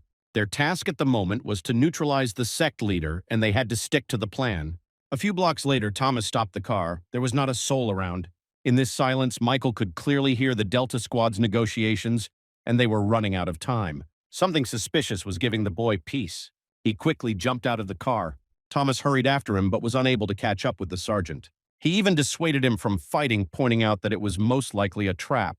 After walking a little further through the alleys, the boy finally saw people. Michael didn't hesitate any longer. He realized this had been the terrorists' plan from the moment Angela and he left the airport. The walkie-talkie negotiations were a trap, and now Delta Squad will be destroyed due to a coordination error. He saw how the terrorists gradually surrounded the good guys and began to shout for them to run away. But the men were determined. They did not know that the head of the sect had decided to unleash an incarnation of Jack the Ripper against them. It was a red-haired girl who happily pulled out one of her knives. Michael saw the ideas of everyone present and understood that the forces were unequal. Delta Squad surrounded Jack the Ripper, preparing to attack. But the girl turned out to be more agile. With the help of her knife, she quickly got rid of her opponents. With each murder, she seemed very much like Michael during his bouts of madness. Risking themselves, the three fighters carried out a deceptive maneuver to kill the redhead. But it was a failed idea because they were slower than her. With a few lightning-fast movements, the killer counterattacked. The surviving members of the Delta Squad had to flee. They could not resist such a powerful force. Michael finally reached the epicenter of the events. Analyzing the situation, the guy thought about what to do best. The sergeant shouted that he would deal with the scoundrel himself. The detachment commander was impressed by the young man's courage but considered the tactics a failure. They left the schoolboy to the mercy of many murderers, but it was necessary to report this to Angela. When the boy was left alone, he was finally able to breathe a sigh of relief. Suddenly, the crazy woman started screaming. Her scream was imbued with bloodlust and drove everyone nearby crazy. Apparently, she expected this tactic to work effectively on Michael as well, but he was too difficult a target for her. The head of the sect watched the opponents from afar. The schoolboy interested him. Until the man began to speak, Michael did not feel his presence. Now the sergeant's bloodthirsty mind turned against the murderers. Realizing that such a monster could kill him in a second, the scoundrel began to act preemptively. He had the skill to control the minds of those dissatisfied with the world and create his own army. Now Jack the Ripper was even more determined to fight a bloody duel. The boy attacked first, but the girl parried his every blow. In the midst of the fight, she managed to push Michael away from her with her foot. The guy landed right next to the sectarian leader.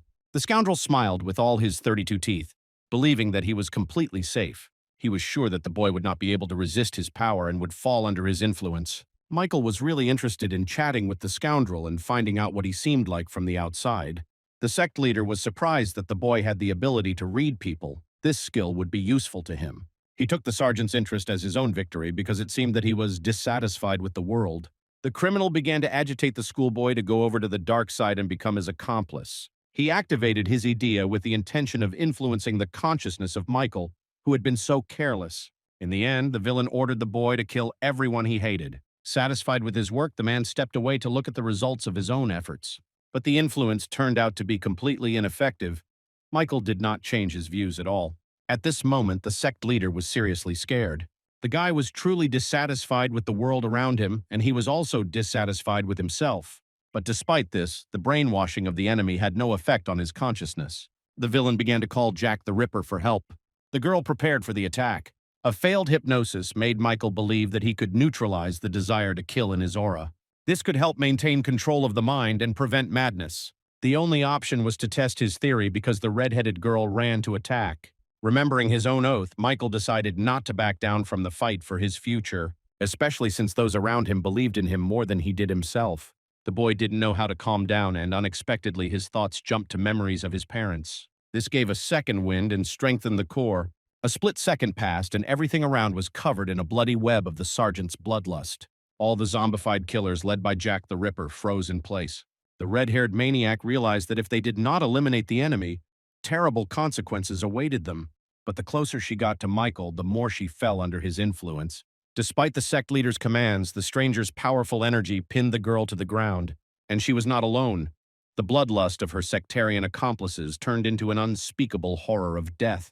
Getting rid of his own dark energy, Michael felt better and better. But his alter ego peaked out unexpectedly. It seemed that madness was lurking and waiting for its opportunity. This turn of events literally knocked the guy off his feet.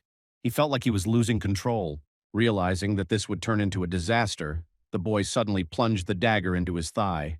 The pain was excruciating. Michael couldn't hold back a scream, but the weapon inside the wound began to change. The dagger turned into a sword, absorbing the lust for killing that reigned around. The schoolboy was curiously examining the new artifact, which moreover was much more powerful. This weapon had amazing properties and doubled the wielder's powers with each absorption. The description literally stated that the blade was omnivorous. Suddenly, the sword in the sergeant's hands began to roar and he dropped it in fright. When it fell to the ground, black energy tentacles began to rise from the blade in all directions.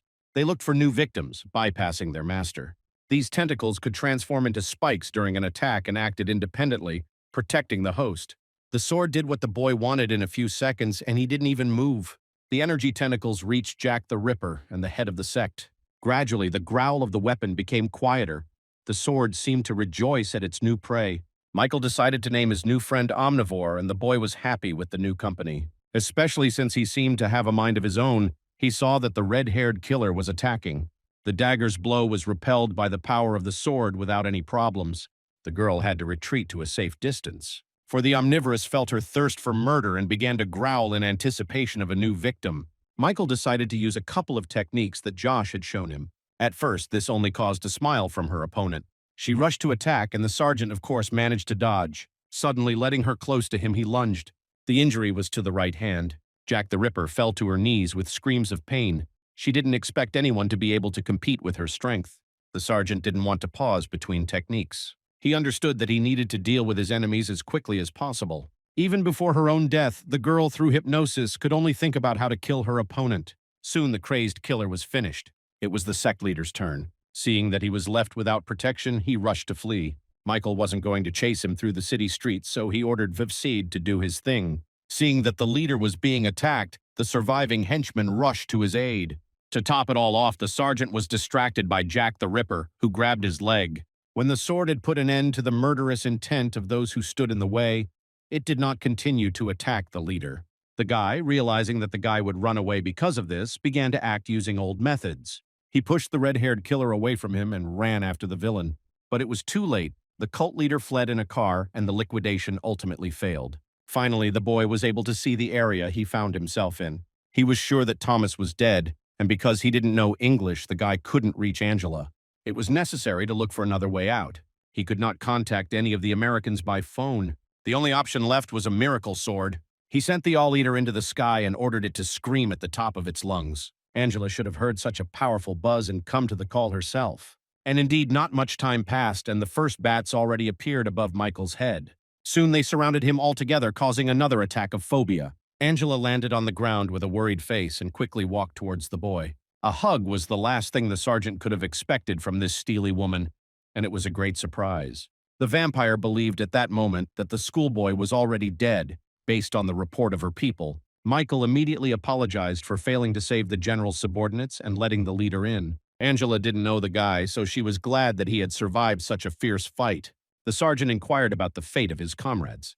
The woman replied that they didn't have much time to discuss it. She was going to the scene of the incident. The schoolboy didn't understand what exactly he was talking about, especially considering that he hadn't completed his part of the task. The vampire explained that Thomas remained alive and told her in detail about the conspirators' plans. This news made Michael tense up. The translator was not in a fighting mood, and he was left without protection. Angela held out the ring that the man had given to the boy. It was supposed to help the boy understand others on his own, without Thomas's help. Eventually, the sergeant realized that the employee was part of a terrorist intelligence network. It turned out that Michael's comrades were with the translator, and they all went to prison. Most likely, they sought to use the prisoners to create a new army of terrorists. The sect leader was fleeing from Michael in that direction. There was no doubt about that now. According to Angela, there were about 15,000 criminals in prison. The sergeant insisted that he and the general go there immediately to prevent a disaster. She was not at all against it, although she did not quite understand the unexpected pressure from her interlocutor. The conversation was interrupted by an emergency notification on the woman's phone. The fact is that Beijing has been suffering from terrible destruction for the last hour. Many people suffered from the clutches of monsters that unexpectedly appeared in the city center. First, the third monster from the Book of Daniel appeared, a winged leopard. Ideology Nate was sent to fight him. The fight was fierce, and most likely the man would have managed to defeat his opponent. But a fourth monster that appeared out of nowhere got in the way. He immediately took the life of the winged leopard. Then the defender of China experienced his wrath and had to retreat. In connection with such a serious threat, the man called on all the fighters in the world to help. This was the notification that rang on Angela's phone. Under international law, there were several reasons for activating this command. This time, the condition for summoning the highest-ranking fighters was Nate's death. The vampire lost her footing, but Michael managed to catch her. The Chinese master was the only SSS-ranked fighter, and if he died, humanity was in great danger. Finally, Angela's gift of speech returned. Now the schoolboy's assumptions didn't seem so strange. All these terrible events in different parts of the world happened simultaneously for a reason. Terrorists planned the end of the world as humanity had known it for many hundreds of years. It was urgent to decide what the strategy would be to counter the forces of evil. Angela decided that the guy should go to prison on his own, where he would be met by Delta's people. She could not be in two places at the same time. A great burden of responsibility fell on the young man's shoulders. As long as the guy saves people and his friends in America, Angela was going to punish the monster that killed Nate in the People's Republic of China. There was no choice. Michael was facing another test. With the help of the ring that Thomas gave him, the sergeant found his way to the prison without any problems. The first person the boy met within its walls was a man from the Delta Squad. The man's name was Oliver, and he had been waiting for Michael's arrival for a long time. Angela made sure that the student was not asked unnecessary questions and explained everything herself. The guy asked what was currently happening within the prison walls. On one of the screens, he saw something that made him worry. The sect leader was indeed already in one of the blocks with the prisoners. He had already begun to brainwash them, as if some kind of religious service was taking place there. But the main unpleasant surprise for the boy was his comrades. The boys Thomas was with were also praying to the terrorist gods, kneeling. The translator, as expected, was not a prisoner, but just another maniac on the loose. Something had to be decided urgently. Michael decided to go inside on his own and not take anyone with him. Oliver obviously didn't like this. He doubted that such a decision was rational at all. Of course, Angela ordered them to obey this weirdo and everything, but that was too much. The squad commander insisted that something different should be done. But the guy got tired of arguing. He got hold of Visaid and showed what he was capable of. The thirst for murder filled the entire room so powerfully that it was difficult to breathe. Michael didn't want to take command of the entire squad. He wanted to keep the people safe. If the squad stays away from him, no one will get hurt. A few minutes later, the boy was already heading towards the prison block, consulting the map. He opened the door, hoping to sneak in unnoticed. But Thomas was already looking forward to it. The translator, although it was obviously not the case, was smiling with all 32 teeth. Michael immediately wanted to deal with him, but some force prevented him from raising his head. He realized that the reason was the enemy's secret skill, which he carefully concealed. The scoundrel immediately began to mock him. He saw that the sergeant was losing control of his emotions. Seeing the ring on the schoolboy's finger, the man thanked him for delivering it. Thomas turned out to be the incarnation of the killer John Wayne. This pervert loved to bully younger people. The criminal's abilities caused great discomfort. That's why Michael decided to take action and took out his sword. The omnivore wasted no time. He attacked his opponent, but he managed to dodge the blow. The first attack was not the only one. The entire block was filled with the tentacles of cunning weapons. Realizing that this would soon drive him into a dead end, Thomas asked the boy to stop. A moment later, Michael's comrades came into view behind him. They were unconscious. The appearance of his friends angered the boy even more. He wanted retribution. And the sword, in turn, wanted to feast on the delicious thirst for blood. In the end, the 10th grader decided not to rely on his own weapons, but to take an active part in the attack. Thomas insisted that the sect leader wanted to meet with Michael, but the opponent did not back down from his desire to kill him. So the translator decided to teach the impudent young man a lesson. One by one, the boys began to become aggressive, either fighting among themselves or hurting themselves. The sergeant realized that the chief was watching them now and that it was he who was encouraging his comrades to take these actions. Left with no choice but to suppress his desire to kill, the boy agreed to the meeting. Thomas broke into a wicked smile of pleasure. He already had a presentiment of the atrocities he would commit against the captives. Holding back his rage, Michael followed him deeper into the prison block. Sometime later, the man and the boy reached a well-lit hall. The daylight blinded the schoolboy, and he didn't immediately see that there was a whole crowd of sectarians there. The prayer to an unknown deity did not stop even with the appearance of the sergeant. The terrorist leader politely greeted the newcomer. Michael braced himself for a fight. He barely heard what was being said to him. In his fiery speech, the main killer even managed to thank the guy for his help. And this made the schoolboy finally lose control of his emotions. But the sect leader remarked that there was absolutely no fear of Angela and everyone else. He announced that right now Michael would understand that there were reasons for this. The man began some kind of ritual. The schoolboy was shocked. Everyone who was inside the building and praying peacefully immediately began killing each other. During this action, the scoundrel clapped his hands in delight. It also happened to the 10th grader's friends, who somehow ended up among the prisoners. This stimulated Michael to take action. The zombified killers immediately noticed him and rushed to intercept. But the boy skillfully defended himself with his new weapon. The sword got rid of its opponents very quickly. He felt that there was a lot of food in this room. The guy couldn't help but be happy that he had acquired such a powerful artifact. Since he couldn't raise his head, it meant that Thomas was somewhere nearby. The villain emerged from the darkness behind the 10th grader. He considered himself smarter than everyone. The maniac wanted to deal with and mock his prey, so he attacked. But the surprise for the monster was that Michael had expected this attack. His plan failed. The boy grabbed his hand and wasn't going to let go. Within seconds, Thomas found himself facing his opponent. The All-Eater's long blade pierced him through. But in the boy's opinion, death shouldn't be easy for such bastards. Therefore, he did not fight to the death. The sergeant wanted revenge for everyone who had suffered through the translator's fault. At the command of the All-Eater, he lifted the man into the air, tearing him apart with blows. Blood flowed like a river. Thomas was no longer an obstacle. Having dealt with the enemy, the boy ordered his sword to eat its fill. The weapon, having received permission, immediately became maximally activated, absorbing the thirst for murder of those present. At first, the sect leader was happy. It seemed to him that his opponent had lost control. But the guy had a plan. He forbade Viside to kill. He could only neutralize. While the weapons were busy with their own business, Michael hurried to deal with the leader of this mess.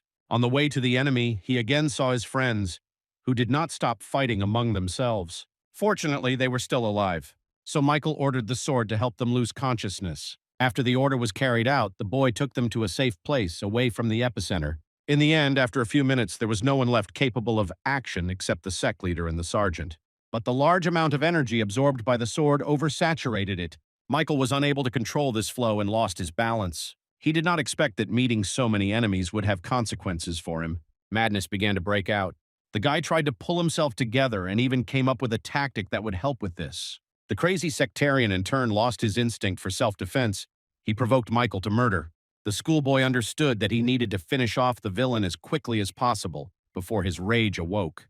He, realizing that he smelled something fried, called the last line of defense. Giant Adam emerged from backstage, preparing for the fight. The sergeant was not at all frightened by this. He understood that size was not the main thing. The zombified prisoner ran towards the boy, incited by the possessed terrorist. Michael prepared to counterattack with Josh's technique. It all ended as unexpectedly as it began. The omnivore stabbed his opponent through and through, but he didn't have time to notice anything, blinded by the thirst for murder. The giant fell at the feet of the sect leader, bleeding profusely. Now it was the crazy grandfather's turn to lose his life. Even on the verge of imminent death, the villain tried to convince Michael to join his side. But it was all in vain, and in the end, the grandfather realized it. He didn't want to pay for his crimes. Even the thought of it scared him to death.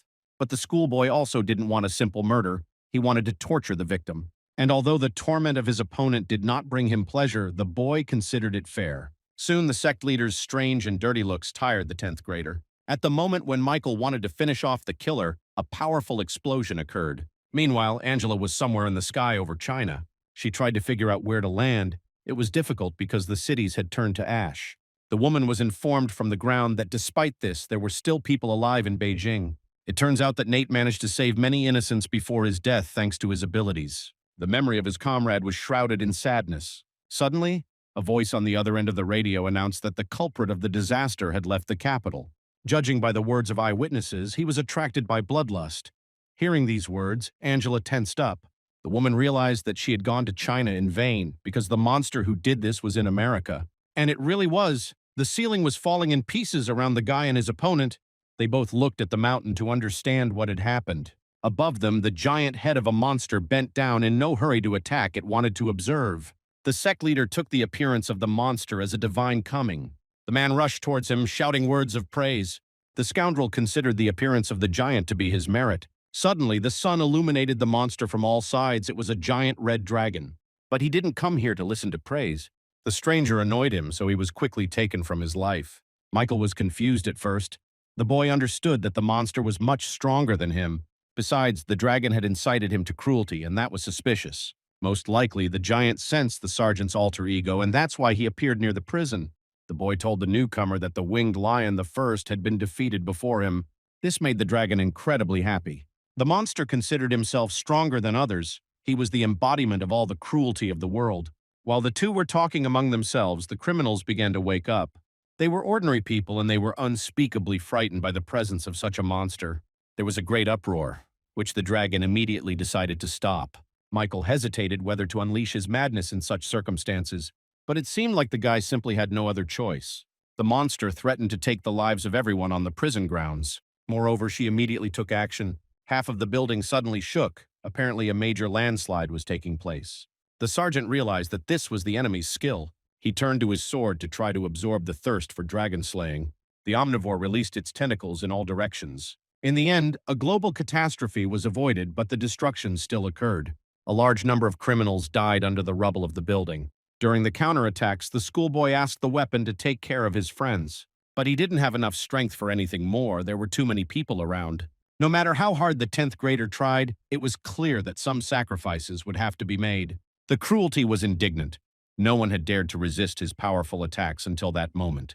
He could see perfectly well that Michael was not a grown man, but he was pleasantly surprised by such strength. The dragon wanted to postpone their duel until later, to wait for the final version, so to speak. And indeed, after informing Michael of his plans, the monster turned to walk away. He already felt another source of cruelty drawing him towards it. The boy couldn't let the giant cause the same destruction anywhere else. But before it turned into pure anger, he decided to say his final goodbyes. Picking up the phone, Michael dialed a familiar number. Emma answered almost immediately. She was unhappy that the guy hadn't called for a long time. Listening to her voice, the schoolboy could not hold back his tears. He understood that he might not survive the battle. Finally, the girl realized that something suspicious was happening. Of course, she didn't hear the truth, and there wasn't much time for an explanation. The main thing is that Michael has a desire to stop keeping himself so limited. The guy hung up the phone a completely different person, and the dragon immediately sensed it. The 10th grader unleashed the madness without hesitation. The monster even bent down to see the bloody poison spreading around. In order to confront such a giant, the boy had to completely lose the remnants of control. Therefore, in an instant, crazy laughter echoed off every wall of the prison. The self-destruction mode was activated, and Omnivorous joined in with its cries of hunger. The guy's overall rating increased several times. They were equal to the enemy's strength, and this surprised him incredibly. The dragon was used to his idea suppressing the strength of his opponents, so the fights were not on equal terms. But this weirdo, even in this position, could compete with him.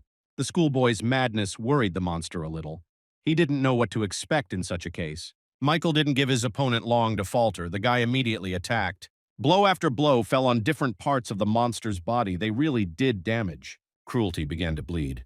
Attacking again and again, the boy demanded that his opponent destroy him. But of course, he didn't get what he wanted. A brief pause occurred due to the smoke that rose from the fierce confrontation. The dragon was finally able to catch his breath and regroup. Standing on his hind legs, he increased his rank and already began to prevail in strength. The monster's fist flew straight towards the boy.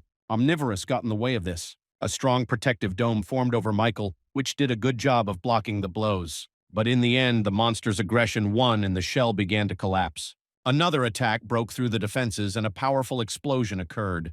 The sergeant was pelted with stones, but he was still alive. The madman sought to give an answer to his opponent. The dragon was proud of his strength and endurance, and only praise for himself flew from his mouth. To finish off the impudent young man, cruelty activated a new landslide. Michael found himself in an improvised pit. The omnivore released its tentacles to prevent its master from dying under the rubble. So far, the counterattack seemed to be successful. The resistance grew stronger, and the landslide slowly began to slow down. The dragon began to realize that the plan would have to be revised. A few seconds later, Michael broke free from the trap. He was focused on destroying his opponent. His own death took a back seat. Cruelty was pleasing. From the beginning, he underestimated man. But suddenly everything changed. The schoolboy lost his thirst for murder. All that remained was madness, which he could not quell. Pictures of the past flashed before my eyes again and again.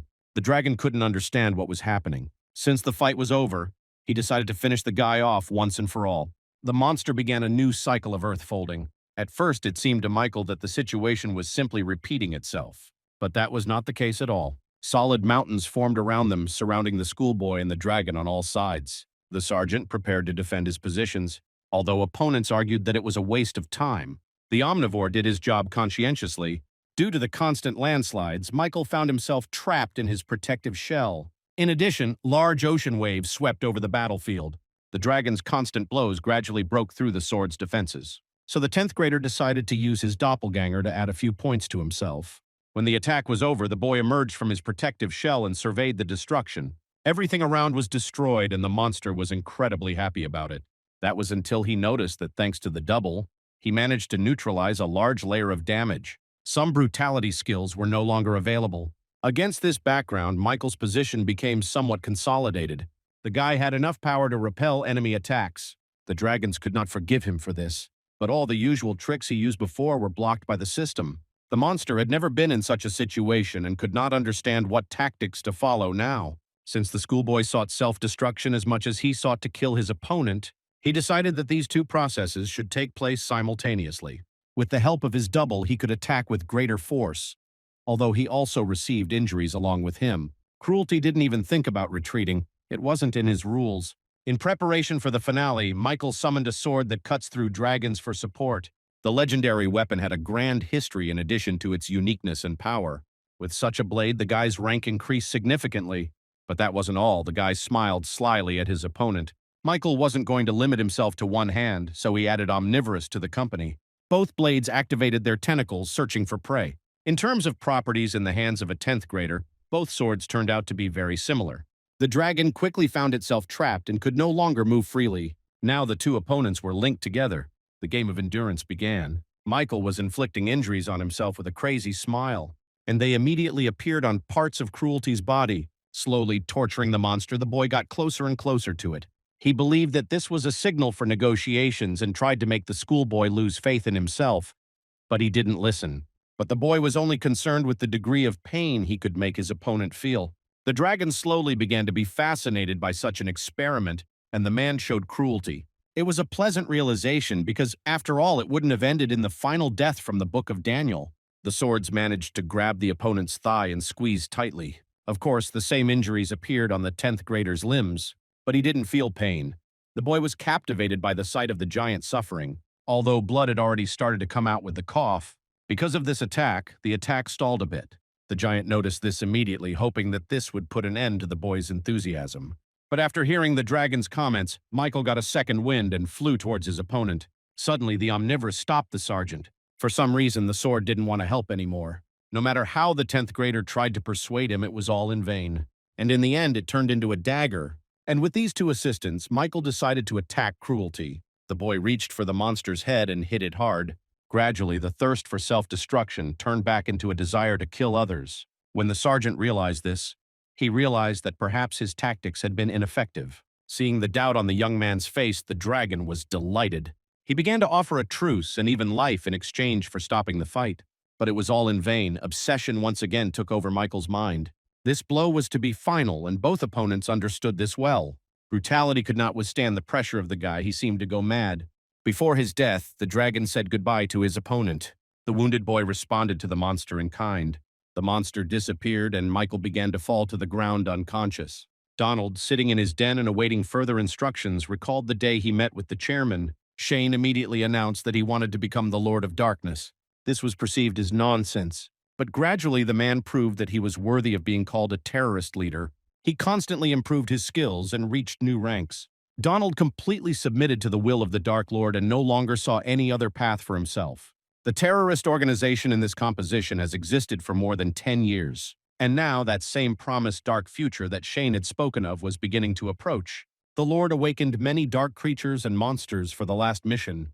The whole world will have to reconsider its views on its own future existence. Established paradigms will collapse and be turned upside down, and in the end, Shane will be the crown of power, and Donald will faithfully serve the welfare of the Dark Empire. A few days have passed since Michael's battle with the dragon, and people all over the world began to hear voices in their heads urging them to go on a search. During this time, the leader of the terrorists managed to resurrect the monster from the Book of Daniel. All of them, except for the second one, the bear, which Daniel finally dealt with.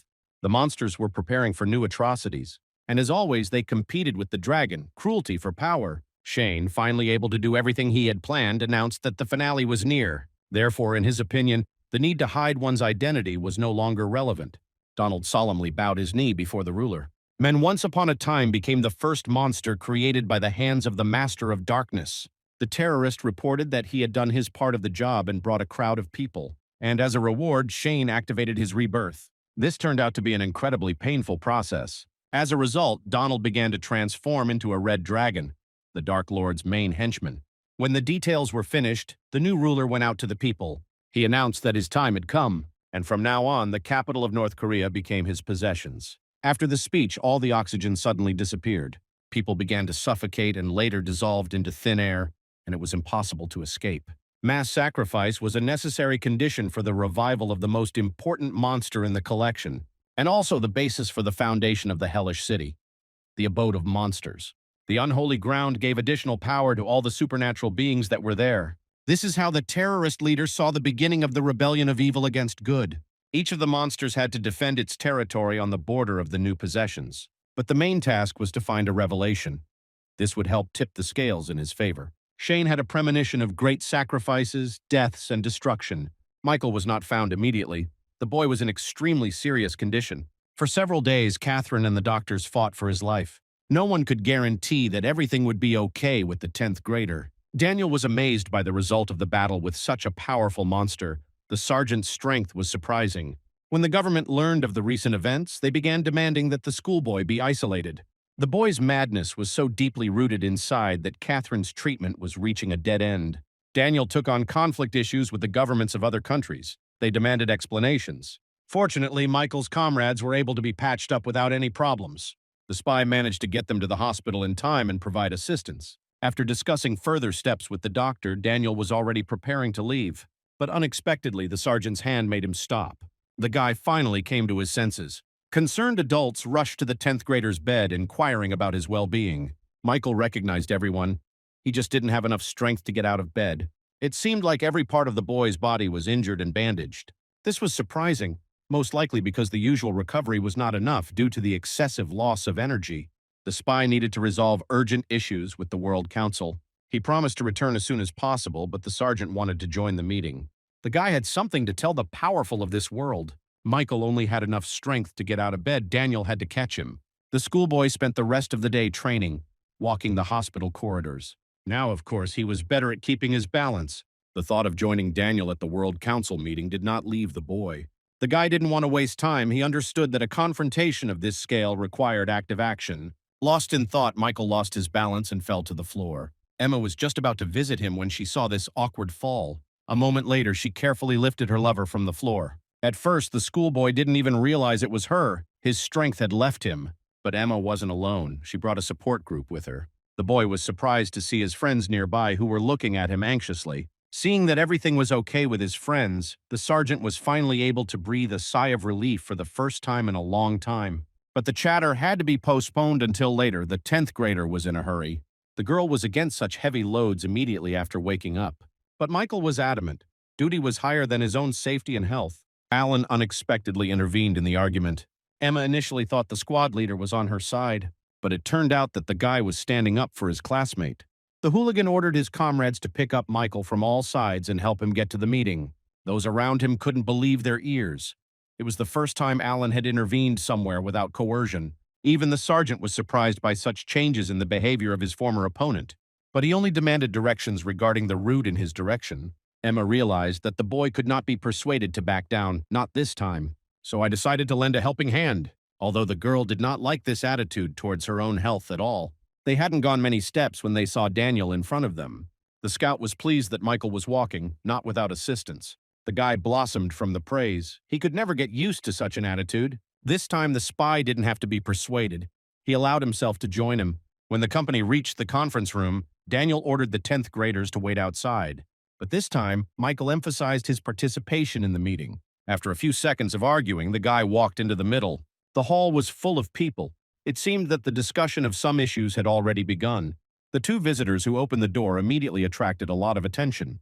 The sergeant felt the gazes on him, which caused an additional strain. Gossip spread about his duel with another beast of the Book of Daniel. Of course, no one believed that the boy could single-handedly defeat the monster that killed the mighty warrior. Daniel showed Michael an empty seat.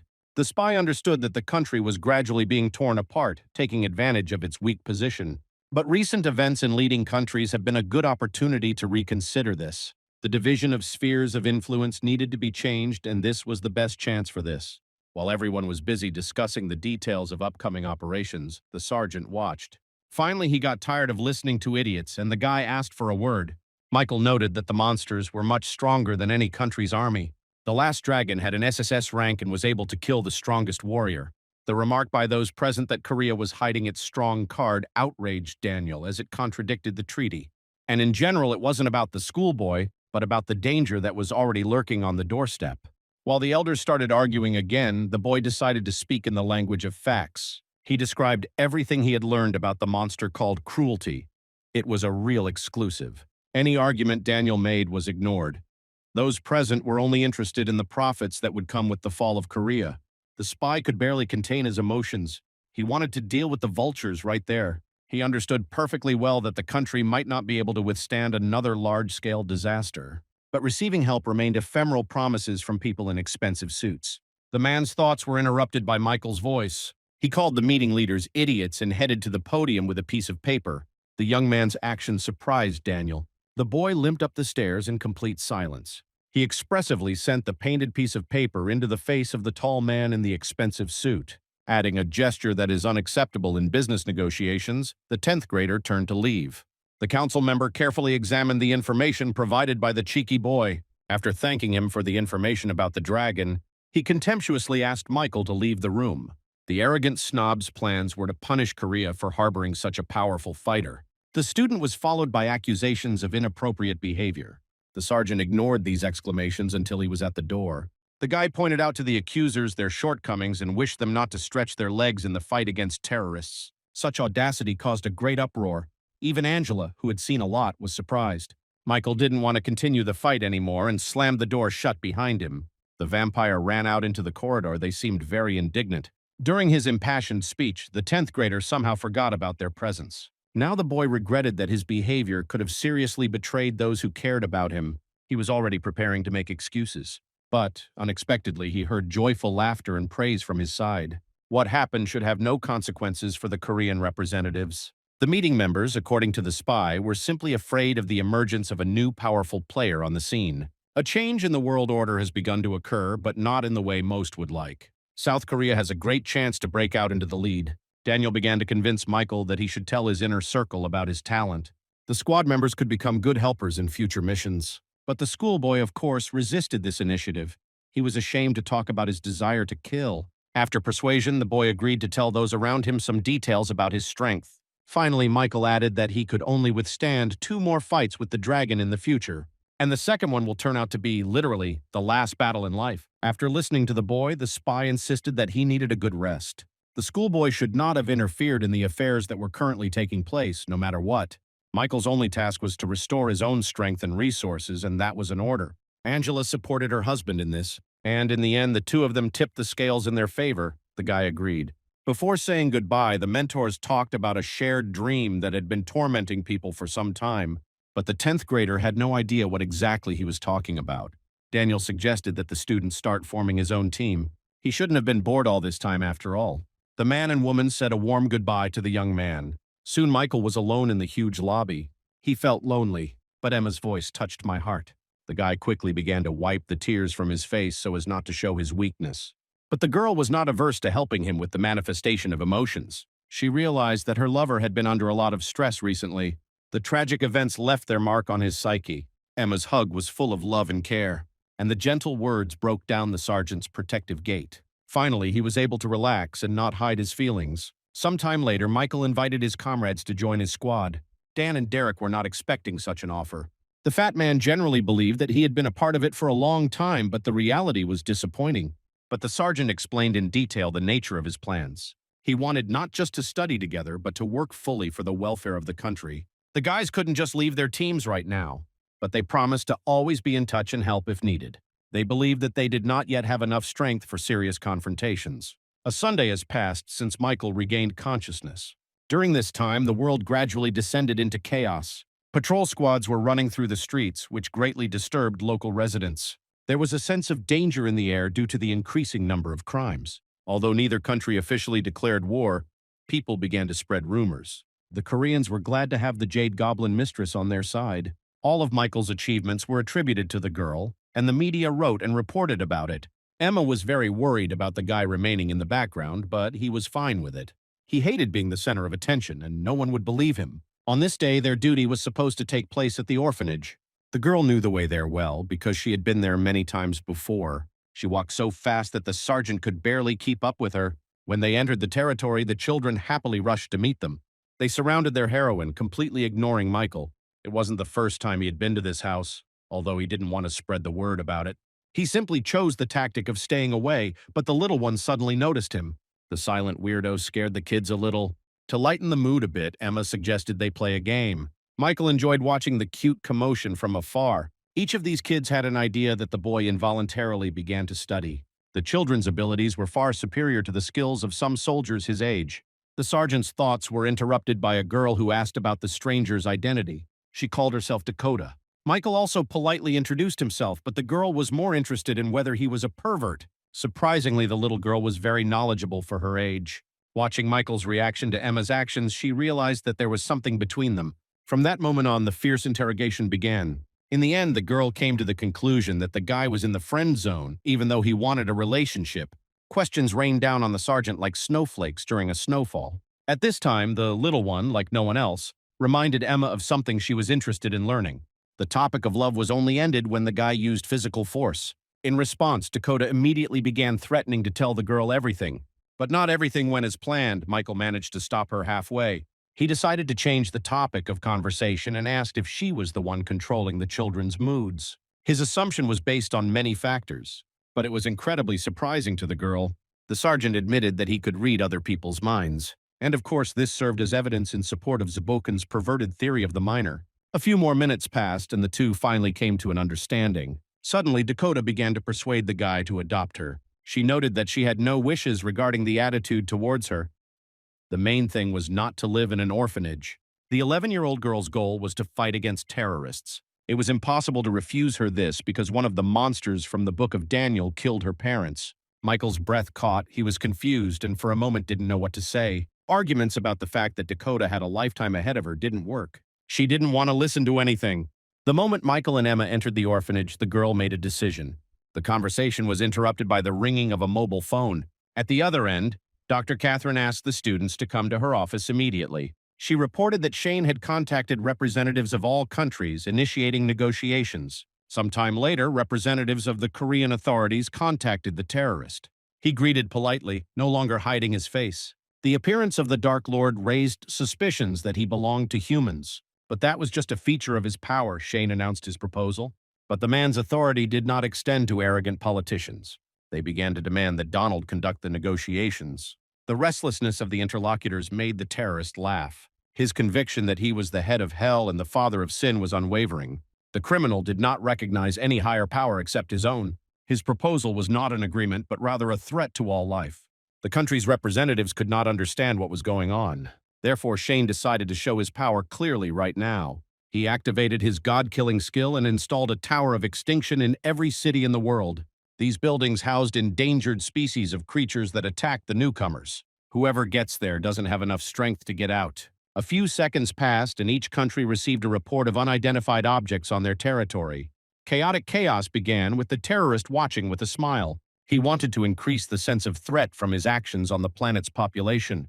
The time has come to make demands. Shane demanded that people bring all their relics to each of the towers. He was looking for a revelation that lurked on the side of good, the rest didn't matter. Of course, the man received resistance in return, but he quickly made it clear that with the help of the monsters of the book, Daniel would overcome all obstacles. In order to fulfill his demands, the terrorist gave humanity a Sunday. One of the towers arose on the playground of an orphanage when children and 10th graders were there. While Michael was on the phone, the Lord of Darkness promised to stay in the North Korean capital, but only if someone can clear one of his towers. The children became interested in an unusual building that appeared out of nowhere. Despite Emma's warnings, they approached the wooden door. One of the boys pulled the handle towards him, and it yielded almost effortlessly. The anticipation of adventure captured the little hearts. This happened at a time when the terms of the negotiations were agreed upon. The children decided to explore an interesting object. Emma saw them rush headlong into the tower. She didn't have time to do anything. Shane immediately sensed that someone had crossed the threshold of his trap, and he was happy to inform the presidents of the countries about this. Left alone on the playground, the girl decided to save the kids because she felt in danger. She shouted to Michael that she would be back soon. A few seconds later, her silhouette dissolved in the darkness of the doorway. Dakota remained on the orphanage grounds. The doctor tried to figure out what was happening, and the 10th grader told everything in detail. The guy wanted to immediately go after the missing people and bring them back. But Catherine insisted that he wait a little. Dakota, realizing that the situation was tense, tried to calm the sergeant. A wave of cool weightlessness enveloped the boy from head to toe. Of course, he thanked the girl for her efforts, but he still wanted to do what he had planned. To do this, the baby needed to be taken to a safe place. There was a riot about this. Dakota wanted to go inside with him. She resisted with all her might. When she managed to escape, she immediately ran towards the entrance to the tower. But Michael caught her again. The guy agreed to take the girl with him only on the condition that she would always be by his side. He informed Catherine of his intentions so that, in case of need, help could reach them. The doctor strictly forbade this, and all governments issued corresponding orders. But Michael, of course, didn't want to listen to anything. The wooden doors of the tower closed behind the sergeant and Dakota, leaving no chance of retreat. Inside, it seemed to be night. The boy immediately saw Emma and the children gathered around her. The girl was unhappy with the appearance of the 10th grader, especially in the context of the fact that he took a small child with him. She reported that this place has no connection to the outside world, and the door they were standing near could not be opened from the inside. Michael suggested that getting out would be possible if force was used. Emma activated her armor and took out her sword. She put all her strength into the first blow, but the passage did not open. There were many others behind the first attack, but the result remained unchanged. This was driving the Jade Goblin mistress mad. Fists and shoulders were used. Michael even had to calm down his classmate. The arguments and attempts to leave were interrupted by Dakota. She pointed into the dark alley behind her, hundreds of burning eyes staring at them. A moment later, a horde of lizards ran out into the light. Michael ordered Emma to stay behind with the kids. So many small reptiles seemed like a single red organism. It seemed that a sound had caught their attention. The sergeant did not rule out that if he destroyed this gang, another one would appear to replace it. But there was no choice, so the boy summoned the power of the omnivorous. The sword formed a protective dome, hiding the people from the army of creatures. The children began to cry in fear. Emma herself was confused, so she didn't know how to calm them down. Dakota's skill came to the rescue. In a matter of seconds, all the anxiety and terror disappeared. All that remained was hope for the strength of the boy who protected them. Michael said that before coming here, he told Catherine everything. He hoped the woman would be able to get permission to intervene and help them. All we had to do was wait and hold on as long as possible. Dakota, to defuse the situation, decided to talk about her decision to become a member of their family. She noted that this was the sergeant's suggestion, not her own desire. And despite Michael's objections, she continued to emphasize her own story. Emma was shocked by the frivolity of her chosen one. She believed that if they were to have a family, decisions about children should be made together. The sergeant again did not notice how he was being driven into a dead end by personal conversations. But we had to focus on the task at hand. In a few hours, the friends seemed to have seen all kinds of reptiles and creepers. The 10th grader was very tired and was glad that there were always pauses between attacks. There was no help in sight, and many of the tactics that worked against humans had no effect on the beasts. He observed that the hour-long attacks after the break only increased the pressure, and soon another break was to occur. With the last of his opponents gone, Omnivorous was finally able to weaken his defenses. The sergeant tried to devise tactics in case reinforcements did not arrive. The monster would remain here and how long the attacks would last. The boy felt responsible for the little lives, the future of the country. Almost a day passed and nothing changed. Michael was already tired of holding the protective dome. He desperately wanted to rest. His eyes were treacherously glued together and the boy no longer had the strength to resist. The sergeant woke up to Emma's loud screams. She had been trying to arouse him for several minutes. Michael didn't know how long he had been asleep, but the protective dome had almost disappeared because of it. The guy immediately began to rectify the situation, but Emma stopped him. The girl insisted that she could safely stand on the defense while he rested. Of course, the 10th grader didn't like this idea, but it was impossible to argue with the mistress of the Jade Goblin. She asked Dakota to send fatigue to the sergeant. The girl obediently fulfilled her stepmother's request, and Michael fell asleep. Emmy was pleased to see that the boy, although not of his own free will, but I entrusted the matter to her hands. She prepared for the next round and activated her armor. Despite the fact that help did not arrive at the tower, work was in full swing outside. Catherine oversaw the destruction of all the towers in the country except the one where Michael was. The population of Korea was protected from the influence of terrorists, which could not be said about school children. The doctor ordered a volunteer unit to be formed at Albert's school. Ben notified everyone who was a friend of the sergeant and Emma. Even Alan came, although he was unhappy with the excessive initiative of some students. Catherine thanked them for their help and introduced them to the process. The towers were interesting because no one has ever returned from there. The doctor was aware that in other countries, the teams that got there were already dead. In a day, the towers were able to destroy many people, both innocent civilians and military personnel. The only thing that was clearly understood was the growth of the structures over time. It seemed like people were going through levels of difficulty in the middle, and it was the result of victories. The tower where Emma and Michael are trapped has grown 10 stories in a day. This made Ben very happy because it meant that the sergeant's efforts had not been in vain. Catherine did not insist on the participation of school children, but rather the opposite. But their wishes were not subject to discussion. Everyone was aware of what they might encounter. The structures have already been equated to the level of natural disasters, and this was not a reason for retreat. Because behind the school children stood their relatives, and for some, their families had already died. Melanie even watched someone who looked like a schoolboy fight giant monsters. This gave his comrades additional motivation because that boy showed that anything is possible. The discussion of introductory instructions is complete, and Catherine could only pray for the fate of the young men and women who had set out to risk their lives. After the meeting, Alan asked Harry why Dan wasn't among them. But the boy had no idea. He thought Ben had simply called only students from one school. But the bully knew that wasn't true because he personally asked his friend about it. While everyone outside was preparing for the invasion, Dakota tried to wake Michael up. The girl was in tears of despair. The exhausted boy got to his feet. He didn't know how long he had been a prisoner of Morpheus. The little girl, choking back tears, apologized in a tongue-tied tone for having to do this. It turns out she wasn't the only one crying. The girl's mood automatically spread to the other children. Michael didn't understand what had happened at all. Suddenly, Emma's voice said not to get angry with the sergeant because it was her request. He looked around and saw an exhausted girl who could barely stand. Everything around was covered in blood and the corpses of dead opponents. Looking at the phone display, the guy realized that he had slept for 10 hours. He couldn't be angry with the girl for such an act because he was too worried about her.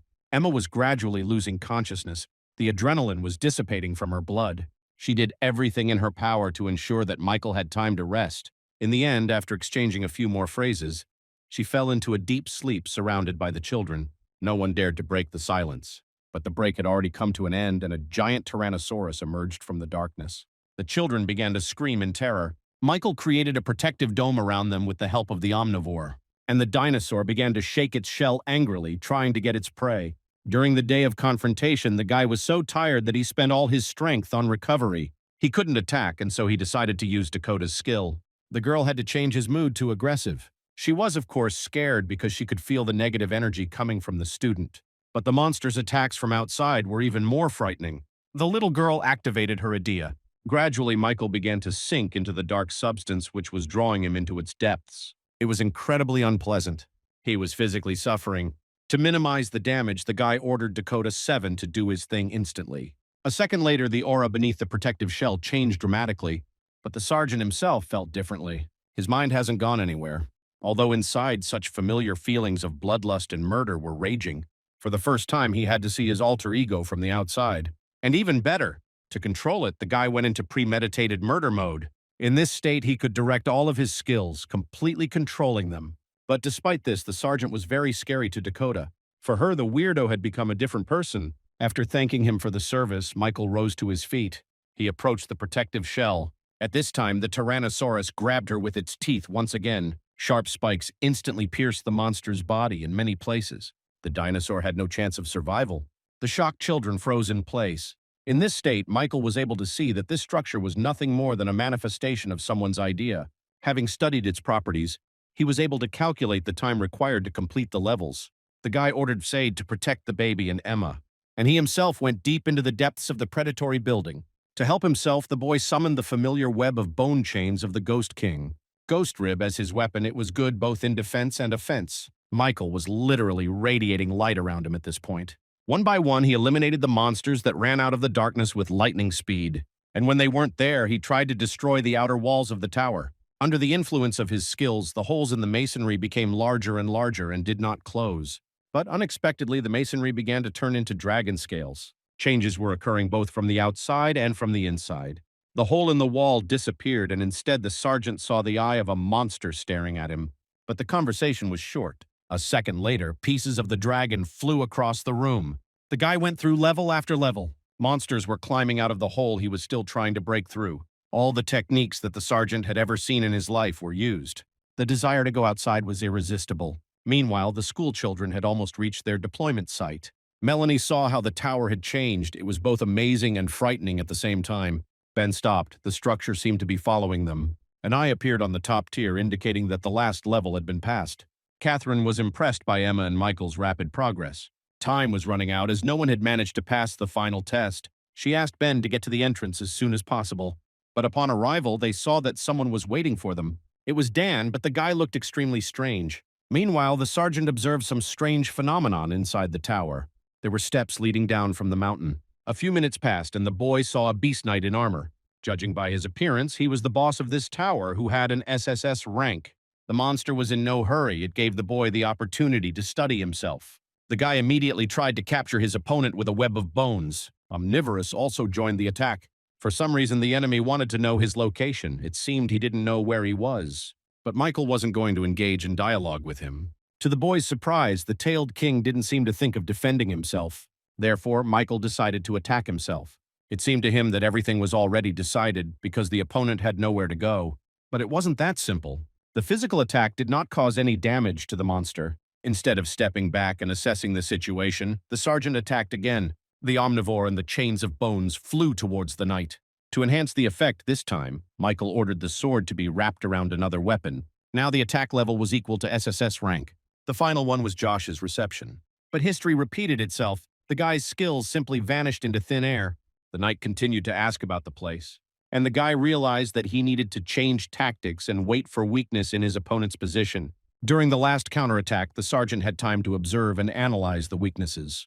This made Michael smile. Now he had made the final decision on which course to take. Finally, the human form seemed familiar to the monster, and this acquaintance most likely was not the most pleasant, because gradually he started to lose his temper. Rage filled the monster to the point that even its eyes lit up under its helmet.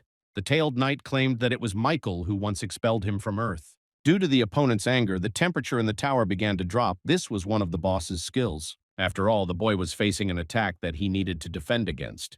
The sergeant activated the omnivorous as a protective barrier, but the knight canceled any protection for the opponent.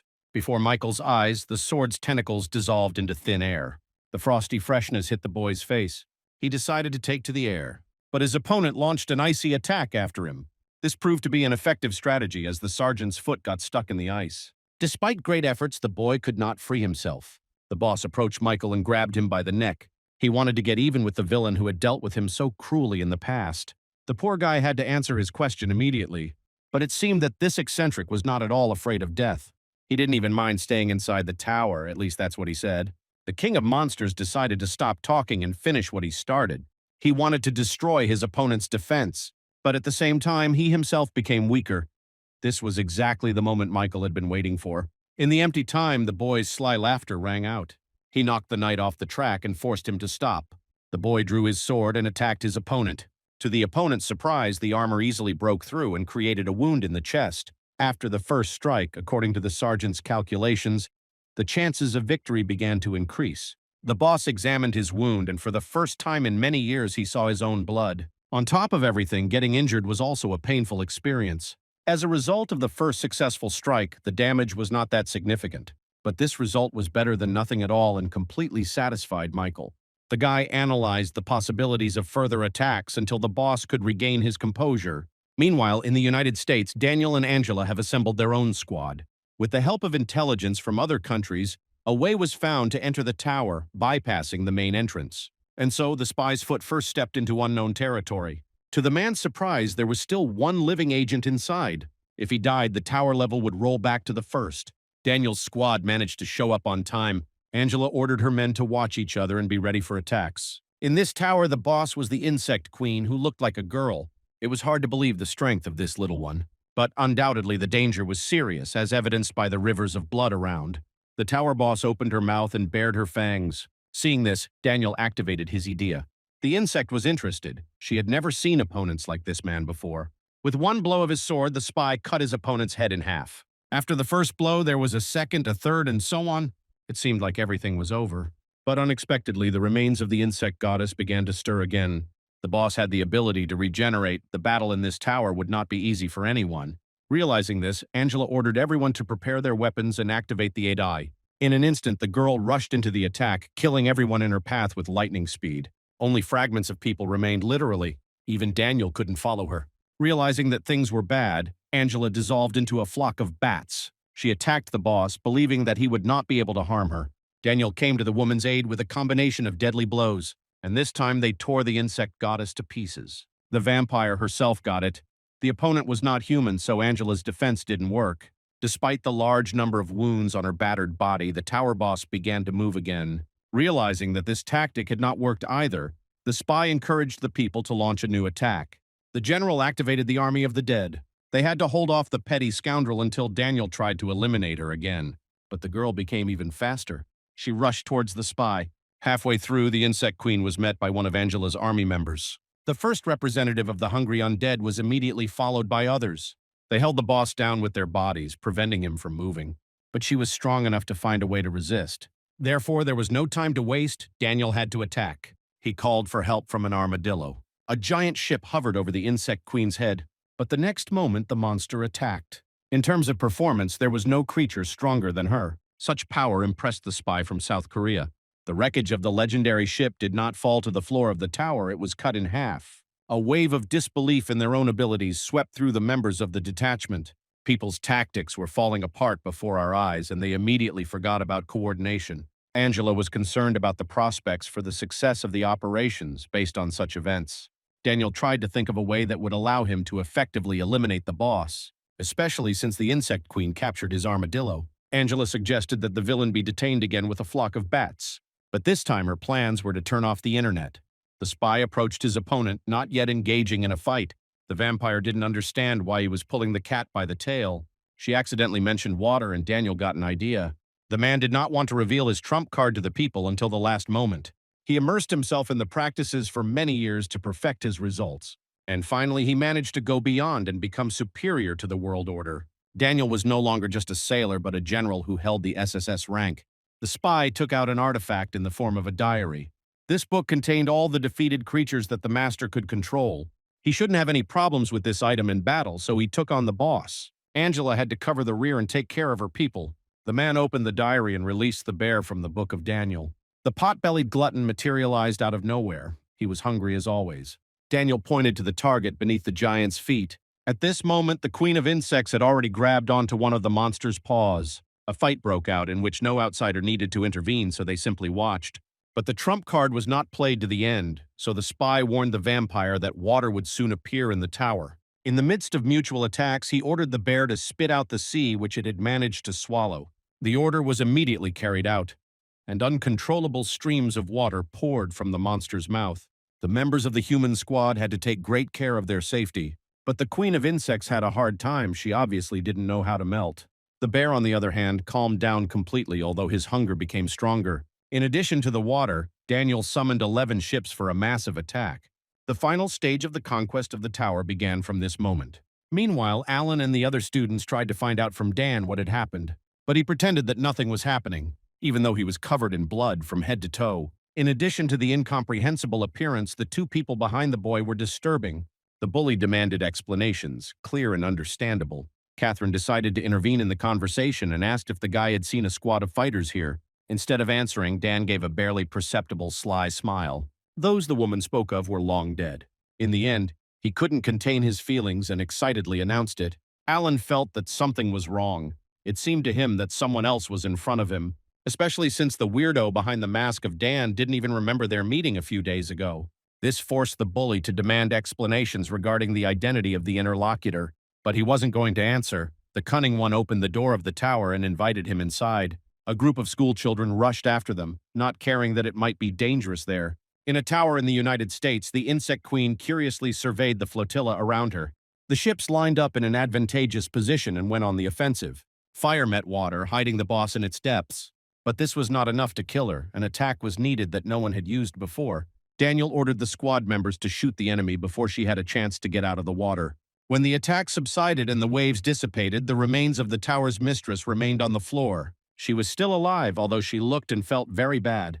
Realizing that the final blow needed to be delivered, the spy promised that it would be quick. One of the ships aimed its cannon at the weakened boss. But at the last moment, the attack was interrupted by Donald's voice. He stood nearby and mocked Daniel. Angela, realizing that she couldn't waste time, decided to deal with the villain on her own. The Delta Squad, along with their general, rushed to attack the newly arrived villain. But it was all in vain. The terrorist was too fast. After dodging the blow, Donald began to activate his new skill. Gradually, everyone in the tower fell under the influence of his spell. It became absolutely impossible to manage one's own ideas. The attack on the Insect Queen was also postponed for this reason. Even a bear couldn't control his body as he pleased. Daniel didn't know what to do. His entire strategy was crumbling before his eyes. The vampire also lost the ability to transform into bats. It seems that the terrorist was no longer human. To stay alive, it was necessary to urgently block one's own ideas. But Donald wasn't about to let the supernatural prey out of his hands so easily. He wanted Angela to beg for mercy. While their conversation continued, the villain caused the members of the Delta Squad to start killing each other. Watching this picture, Daniel called the bear back to the diary. It was necessary to urgently resolve the issue of the presence of the restless Donald, especially since there was very little time for this. Considering the tower boss's recovery, the terrorist made a loud statement about having come to discuss something with the spy. but he was in no hurry to delve into the specifics, skillfully stalling for time. This annoyed Daniel. The insect queen began to show signs of life and was no longer important in terms of Shane's plan, so Donald activated his sword, which also became a completely new weapon. The sight of the powerful artifact amazed everyone nearby. With one blow, the terrorist got rid of the tower boss, fulfilling the only condition regarding its destruction. In Korea, Michael was still trying to complete the assassination of his own opponent. The chances of his death increased with each new attack, which the boy did not stop for a second. Realizing that death was becoming a possible option, the tower boss decided to distract the man. At a convenient moment, when the boy lost his vigilance, the knight grabbed his sword. With his tail, he squeezed the weapon so hard that it instantly split. As the blade shattered into pieces, the protective shell of the dome over the children and Emma dissipated. The sergeant's anxiety was immediately noticed by the enemy, and although he denied that anything was bothering him, the monster continued its own exploration. A few seconds passed, and he saw Dakota's frightened eyes in the far corner. Realizing this, Michael was frightened, because he knew how it would all end. And so it happened. The tower boss quickly rushed to attack the kids. The guy had to use a chain of bones to protect them, but the knight overcame any enemy defense with his skill. The children began to scream in fear and beg for help. The last weapon that could serve as a shield remained, the cloak of an unknown warrior erased from the annals. He surrounded the monster's potential victims with a solid wall. The monster stopped in surprise. He had seen this thing before, as had the bones that came before it. The children sighed with relief. It seemed that danger had passed them by this time too. No matter what skill the tower boss wanted to try against the cloak, nothing worked. This irritated him immensely, but it turned out that the plan had to be changed. But Michael didn't let this happen. He quickly reached the enemy and stabbed him in the chest with a dagger. The knight fell to the floor, feeling incredible pain. The probability of his death finally reached 50%. This indicated that help was needed. So the sergeant turned to Dakota with a request. He asked the girl to leave the safe zone, even though the enemy was not yet dead. In order to break through the enemy's armor, good old madness was needed. And Dakota had to generate it. There was no time to waste. The girl, of course, obeyed the weirdo who was protecting them, and in a moment, Michael was flying at the speed of light to complete the mission of passing the tower. In parallel, the dialogue between the terrorist and the spy continued in America. Daniel was fed up with the pointlessness of the conversation. He wanted to leave immediately with his people. But Donald knew that all this was happening only because of Michael, who was stuck in the South Korean tower. Seeing the surprise on his interlocutor's face, the scoundrel smiled predatorily. He said that everything that happened in recent days was no accident. Shane's clearly formulated plan, which was executed in detail. Killing Michael was part of this plan because the boy was a powerful opponent. And although the sergeant managed to reach the final tier of the tower, it wasn't over yet. The Lord of Darkness will not allow the schoolboy to complete the mission under any circumstances. And it really was. The tower door opened when the boy had almost killed his opponent. But when Michael looked back, a wall of flame hit him in the face. The pain was unbearable and forced the 10th grader to retreat. A stranger disguised as Dan entered the room with two madmen. He was the one who carried out the attack, while simultaneously searching for what the towers were built for. Daniel didn't believe the terrorist about Shane appearing alongside Michael in person, but he still insisted and remembered the battle with the bear, which was also part of the plan. During this theatrical performance, the main plot was the kidnapping of a boy's aunt and uncle from a mental institution.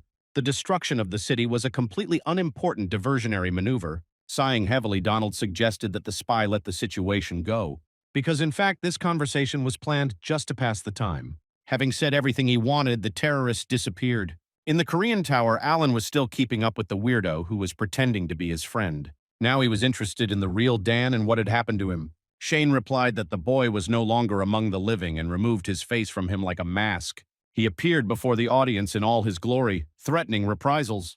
But when the terrorist did so, he was interrupted by the tower boss, who mistook him for a representative of his own species, with which the Lord of Darkness completely disagreed. He considered himself the only one who dared to challenge all the deities and did not accept his own nature. But the knight, unexpectedly, thanked the man for all the efforts he had made for his cause. He believed that this would play into their hands in the future. No one's gratitude mattered to Shane.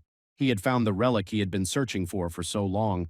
This moment seemed perfect. The man had foreseen everything. Michael, suffering from pain, watched the madness unfold before his eyes. Suddenly, the terrorist approached him, but was looking somewhere behind the guy's back. He was interested in Dakota. All this time, she was the object of his careful search. The boy didn't have the strength to resist or even walk a few steps. While he was lying on the floor, Shane summoned the Old Testament to the tower. The villain wanted the girl to use her skills to find what was hidden in the sacred book. The members of the zombie squad tried to prevent this, but were stopped by incredible force. The tower boss did not want to kill them. His desire was to make them spectators of the triumph of the heir to the family. The terrorist rejoiced like a child. He threw Dakota to the floor. But despite the villain's threats, the girl could only think about how scared she was. She begged Michael to save her, and he simply couldn't ignore it. He tried with all his might to get up to find some remnants of anger. And it was at this moment that the ghosts of the past appeared before his face again. Uncle and Aunt smiled as they watched their wounded nephew writhe in unbearable pain. Catherine immediately understood who these people were.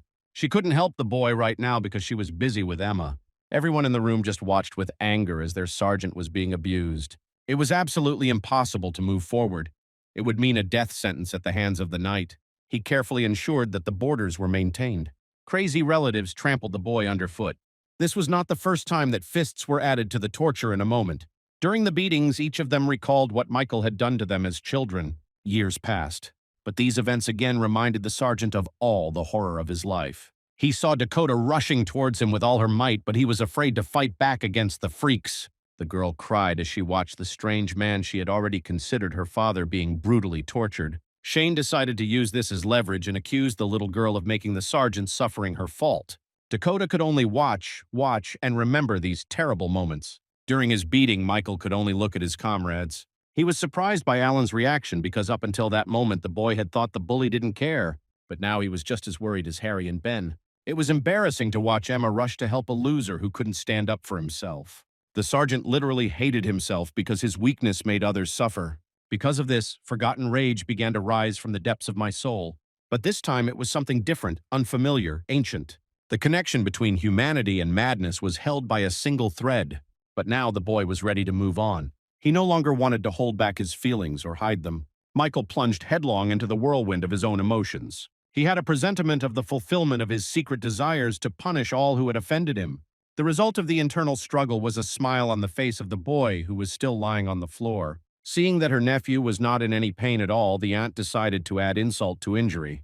But unexpectedly, he grabbed her leg, pushing her uncle away from her. Michael's friends realized that a transformation had occurred, and now it was dangerous to be around the guy. Madness oozed from every pore of the sergeant, and he felt free. The alter ego caught the attention of the tower boss, who immediately pounced on the 10th grader. The schoolboy's aura reminded the knight of a creature that had changed his life forever. But the attack this time was a regrettable mistake. Michael easily, with one blow, cut off his opponent's head, which fell at his feet, clanging its helmet loudly. Harry had been promoting this as a signal to attack, but Ben stopped him. He understood that the tower had now become even more dangerous and tried to calm his friend.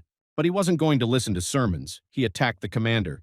The 11th grader didn't even have time to react or recoil. Catherine, realizing that something irreparable had almost happened, rushed to the rescue. Before the boy could fall to the ground, the doctor picked him up and immediately began healing him. Now Harry finally realized that he shouldn't approach Michael. Due to the killing of the boss, the tower began to disperse. The sergeant completed the mission planned by Shane. The prisoners found themselves outside. After so many obstacles, they finally saw the familiar world. The destruction of the tower was a signal to Donald, who immediately joined his lord. The terrorist's voice immediately caught the 10th grader's attention. It was the same scoundrel, but his rank had changed significantly, and the criminal himself was surprised by the changes in his opponent's appearance. Michael, without saying a word, began to slowly approach Shane and Donald with a smile. The schoolboy's behavior somehow frightened the Lord of Darkness. This fear was imprinted on the subconscious level. He ordered the terrorist to immediately kill the boy and destroy all traces of his own crimes. The sergeant's uncle rushed to Donald's aid. He thought he could teach his nephew a lesson. Ben, meanwhile, urged his friend not to give in to feelings. But it was all in vain. Michael was set on murder, and there was no way to change that. The relatives the boy had left alive last time were supposed to die today. Because the sergeant had reached a new level of anger, it was difficult to assess his current rank. Donald's trick didn't work. He had high hopes for the monster's worthless relatives. He was afraid to fight the schoolboy one-on-one again, so he caused a meteor shower.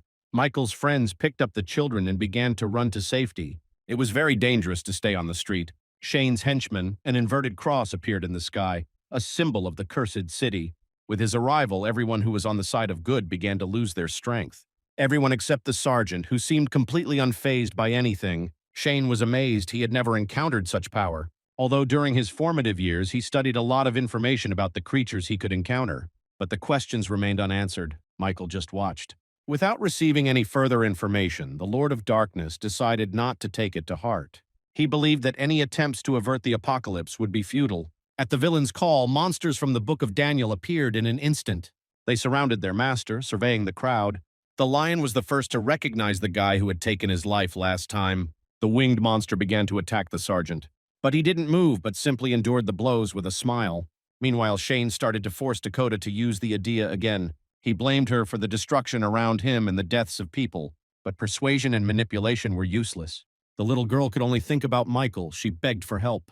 Realizing that his plan would never come true, the Lord of Darkness turned to a backup option. Dakota had to apply her powers to the Old Testament of her own free will. Therefore, there was no other way out than hypnosis by the third monster from the Book of Daniel.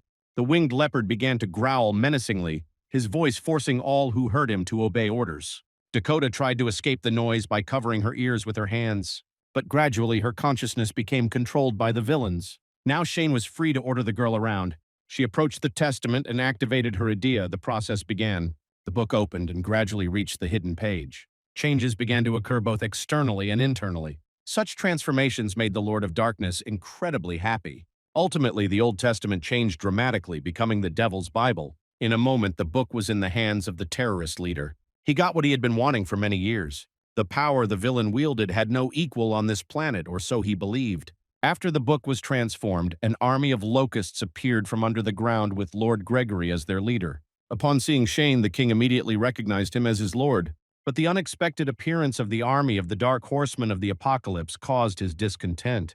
Gregory did not like that his so-called colleagues did not obey any king. It was obvious that there was no solidarity among the ranks of Shane's henchmen.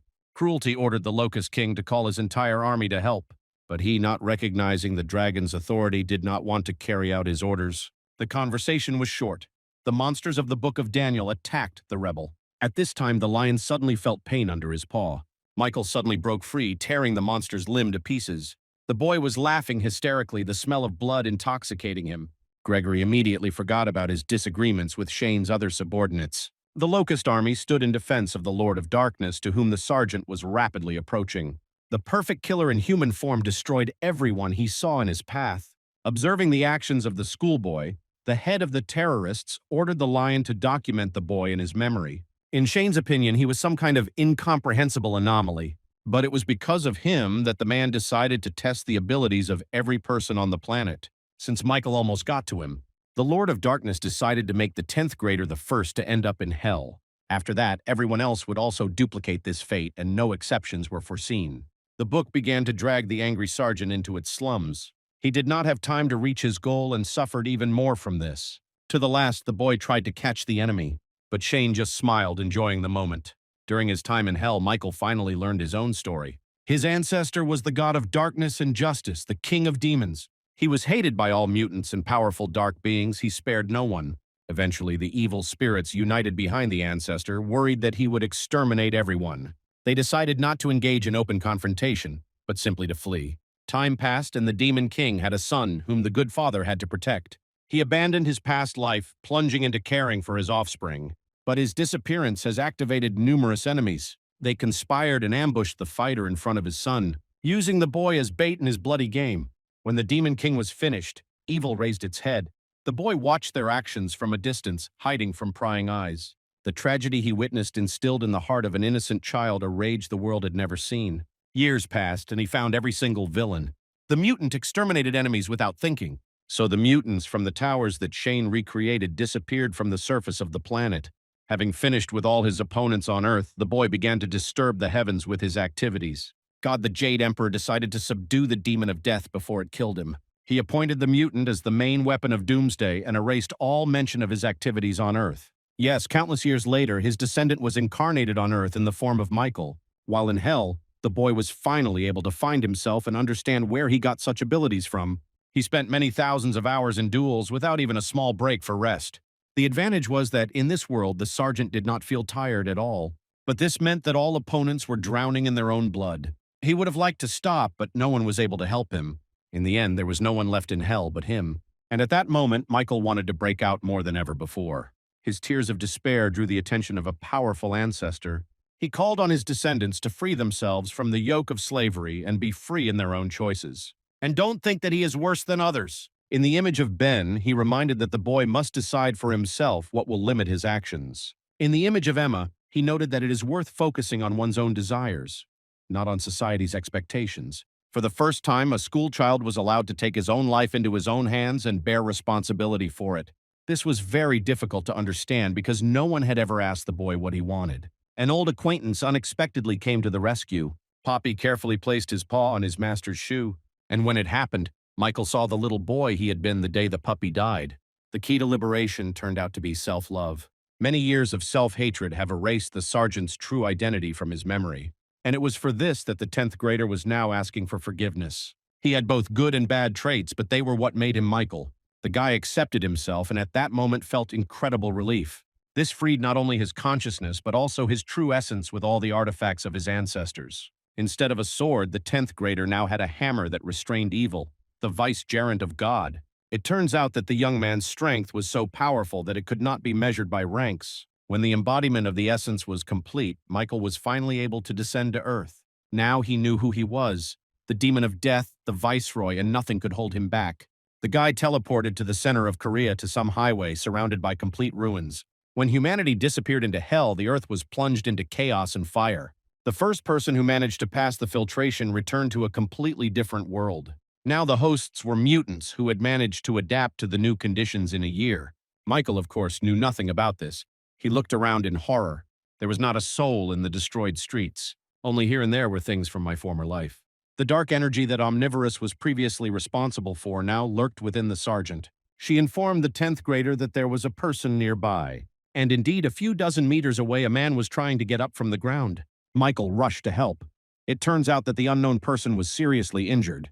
It seemed that the man was dying and was finally trying to tell where to look for the criminals who did this. The victim pointed to a bank branch located nearby. All he begged for before his death was to save his wife.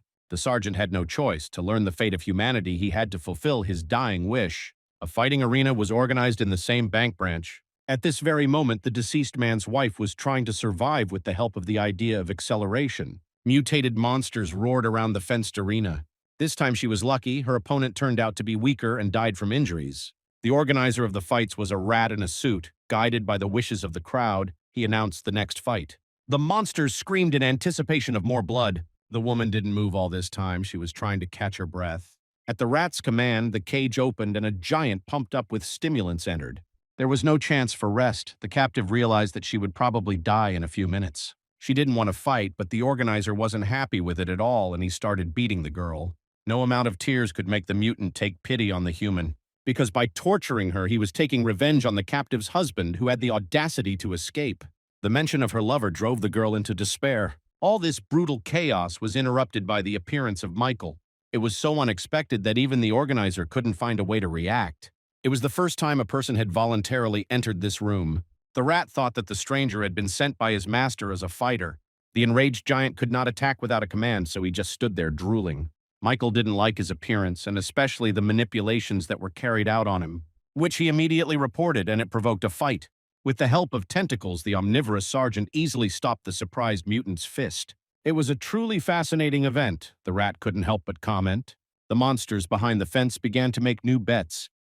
They were happy with the death of any person. Hearing this chatter, Michael immediately approached the organizer with a proposal to take part in the fights. He agreed, believing that the strange man had been sent by his master. A moment later, they began announcing another fight, calling for bets. The girl watched intently at the stranger, whose strength was impressive. The pumped-up monster attacked again, but the sergeant dodged easily. Quickly turning around, he counterattacked the giant in the body. Reinforced by Omnivorous, caused the opponent to cough up blood. The monster's fate was decided in a matter of seconds. He was no longer a threat in this ring. Suddenly, the boy approached the captive and ordered her to run. But the girl was in no hurry. She didn't want another confrontation with people.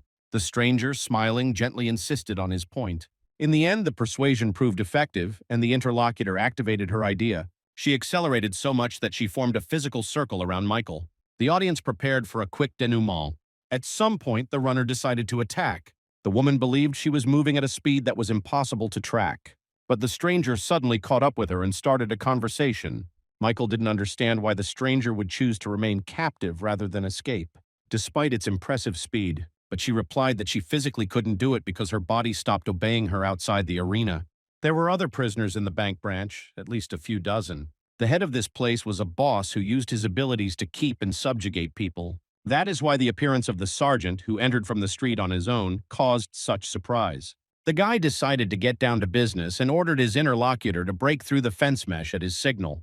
While something incomprehensible was happening in the arena, the rat decided to call the boss. 100% these two were talking about the unexpected appearance of a strange person. It was urgent to move on to implementing the plan. At Michael's command, the girl ran as fast as she could towards the fragment of the fence he was pointing to. The terrified monsters on the other side couldn't believe their eyes. The favorite of deadly fights suddenly broke through to them. Once free, the woman could not resist teaching the naughty mutants a lesson. She rushed forward but froze halfway, because she saw on the other side the same rat that had caused her so much pain. Rage filled the girl's heart. She only wanted revenge. The organizer recoiled in fear, foreboding death.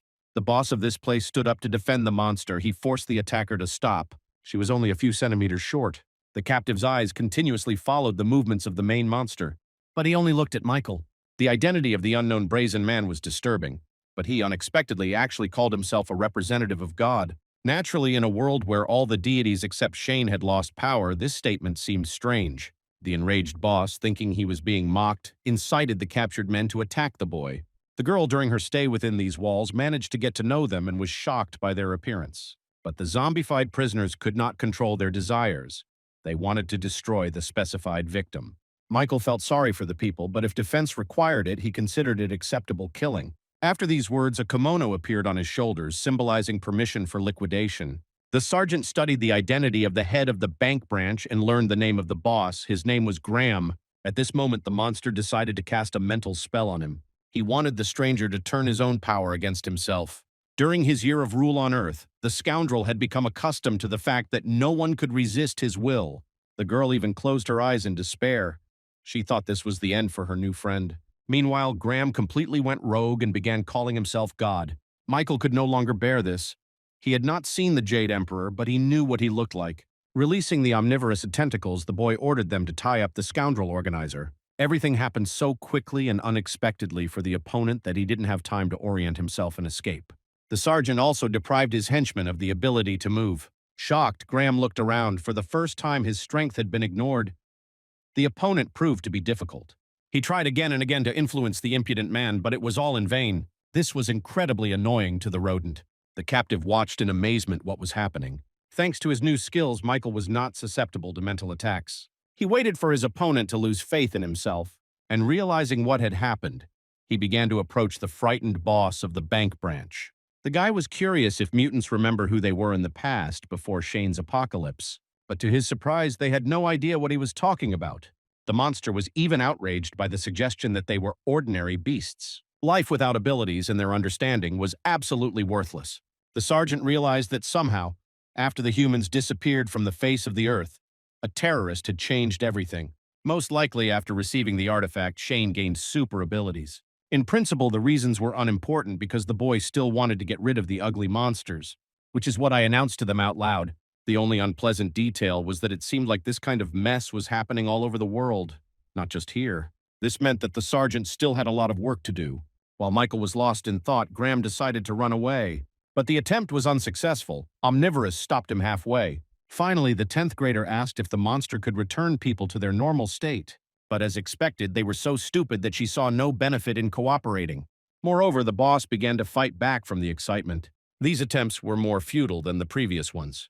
Michael saw no point in continuing any dialogue. He wanted revenge for the people's suffering. Terrified, Graham began to call out to the monster on whom he pinned his last hopes. He seemed in no hurry to help. A giant hairy monster called the Tiger Beast slowly approached the sergeant. The monster stopped a couple of meters away and leaned into the face of its potential victim. The schoolboy immediately recognized the weapon with which the man from the street was wounded. It was the fangs of a giant. The Tiger Beast grinned at the boy, trying to intimidate him. The boss of the bank branch laughed happily. That's how every fight with this monster started. The mutant opened its mouth and snapped its teeth forcefully near Michael's face. Such impudent behavior angered the sergeant and he rushed into the attack. With the help of skill, the guy managed to equal his opponent in strength. But all of this could easily turn against him after a fight, because the harm he could have suffered would come back doubled. But it was impossible to gain an advantage against such a powerful giant without taking risks. So combinations of blows rained down on the opponent, which he, due to his clumsy constitution, could not repel. Michael was getting angrier and angrier. It turned out that with the help of this mutant, the villains got rid of the prisoners. Graham's plan seemed to be starting to backfire on him. Gradually, the omnivorous's tentacles increasingly captured and squeezed the monster in their captivity. The tiger beast could no longer move its limbs freely, only blinking its eyes pitifully. The sergeant began to beat him, forcing him to give back everyone he had eaten. The opponent began to spit blood from the intense blows. In the end, the monster died without causing any significant harm to Michael. For the boss, events were shaping up to be a bad picture. He especially understood this when the eyes of the powerful stranger looked in his direction again. The guy was pulling the boss by the ear towards the exit from the building. He tried to resist, but the pain in his ear forced him to move on. The captive asked about Michael's identity. She still couldn't believe how everything had turned out. Finally, they could talk calmly, and the guy asked if she had a husband. The woman, with hope in her eyes, began to ask about her lover, confirming the sergeant's suspicions. Sensing the smell of something being fried, the monsters began to make noise, foreboding that they would soon die. They believed that they were not worthy of execution just for watching the fights. But the schoolboy had his own opinion on this matter. With a short order, the omnivorous got rid of every one of them. But to the boy's surprise, there were no corpses left behind from these mutants. They simply disappeared. Eventually, the matter came back to Graham. Michael demanded that the spell be lifted from the girl. But he, despite the circumstances, still refused to do it. The sergeant told the captive about her husband's fate without embellishment. But he reported the place where he left his body. The interlocutor was shocked. All this time, she was told that her lover had simply run away. The stress suddenly drained her strength. Michael picked up the woman and walked out into the street with Graham. When the group left the bank, the boss immediately turned to pleading, the defiant tone gone. His power extended only within the building. The 10th grader, of course, learned about this by reading the villain's essay. He threw the mutant to the ground. On the street, the girl was seen gradually coming to her senses. The power was returning to the limbs and no one could control it anymore. Having accomplished everything necessary for a fair conclusion, Michael decided to say goodbye. The rat rushed after the boy in fright. He knew that death had come for him. But the monster was not among his friends, and they were not interested in his feelings. The sergeant returned to the building and closed the door behind him. The bank branch boss was left alone with the angry woman, who now could not be restrained by anything. Finally, she got a chance to get her revenge. Finding himself alone in an empty room, the boy immediately relaxed. He became very passionate and expended a lot of energy in his search for justice. Tiger Beast was for the sergeant. The unknown was frightening, and there was no other choice. Omnivorous seemed to understand his master's feelings. The fight did not go smoothly for the guy. He received a closed leg fracture. Pain shot through his body, and Michael screamed, curling up on the floor. Omnivore immediately came to the rescue. He was able to make Michael's body move thanks to the passion of killing. The pain immediately stopped, and the 10th grader smiled, thanking the artifact. At that very moment, the door behind him opened, and a familiar girl appeared on the threshold. She wearily reported that the mutant was finished. Thanking him for saving her, she handed Michael her prize, the rat's heart. He obviously didn't know what to do with it because he wasn't at all familiar with the modern world. More and more he thought that Shane had replaced real life with the semblance of some bloody game. This heart had the ability to strengthen the owner's body, and the woman generously decided to give it to her savior. The guy asked where he could find other people, and before saying goodbye, a new acquaintance directed him on the right path. The girl herself went to her husband's body to mourn and bury him. Michael needed to go down to the sewers and head south. And to his surprise, the city's underground looked much cleaner than anything outside. Along with the instructions, the guy received a movement chart and a list of new rank names. He was greatly surprised by the significant changes in this area. Everywhere there was talk only of angelic positions, from the 1st to the 9th grade. The smell in the sewer amazed the boy. It was too fresh and pleasant. To top it all off, Michael reached a waterfall that was made of seawater. Looking around, the sergeant suddenly heard people's voices. He ran towards the sound. It echoed on the surface. It was about some commander. And the 10th grader immediately had a sense of déjà vu from his past school life. He hurried up to the street, hoping that people from his squad were there. Deep down, Michael worried about how he would be received after his long absence. But as it turned out, there was no time for idle chatter at the moment. A fight began between the people and a squad of locusts, part of Shane's army. People tried to keep their ranks intact and adhere to coordinated tactics. The sergeant saw perfectly well that they would lose. An argument broke out between some members of the human squad over whether to flee, but it was decided that this was too dangerous based on the fact that they could be tracked. Michael decided to help potential comrades in their time of need. A stranger in a strange costume who emerged from the sewers was met with great surprise. The boys and girls couldn't find anything to answer him, but at this time the Locusts decided to take advantage of their numerical advantage. They rushed into the attack, and the well-coordinated team realized that death was quite possible for them. The sergeant realized that he would not receive any permission for his actions because no one knew who he was dealing with. So, to show which side he was on, the guy took out his weapon. The appearance of a new fighter made the members of the Locust squad pause for a moment. The 10th grader took advantage of this. He took off into the air with the speed of a rocket. His opponents met him unfriendly, but he did not expect any other treatment. The first of them lost his life in an instant. The creature fell to the ground already broken into pieces. Michael had a premonition of a great massacre, something that had not happened since the days of hell. The Locust squad began some negotiations among themselves. It turned out that it was most likely a discussion of tactics, because soon they were attacking the boy from different sides. But this is exactly what he was waiting for. The smile on the schoolboy's face grew wider with each murder. The only good thing about this world was that he no longer had to suppress his own feelings. No one could condemn the guy today for liking such bloodthirstiness. Michael moved faster and faster. His opponents barely had time to keep up with him. His dagger reached its target when she couldn't even think about it. Gradually, the road began to fill with the remains of members of the Locust squad, but there were still quite a few opponents left. And unlike their predecessors, they were no longer in a hurry to attack. The sergeant thought that the opponents would prefer to end the fight and escape, but they were waiting for their commander, who was stronger and smarter than the pack. The principal listened to the report and gave some orders, communicating in a language unknown to the schoolboy. It seemed to the guy that the opponents were waiting for reinforcements, and he could not allow them such a luxury. He rose into the air again. With his actions, the stranger caused both delight and fear among the group of people at the same time. He played with danger as skillfully as he destroyed his enemies. The commander of the opposing squad rushed towards the 10th grader. He was angry and didn't immediately realize that the guy was preparing an attack. In front of his subordinates, the leader lost his head and limbs in midair. With insane speed, the perfect assassin rushed among the enemies. Everything around was illuminated by a crooked aura. Finally, the surviving Locust decided to flee, but Michael wasn't going to give them a chance at life. These were creatures that served his greatest enemy. To be even more effective, the sergeant used both hands to destroy the monsters. The group of people could only watch as the Locusts fell from the sky. The weirdo they had seen for the first time a few minutes earlier was doing the impossible. The victory over the enemy army prompted intense discussions on the ground. They were interrupted by Michael, who asked if they had a bathroom. Despite the objections of the others, one of the girls immediately said that she would provide everything necessary. She understood perfectly well that it was impossible to refuse a person with such physical abilities. So Michael joined this squad, among whose members there was not a single familiar face. They had been moving through the sewer tunnels for about 20 minutes. The boy realized that his comrades were in a hurry to leave the place where they had descended into the dungeon. The progress was so rapid that at some point he realized he might lose them. Another 10 minutes passed, and the sergeant noticed something like fireflies around him, but it was a manifestation of someone's idea.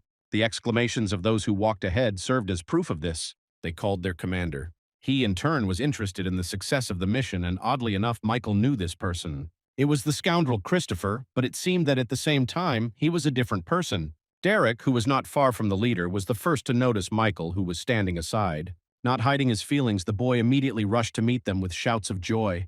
He hugged his old friend warmly and tightly, admitting that he had lost hope of seeing him alive.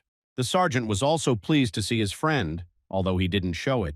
The idyll was stopped by Christopher. He immediately thanked Michael for saving his people. It even got to the point where former opponents shook hands. The 10th grader admitted that he went in this direction because he was told that there might be people here. The squad leader asked suspiciously what the sergeant had been doing all these years. Derek tried to defend the newcomer, recalling his past achievements. But Christopher reminded him that 5 years had passed since the apocalypse, and no one could be trusted. The argument in his speech was the mention of the school director, Sergeant Albert. This scoundrel may have influenced Michael's worldview and drawn him to his side. Listening to the conversation between the two boys, the schoolboy could not understand what had already happened. The arrogant scoundrel always used his influence, and the sergeant had no illusions that in times of need he could do terrible things, which in the end, Christopher confirmed, Albert was the leader of the union of people who had returned earlier. They started a war for limited resources with other people who didn't want to join them. The squad leader concluded his explanation by emphasizing the verification of Michael's intentions, to which he replied as it is. He has been absent from Earth for 5 years and does not understand what is happening here. Those present considered this absolutely impossible, and such distrust outraged the guy because even his new acquaintance from the bank didn't believe him. Graham's separation caused an explosion of reactions, especially from Derek. His comrades didn't understand how the boy managed to escape from there.